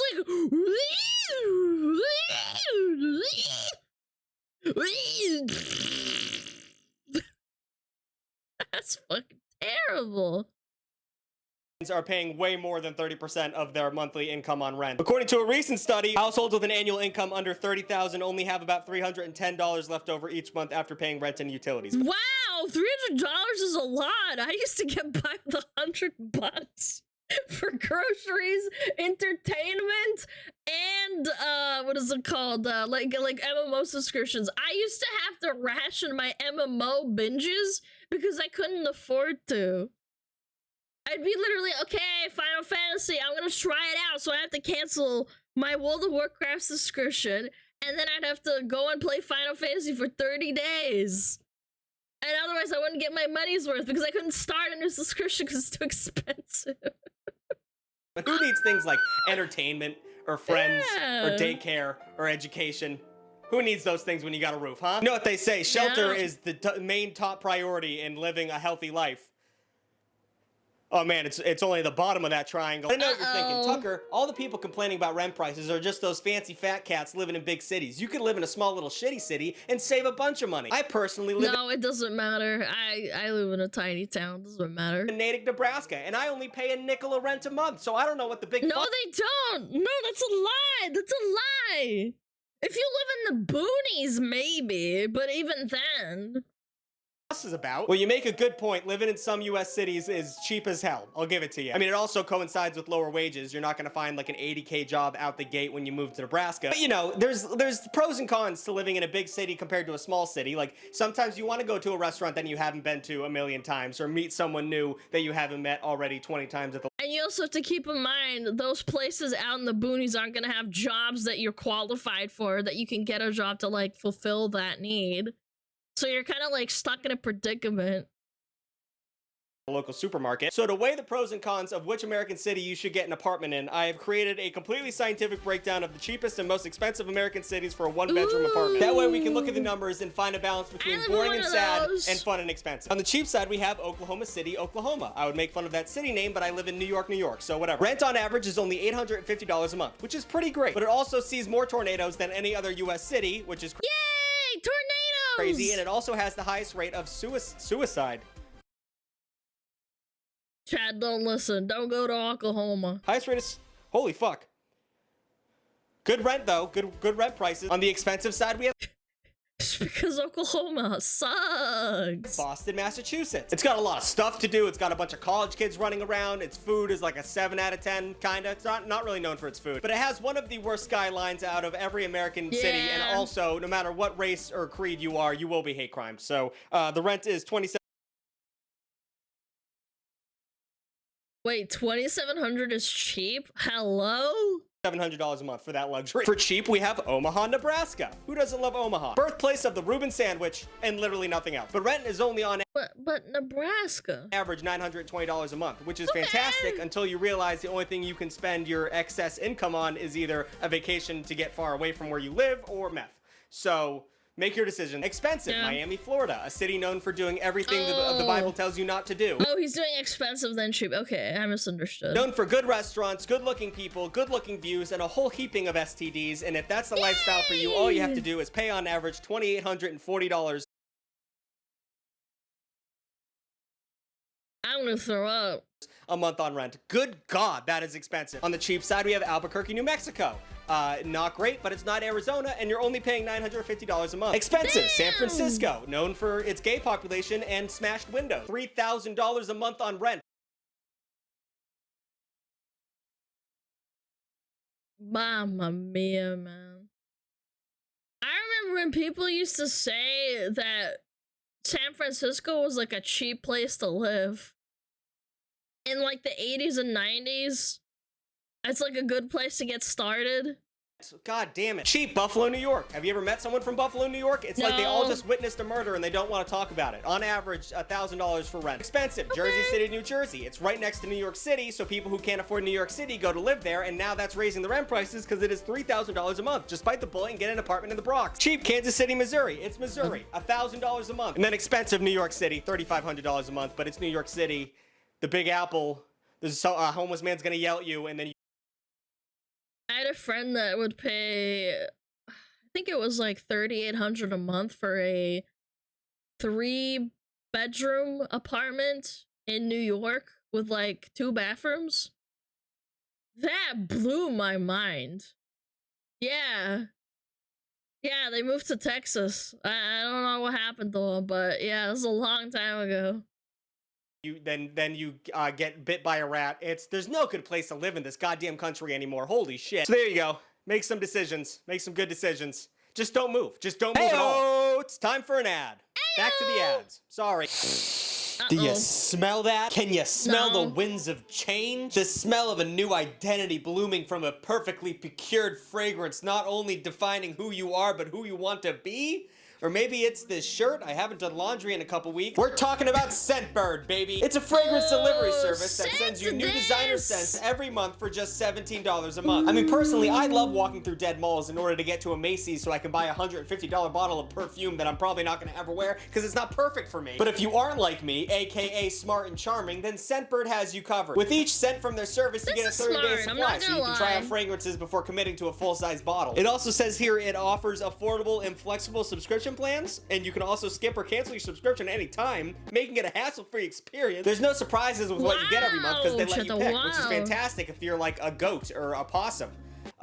Which is a large percentage of my following. They have over 700 perfumes and colognes and a lot of unisex options, so it's got a little something for everyone. They carry things like Gucci, Versace, Prada, as well as indie brands like Skylar, Heretic, and Confessions of Rebel. They sent me a bunch this month, and I want to talk about 2 of them. We have Mondays from Confessions of Rebel, which smells like you're going out on the weekend in a really cool way, not a douchey way. And then we have Sonic Flower by Room 1015. I think that's what the brand is. I asked for this one again. They gave it to me in the first one I ever made. This is the best scent I've ever had in my life. I'm going to actually buy it, and I don't wear colognes. I didn't before Scentbird, but now I do. Use code BIGTALK 55 off. 55% off your first order at Scentbird.com. If you do the math, that's a little over $7 for your first order, and that is an insane deal. I'm sure there will be a link in my description, so click it. Scentbird. There's no slogan for Scentbird that's good enough, because I've tried a million times and they don't use any of them.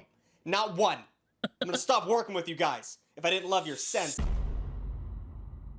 So in 2023, 25.6 million Americans decided to move from one place to another, which is a whole bunch of people making a mistake all at once. With that many people relocating annually, it's no surprise that the moving industry constantly clears over $20 billion a year, every year. But who's raking in that cash? Well, it's mostly the moving companies. The moving companies are the ones who are making the most money off of your suffering. The backbone of an industry that begs the question, what if I didn't want to pick stuff up and instead pay an immigrant to do it for me? Well, luckily there are about 17,000 moving companies in this great old U.S. I'm gonna have to do that because I ain't gonna have no help moving my shit. Granted, I don't really have a lot of stuff. I have a couch, a sofa, two sofas, which are like a set, and then a bed, and a table, and a chair. Yeah, that's about it. Give me a 12-pack of beer and I'll do it. Borrow your parents or brother for a day? Man, they have jobs, man. I'm not gonna bother them like that. It's fine. They live pretty far. I don't know if I want to bug them like that. US of A, so you won't struggle finding one, but you might have a hard time finding a good one because, fun fact, over 10% of all moving companies have an F from the Better Business Bureau. That's hard to say, but that's not a good fact. And you know how all those moving companies have really good reviews online? Well, the Better Business Bureau has a statistic that says at least 9% of those are all made up. And the people who moved me into this apartment stood in front of me and said, "Can you leave us a good review?" And he was a very tall Romanian man, so I just left him a good review while he was staying. Oh my god, I hate it when people do that. Hey, can you give me a review? And then they literally hover over you. That shit drives me insane. Standing there, and he left. They did okay, but I wouldn't have done that. In 2022 alone, the Better Business Bureau received 15,198 formal complaints against moving companies. So let me just break down all the reasons why moving companies suck and will fuck you over in such a cataclysmic way. So when moving companies aren't outright scamming you, they're screwing you over in technically legal ways. One recent survey revealed that 64% of Americans who hired a moving company paid way more than they were quoted. About $2,200 on average, they paid more than what they thought they were gonna pay. And with all that in the mix, the average 2023 mover paid about $4,500 to get their shit moved from one place to another by using companies. I mean, of course, if you have a bunch of like armoires and grand pianos, it's gonna cost more, but on average, it's $150 an hour, and they're gonna take their sweet ass time. Yeah, like, I think that it should be kind of like an hour thing, then plus like how much shit you have to move, rather than like, the thing that's cruel about this is it's a necessity, so people aren't gonna have to pay for it. What are they gonna not pay for it and then have to do it themselves? They can't, man. I'm getting it out of there. But keep that in mind, this doesn't count for the times that they take all your items and put them in a warehouse and hold them for ransom. Because that happens a lot. They do that a lot. So this happens when moving companies provide low initial costs. They take all your stuff, hit you with a big old bill that you weren't expecting, and you say, hey, I'm not gonna pay that. Then they just rent a truck. Yes, let me do all the moving by myself, have no one to help me, and then drive all that shit by myself while I have 2 animals in like a cage. Good idea. Chat, like, use your noggin a little bit. Sometimes people don't have a choice. It's not that easy. Hold all your stuff. And they say you're not going to get it back until you pay that money. And then they charge you interest every day that they have to hold your stuff. And it's a scam. It's a scam. One company in New York City got caught cheating 800 customers out of $3 million with this scam. And that's where I live.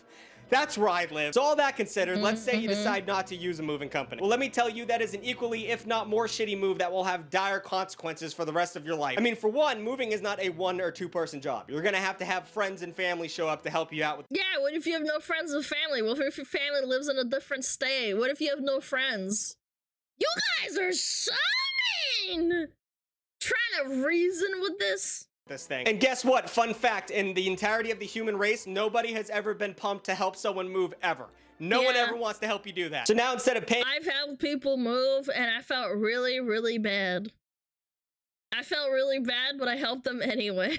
Movers, you either have to bribe or blackmail your friends and family into helping you out with pizza, beer, or a picture of them cheating on their wife. And let's say you are able to accomplish that and get all your friends to help you out. Well, it's still a dick move to ask them, so now you're losing friends and mental health for the chance to not spend any money on a mover. And then there's the matter of getting your own moving vehicle, aka U-Haul. I don't have time to go into why U-Haul sucks so much, but I'm just gonna hit the high note. You have employees that are underqualified and unhelpful on the most stressful day of your life. Hidden fees everywhere. God forbid you scratch the inside of a moving van with furniture. You're gonna— And they also are big trucks, and you're not qualified to drive a big truck, but they do it anyway. They give it to you. Who's not doing that every time they use a moving van? And let's not forget their reserve a truck system that does not work. You have a day that you have to move on. You call them or go online and book a truck. You show up the day of and they say, we don't have any trucks.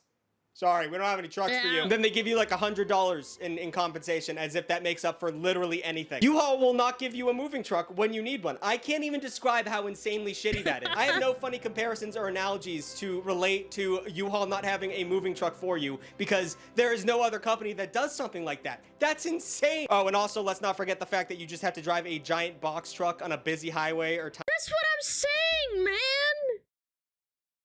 You want me to drive this thing or even half the size? I don't know how to freaking drive this thing. It's my first time. Tiny streets all by yourself with no prior experience doing something like that.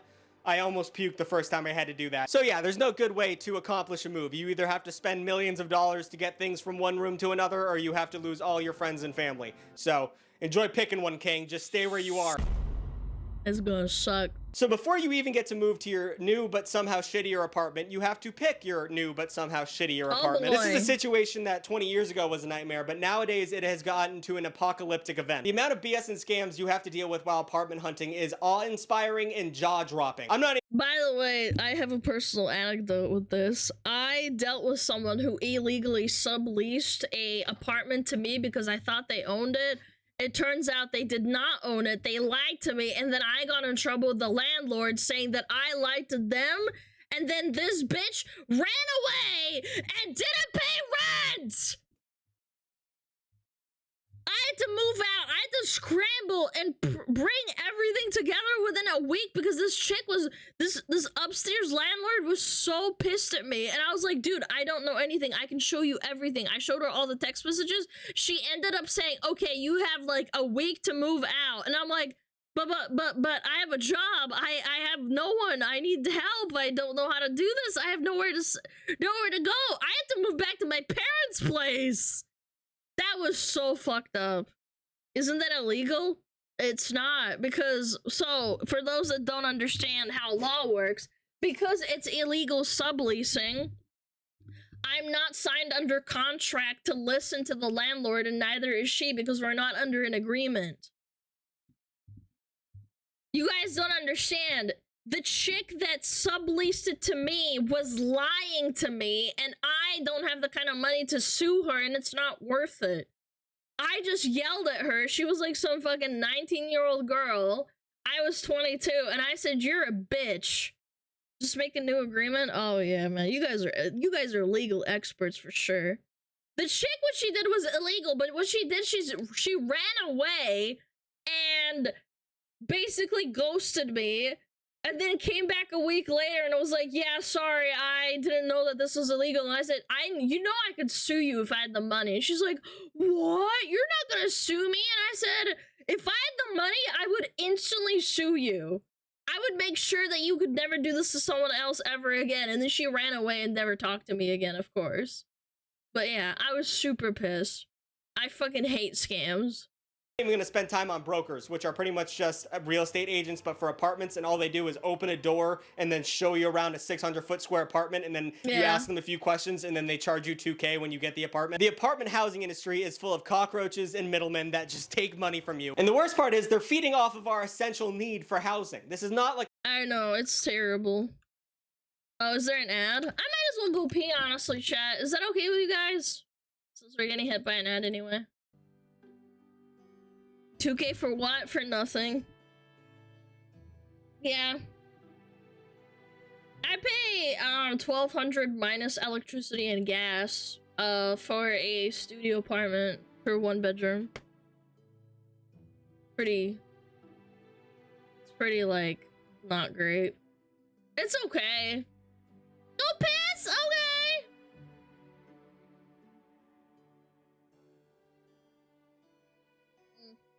Okay.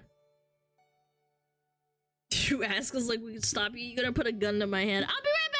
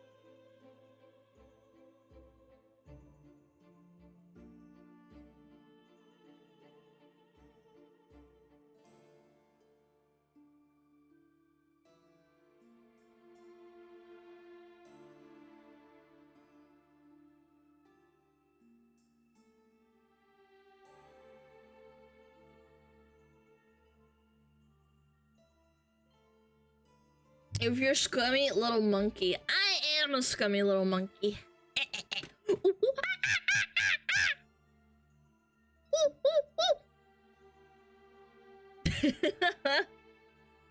It's like a guy in the middle of a sneeze. Look, I don't control how I pause it, alright? I just pause it. Unshrimp yourself, chat! Chat, it could always be worse. I've always been very optimistic. When things really hit the fucking fan, I always try to have some sort of optimism. I might out loud say like, oh, this freaking sucks! But in reality, I try to keep it optimistic inside my head, you know? Ads are over. Nice. Hold on, let me double check that actually. 45 seconds. Like, it's okay to feel down about your situation and stuff, but optimism, you should really try. It makes, like, even the 1% optimism helps a lot. Ugh. At least I'm not French. Grrr! French! Grrr! I freaking hate the French. Grrr! Ugh. Let me crack my duck. God, I think I've freaking out. My back! What's worse, the French or the British? How about both? Alright, let's keep it going. How about both? How about both? 3, 2, 1. Boom. A free market. You need to live somewhere because the other option is homelessness. So instead, you just accept every scam they throw your way and hope you just live somewhere soon. That's all you do. So let me just lay out. Or they say, oh, actually, you have like, you scratched this little tiny little dent in the wall, even though you moved in with it, and then you have to pay $200. And you're like, what? What did I do? I didn't do that. And they say, oh, well, you did do it because you don't have proof of not doing it. Therefore, we're gonna take it out of your deposit. Yeah, that's a classic landlord move as well. Try to take pictures of any scuff marks before you move into a new place, because they'll try to ding you on it. Some of the most common scams that come with moving and apartment hunting so that you can try and avoid them the best you can, because I didn't have a video like this when I moved, and now I can't afford to get my wisdom teeth out. Up first, we have the don't ask, don't tell scams. Something that I couldn't think of a better name for, but it has nothing to do with gay people, but whatever. So when looking for a new spot to live, just assume that everyone you're talking to does not have your best interest at heart. For them, this is just a transaction, but for you, it's gonna be your home. So there's a little bit of a disconnect between how important this is. So it's really important to ask every question you possibly can when you're looking at a new apartment. Like, let's say you're one of those weirdos with an exotic bird as a pet.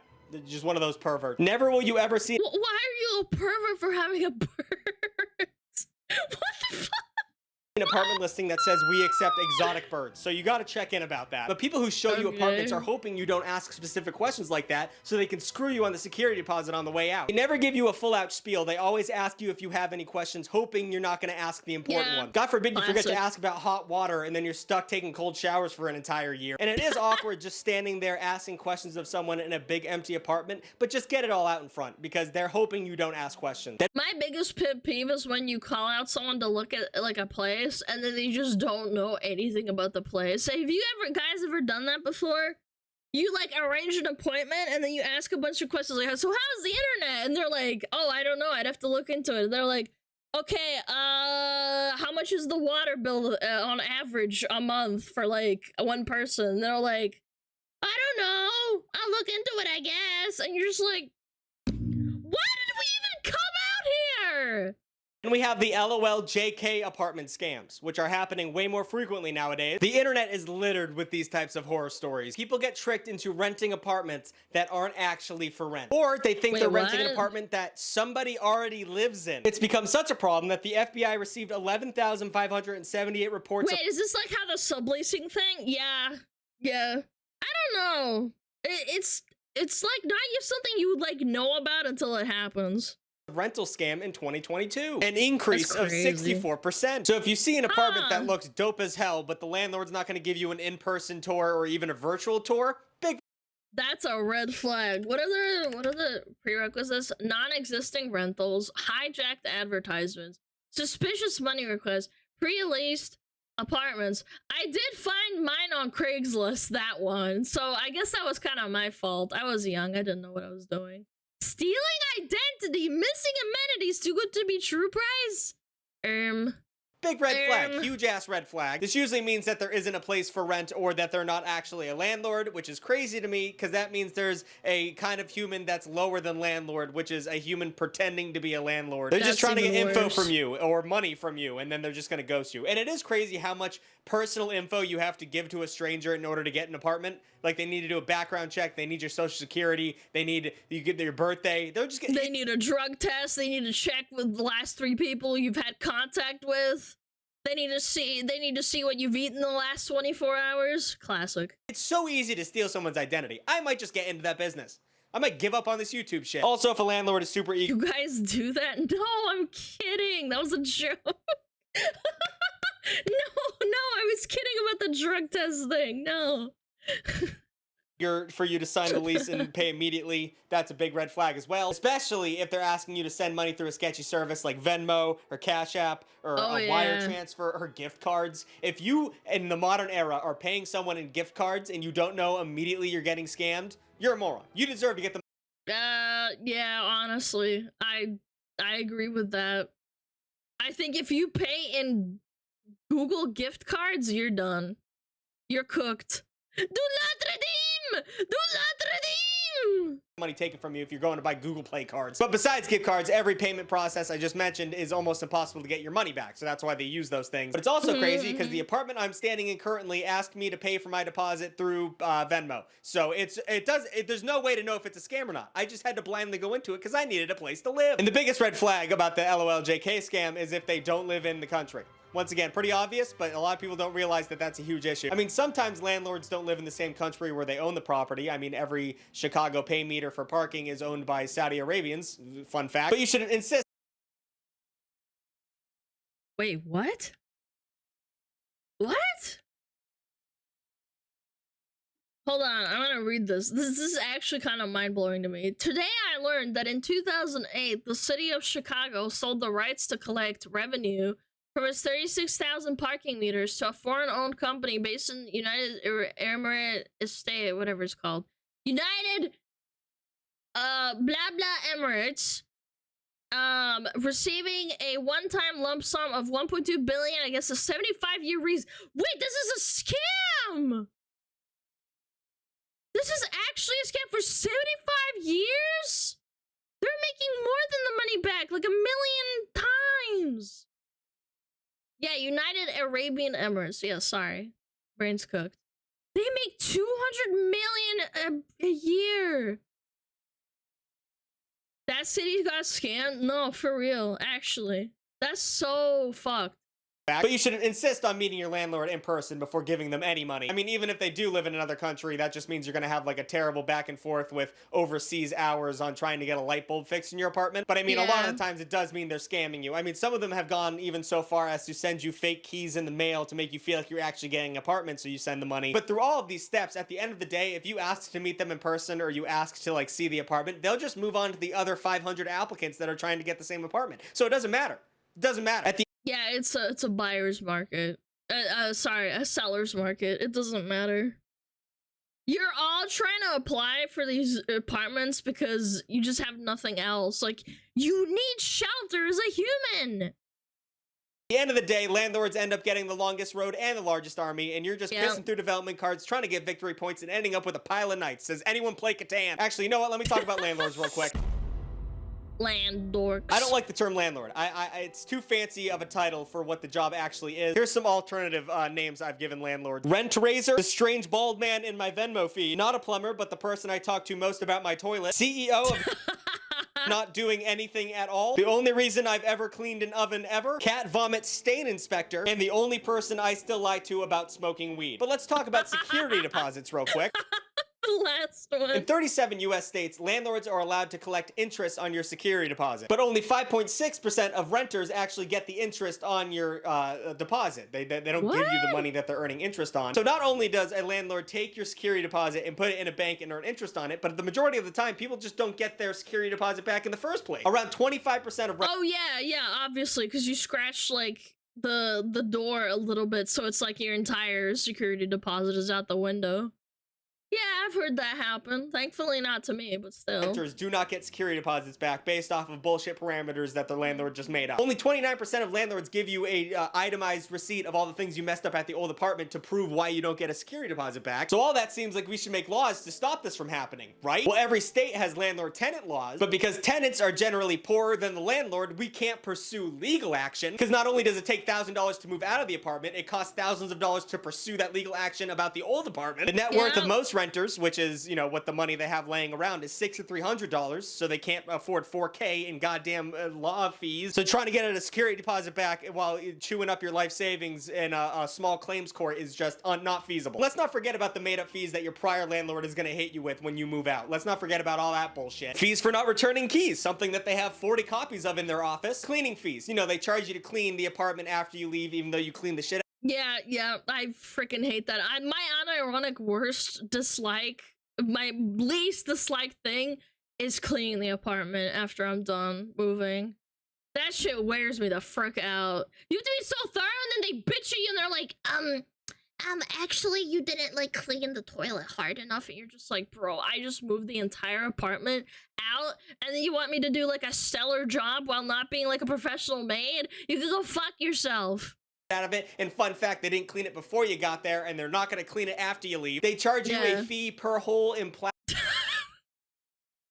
Is that a dick and ball hole? Plaster, because you're hanging up paintings, because you're not just gonna sit with blank white walls your whole life, but it's $50 per hole, so enjoy that. Fun fact, there was holes before I got here. Then there's painting fees. If any paint chips off the wall, which that's just bad paint job, that's your fault, and they're gonna charge you to redo it. True. And that's why there's little pieces of white paint on hardwood floors in New York City in every apartment, because the painters don't know how to paint. It's usually just the landlord doing it himself. He's not paying any money to do it. And there's the oven cleaning fee. I probably hit that a couple times in this video already. Why do you care? Why do you care if I clean the oven? Oh, and they also charge you stovetop knob fees, you know, on your stovetop where they have little knobs to turn on the burners. Those are made of the same plastic of Solo cups. They break and fall off all the time, so if any of those are missing, they're gonna charge you for that. Some places charge per light bulb that is missing and busted, which is great because they wouldn't fix it while you live there, but once you leave, they can charge out the ass for it. And batteries and fire detectors. But that's on me. I take those batteries out because if I'm a little stoned, I don't want the cops showing up. So there you have it. I don't know if I explained what I was trying to explain in this video, but just don't move. It's everything about the process is terrible. Finding a new apartment, paying the movers, dealing with the landlord before and after you show up. Just stay where you live, because your devil might suck, but it's better to know your devil than meet a new one. New videos every Saturday. Thanks for sticking around. And once again, shout out to Semper for sponsoring this video. God, I love Semper. Go to semper.com and use code BigTug55 off to get 55% off your first purchase. It's $7 for your first round of cents. It's fantastic. I love Semper. Link it by. Oh my god, how did I forget about application fees? Oh my god, the fact that they charge you just to try and look at an apartment is insane. Oh my god. I had a friend that paid over $500 in application fees, and then they ended up not moving. Can you believe that shit? 500 American dollars over like 3 or 4 months just to not move, because and then the people that they would send it to, they wouldn't even answer them. Yo guys, check them out. Big tug on these nuts. That was so strong. That made me not want to move, chat. Gross. Sounds like a scam. Yep, it sure is. And it's supposed to be like something that's used to like filter people out. Yeah, we're just gonna filter people by like making them pay like an exorbitant fee. Just buy a house, Lamau. Yeah, just stop being poor, idiot. Just stop being a poor little man. Duh. Let me close this shit down.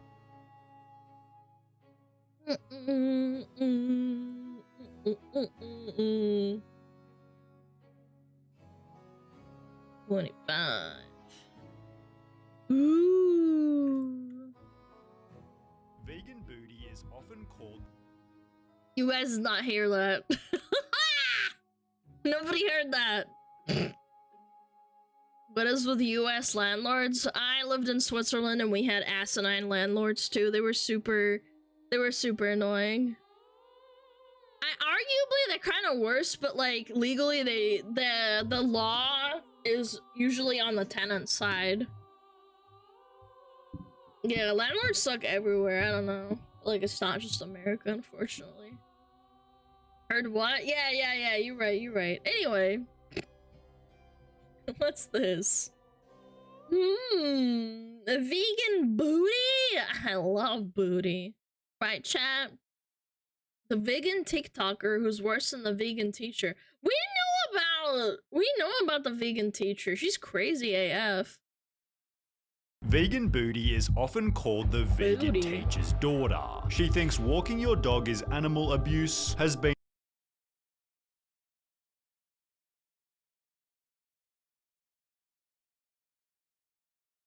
What?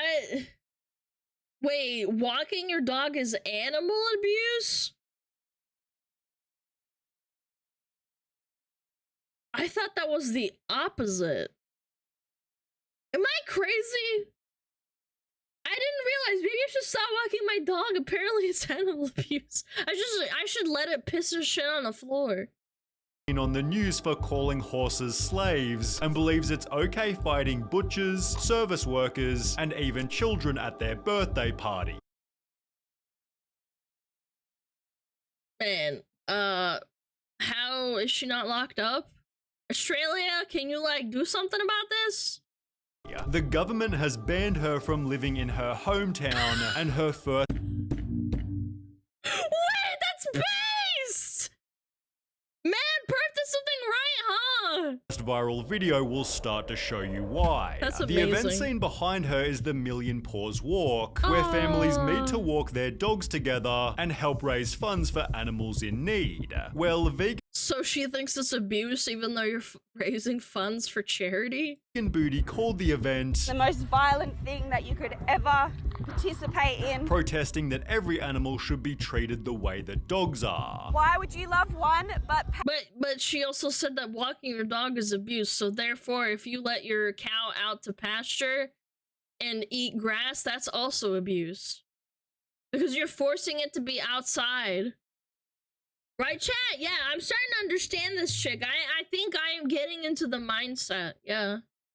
pay for the suffering and abuse of other animals? Pigs are in fact more intelligent than dogs. Hypocritically, however, West. Vegan Booty owned a dog herself, which she tied to a leash and used it to pull her while she skated. It's So she's just a hypocrite. Okay, got it. pretty funny how you are protesting, yet you have a dog pulling you. Pretty hypocritical, and the hypocrisy didn't stop there, because Vegan Booty then showed up at a charity football match, disrupting 35,000 spectators because she thought her cause was way more important. In a satisfying turn of events, she was fined $1,800 for the stunt, yet this wasn't too Only 1,800? That's not gonna deter her crazy ass. expensive for the exposure it provided. Yeah. Would you do it all again?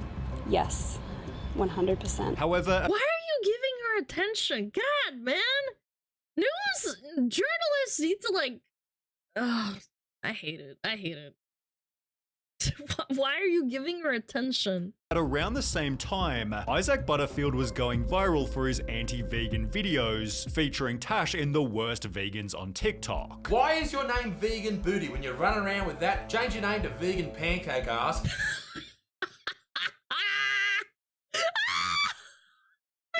pancake card? I mean, I'm gonna be honest. Yeah, I kind of agree Why with is him. your name Vegan Booty? Like, I've seen better asses on VTuber models, and those are two-dimensional. When you run around with that, change your name to Vegan Pancake Ass and let us all get on with our lives. This gave Tash a chance to respond, although she was met with a brutal dislike ratio as Isaac's audience offered their very first downvote. He'd therefore slam Vegan Booty again. Meat's amazing, it's delicious, and guess what, bitch? I'm gonna have a big dirty steak for dinner. I hope Yeah. Animal tastes good. That's why caveman started killing animal, because tastes good. Yum yum. Tasty. Big protein in my tummy.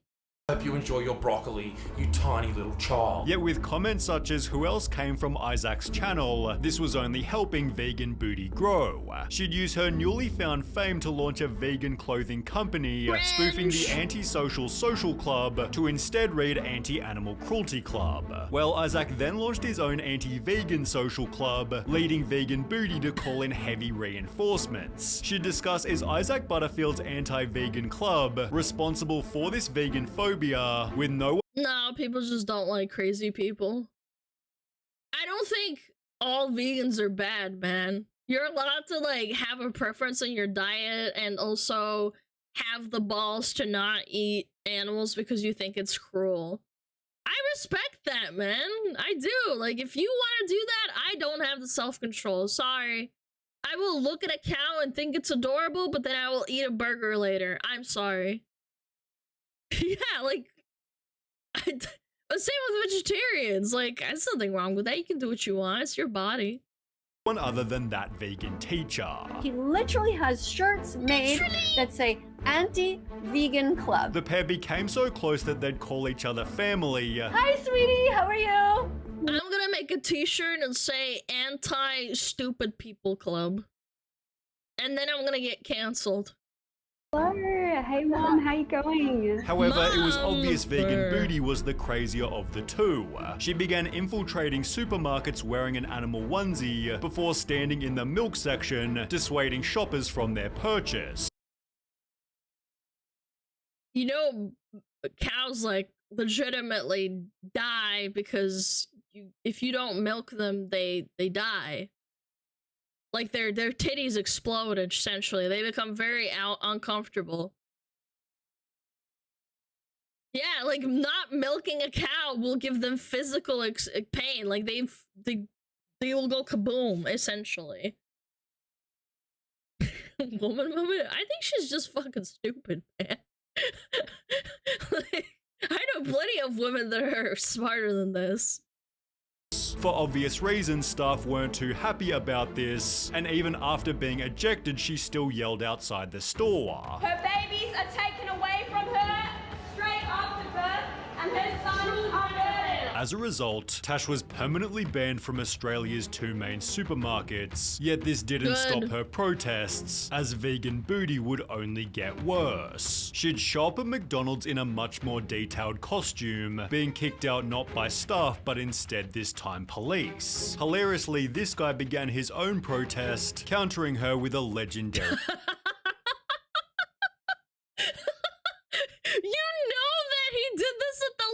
minute too. He saw her freaking out and was like, all right, I have a piece of paper. You can even see it. He probably pulled it out of his bag and he took a pen and just wrote this.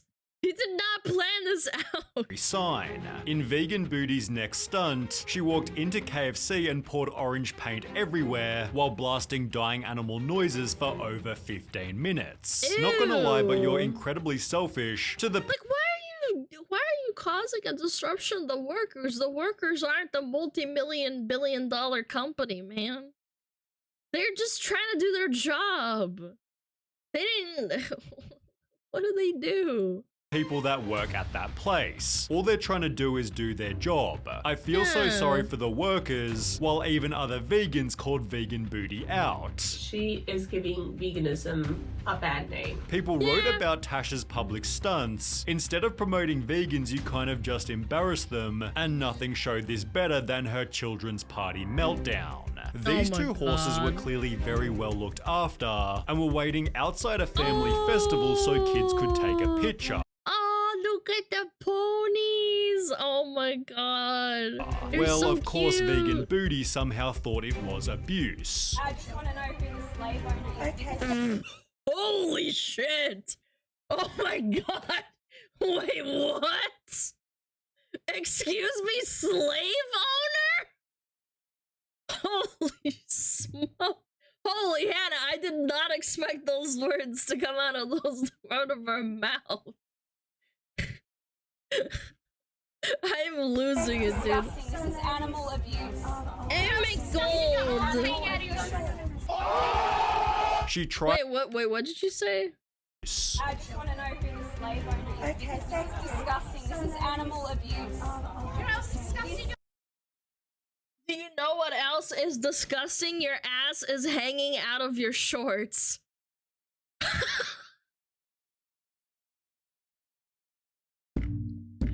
Yeah, that's a that's what ass? Yeah, I was about to say what ass.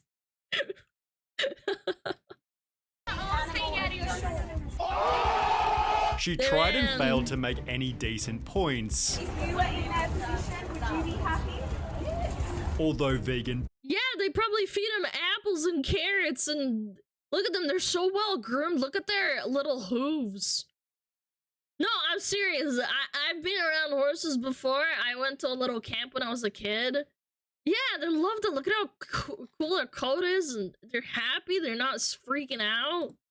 Booty wasn't finished there. She'd then go into the festival to find the horses again, disrupting all photos by making a public announcement. These innocent beings are no different to our beloved dogs and cats. They look like they're under so much stress. This awesome dad then You're stressing the horse out by yelling around them. Have you ever thought of that? quickly stopped their antics. No photos of my kids, man. Yeah, not taking photos. No, we'll just keep walking that way then. Keep walking that way. And thankfully police were there to intervene. After posting her video to TikTok, Tash again made national news, in which they'd interview the horse's owner. Meg Freeman owns the pony business. She says she's being bombarded with abuse by vegan protesters. Oh my god! And then look how happy the horsies are and the lady taking care of them, man. Meg Freeman wants her charged. They're like terrorists. They're not going to go away. Well, only 1 week later, Vegan Booty announced, "I'll be going to court on the 13th of May as I received a summons for a restraining order from the owner of Ponies for All Occasions. Those who dislike me are triggered because I've made them realize that they're animal abusers. What I'm going through right now isn't a loss. It only means we're winning." I'm always a non-violent protester and I never harass anyone. I don't even think the vegan teacher is this crazy. This girl— No, the vegan teacher just says dumb shit on TikTok. The vegan teacher wants to be like this, but she's too old. She can't walk around and yell at people anymore. is making vegan teacher seem like an angel. At least the vegan teacher didn't have her own number plates, as this made Vegan Booty foolishly recognizable. Oh Meat and cheese smeared across her family's car. Vegan activist Tash Peterson says this cruel joke crosses the line. People recognized her car, then threw meat bones on her driveway, yet trolls weren't the Chad, I'm starting to think she's actually redacted. That is like a skill issue. Why? What? only people who showed up at her house. I've woken up once again to the police knocking at my door. So I've been issued with another barring notice. Controversial vegan activist is banned from every pub in her state after becoming notorious for wild stunts where she screams at innocent families. Anything that sells alcohol, I'm not allowed into. A penalty of $10,000 applies if I break this barring notice. The ban had come after another disgusting protest. Fishing man is 30,000 shots every hour! Animal abusers! Animal abusers! Animal abusers! Yet I can't stand listening to her voice. Holy. Vegan Booty was still convinced that she'd done nothing wrong. I don't really have a right to freedom of speech here in Australia. It's honestly pretty corrupt, if you ask me. You wouldn't have that same freedom of speech in America. You'd be allowed to say it, but you're also not allowed to commit a crime by yelling at people and causing a disturbance. It is freedom of speech. You're allowed to do this in America. You just get arrested for, you know, causing a public disturbance. Yeah, disorderly conduct or harassment. Her freedom of speech is just going to a restaurant and screaming like a lunatic about murder. There is a difference between speech and screaming. Your freedom of speech, our freedom to eat meat.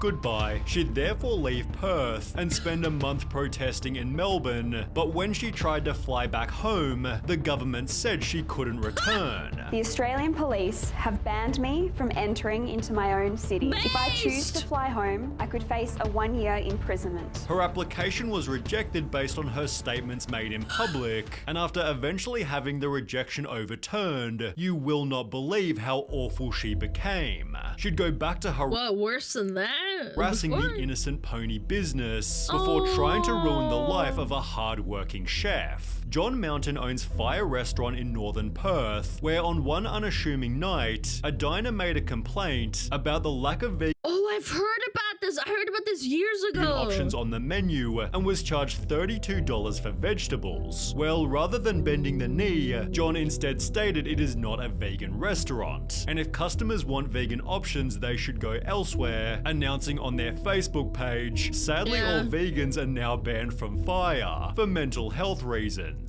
You're allowed to do that. I think you should be allowed to do that.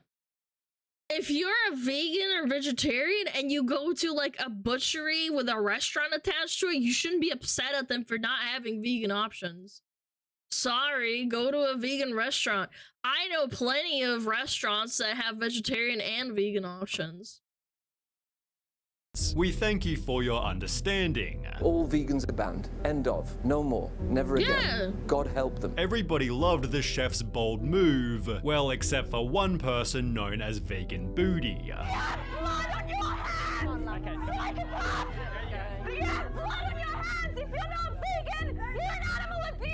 She showed up at the restaurant not just once but twice, blasting dying animal noises even after being How are you allowed to do this? In America, you'd like get arrested and nobody would hear from you ever again. What the fuck? And then they're harassing everyone inside too. Rejected. Having disrupted his business multiple times, the chef understandably lost it, yet still took responsibility for the damage Tash had done. And I'm sorry to say, Layla, I lost my cool, and I lost my cool because now it's really disrupting my business, and I could... No, it's his place of business. I feel so bad for him that he feels remorse for this. You should not be apologizing. See the look on my customers' faces, my staff, they were all a little scared and a bit nervous, and I stormed out. Sadly for Vegan Booty, however, her activism exploded the restaurant's popularity. So far as my business is concerned, I've trebled my income. I'm now, in her words,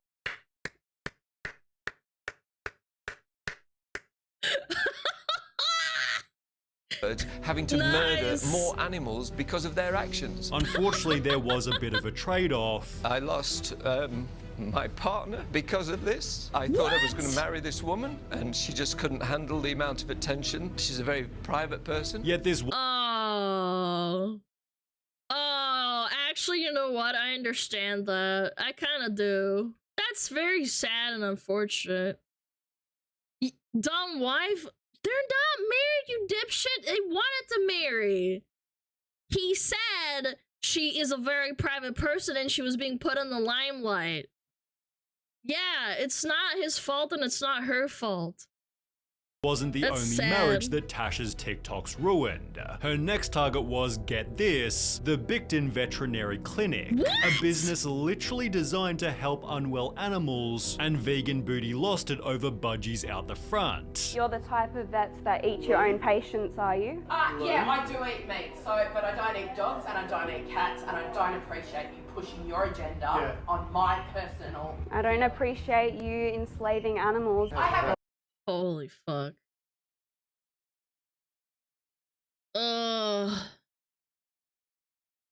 Oh my god, I can't listen to this. At the back at the moment receiving treatment. Am I enslaving it? Although it seems for the first time ever, Vegan Booty you're putting drugs in the animal, man. is actually facing consequences. Defamation action against Miss Tash Peterson, 17,700 raised. The vet was announcing, we are launching a civil action in the Supreme Court of Western Australia, which has conveniently been running over the last 2 months. The trial has revealed that that Vegan Booty hasn't only falsified her taxable income, but she's also been able to ruin another marriage. This might explain why Fi is also suing Tash. This is gonna teach her a lesson. If she's fined that amount of money, she's gonna think twice. And while she's always stated, I actually measure my own success by the amount of haters and criticism that I have. it seems penalty after penalty is finally taking its toll. Yeah, you're not made of money, man.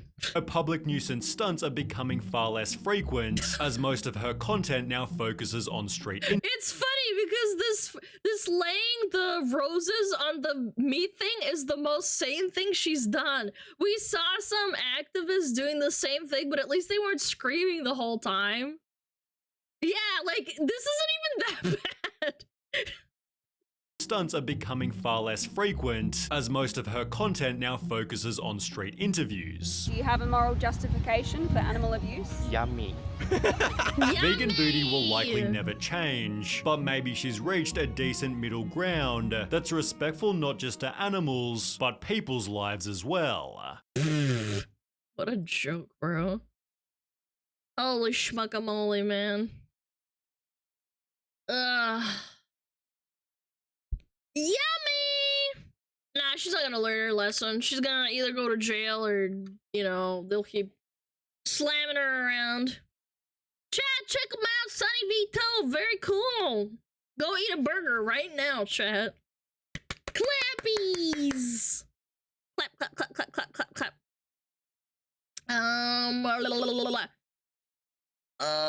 Chat! Remember to buy the plushie tomorrow. Tomorrow, I'm gonna probably start maybe 15 to 30 minutes earlier, okay? Alright? Alright, stinkies? Yeah. Make 2 patties for the vegans who can't eat it? Yes! People in chat were saying she opened an OLF during this and might have been used as an indirect advertisement. I am not surprised. Chat, plushie hype! Plushie hype tomorrow! Plushie hype tomorrow! We're gonna count it off together, okay? Chat, we're gonna rate Pawody! Pawody! Remember, plushie, plushie, plushie, plushie, plushie tomorrow at 3 p.m. Eastern. Which is pretty much the same time I start stream. Don't forget! I will post it everywhere. I will keep shilling it. Because then we can get a fire plushie. Remember that. Okay, thank you so much for watching, you guys. You guys are awesome. Remember to check out the Clips channel and everything else in between. Twitter, YouTube, Patreon. There you can see my tits! Chris is gonna be in Wilds.